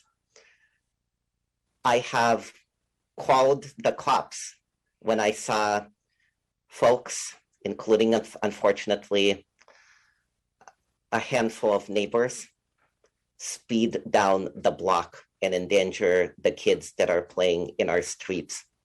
I have worked with the city to install traffic roundabouts. I have encouraged efforts during the pandemic, to allow for slow streets and more safer bike routes. I say this only to say there are probably others like me that are renters, and I certainly would be the last person I would want to reduce my neighbor's property value. I work in solar. I would be the last person who would want to do anything to reduce the opportunity to benefit from solar savings. I think courage, which has been talked about, is also the ability sometimes to be consistent. Those of you who know me know that I have dedicated most of my time in Berkeley to fighting for housing protection for sitting tenants, preservation of naturally affordable occurring housing.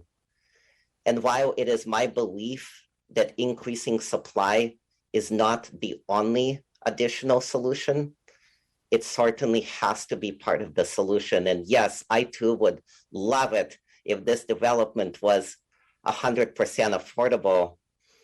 And I have worked with many of you to secure more funding for such 100% affordable housing. But it is also, my views on this board have evolved. David and I have butted heads sometimes over previous developments. I also remember when I think this was in the not too distant past, I voted against a project which was a demolition of a single family home that had a sitting tenant in it. And I thought it was unfortunate that they would have no choice but to be priced out and the place would be demolished to build just two units of market rate housing the state came down on us. There was litigation. That same project had to be approved. The same outcome happened, but now it's not the city. I mean, it is the city, but it's really us, the taxpayer, that was on the hook for that. We are the Zoning Adjustments Board. We're volunteers. Each of us serves at the pleasure of a council member. I serve at the pleasure of the mayor. I certainly associate myself with his comment, which was referenced. We do have to be cognizant of the context. We have to figure out a contextual way to get 9,000 new units of housing into our community over the next 8 years. I would love it to one day be a homeowner. Maybe I just haven't been doing things right over the past decade since I'm still a tenant in a rent-controlled building. But I'd like to believe that for so many folks like me, it's because housing is still out of reach, and how we are able to make it slightly more accessible is to invest in different types of housing, including different types of additional rental housing. So that's, I just wanted to say that, to know that while whatever decision we make tonight, and yes, we are obligated to make an approval decision tonight, I'm still going to be around. I want to work with you. It won't be through the ZAB, but if there is anything that I can do to make sure that you have access to, the accountability that you're seeking, I'm here. I am just 6 blocks away by my count. I'm going to move that we approve this project with a condition of approval. The 3 conditions that were mentioned by staff. An additional condition to rebuild the retaining fence. And if I need to provide more specificity, I'll defer to staff. And we would probably need to ask the neighbor, reopen the public hearing to understand which fence.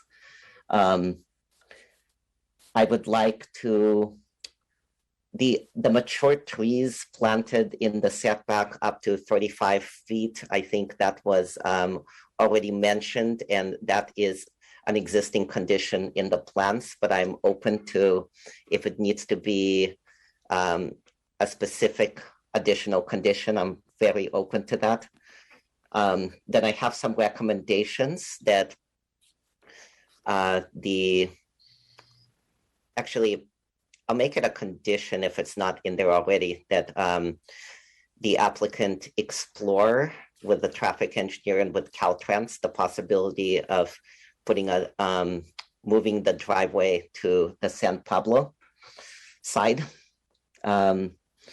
And I think, and then as a recommendation to work to mitigate the sound of the garage door. And I mentioned I would come back to that. I do have there's a garage, which I don't use because it doesn't come with EV charging access. So it doesn't really work for me. I have to figure out where to charge my car during the day. But when it keeps beeping, when it doesn't work as it's intended to work, it's a really annoying sound. And I've worked with neighbors to try to mitigate that. So that will be my recommendation. And I apologize for going long.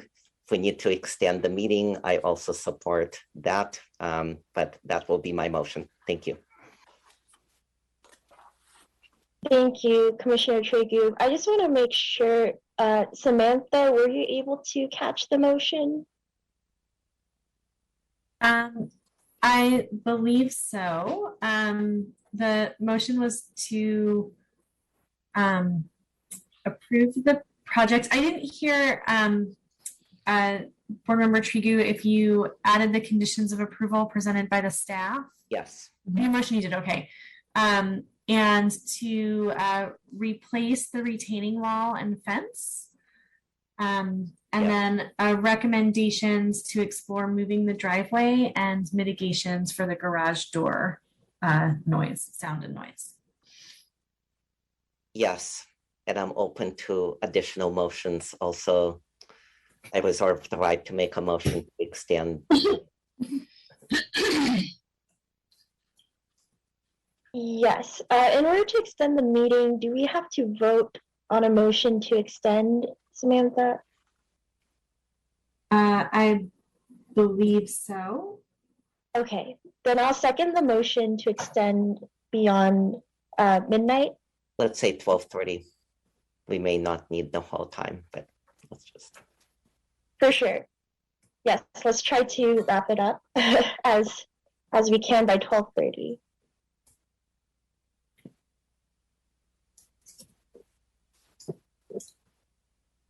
Was there a second?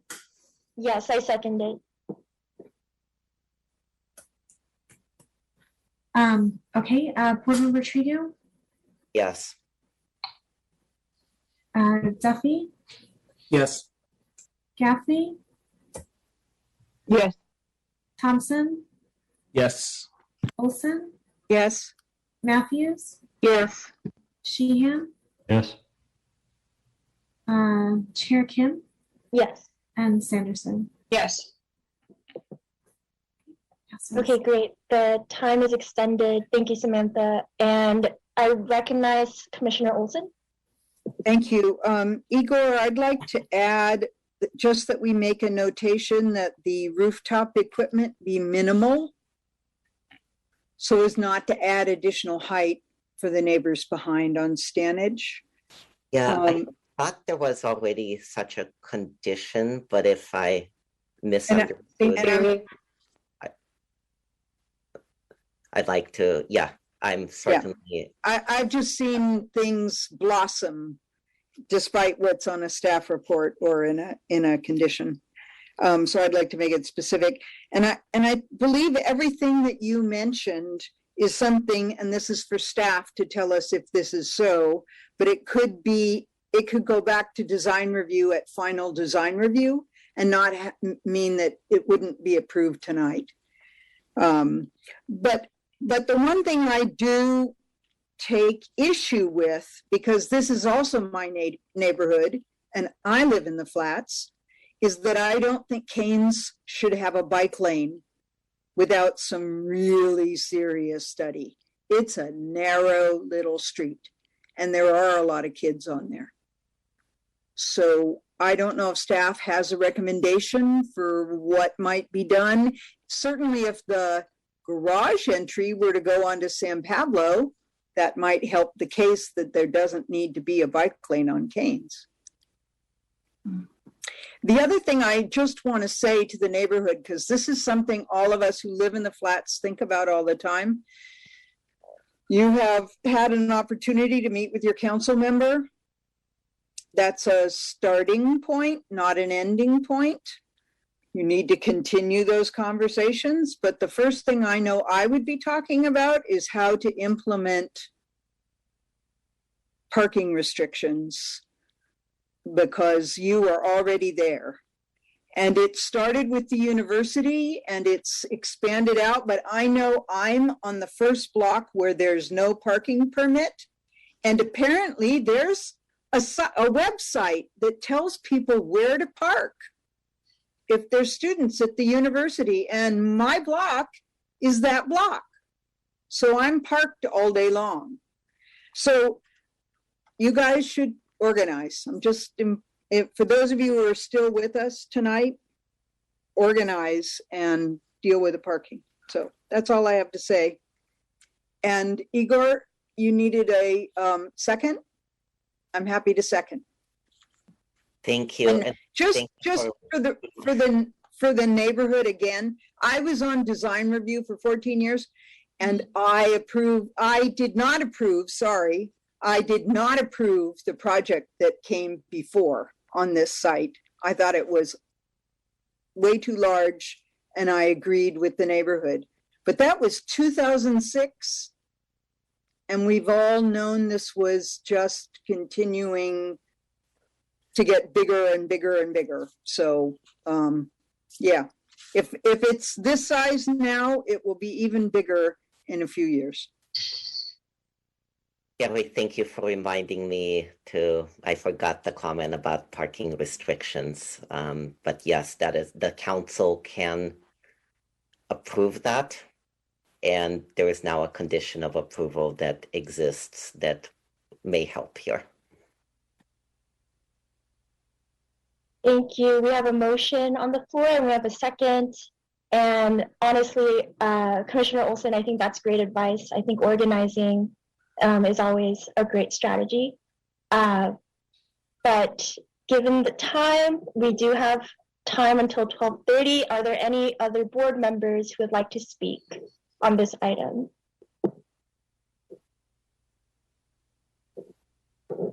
Seeing none, I did want to quickly say, as a substitute chair, and I know that it's really late at night, thank you all for bearing with me, and thank you to the public for staying this late at night.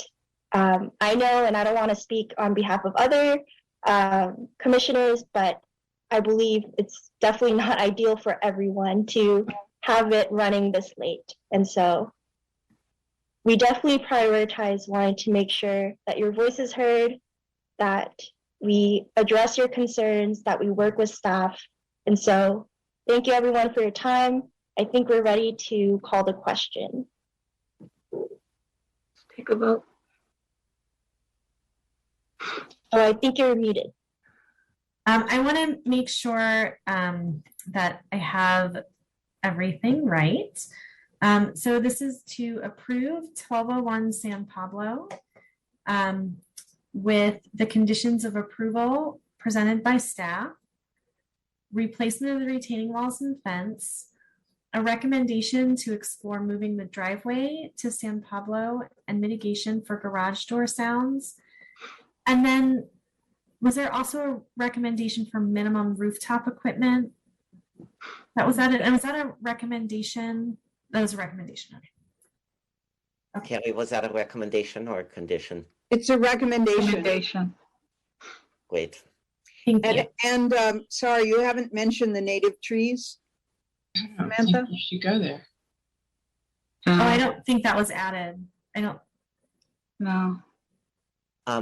I would just say, well, we can make it a recommendation. It's a recommendation. You've heard the landscape designer say that it may be complicated to find certain applications of native trees, but I also think that the applicant heard us. So, I'm open to it either being a recommendation or just. I'm fine with the recommendation, and I trust the landscape architect who's on the design review committee to help work with with whatever it is.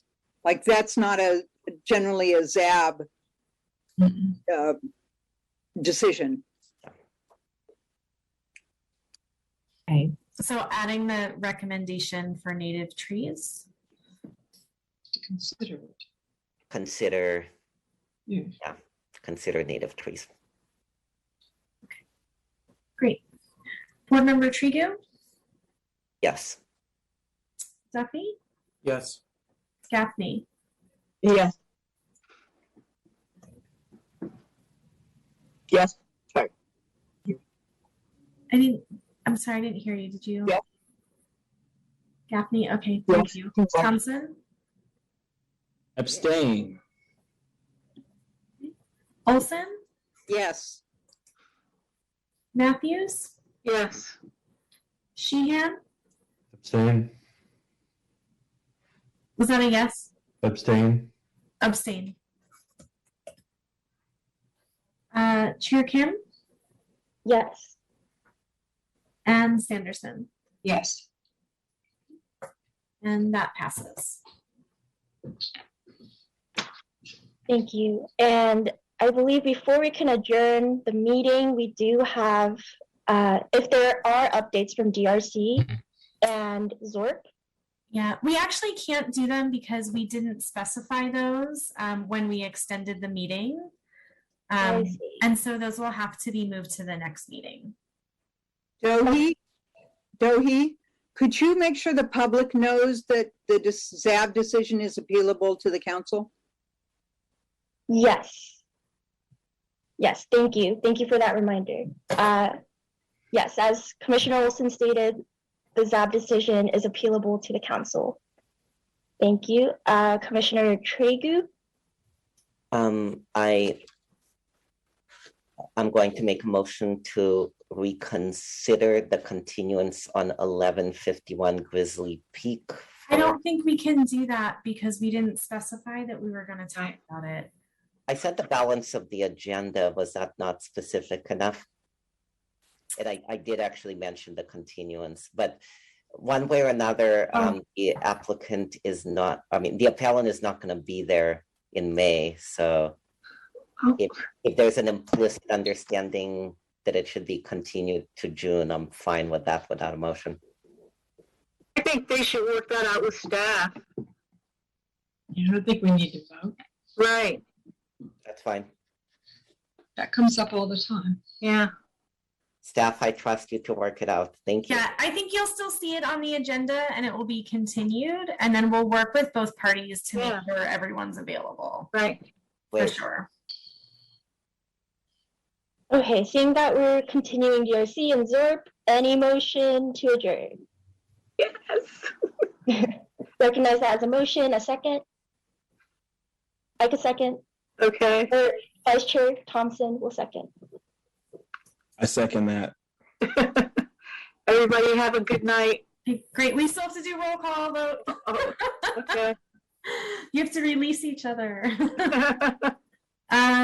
Board Member Tregu. Yes. Duffy. Have a good night, everybody. Thank you. And it's a pleasure to work with you all, and your professionalism is wonderful. And I'm learning a lot from you too. So thank you. Yes. Daphne. Yes. Thompson. Yes, I just want to say, Chair Kim, excellent job tonight. Oh. Yeah. Olson?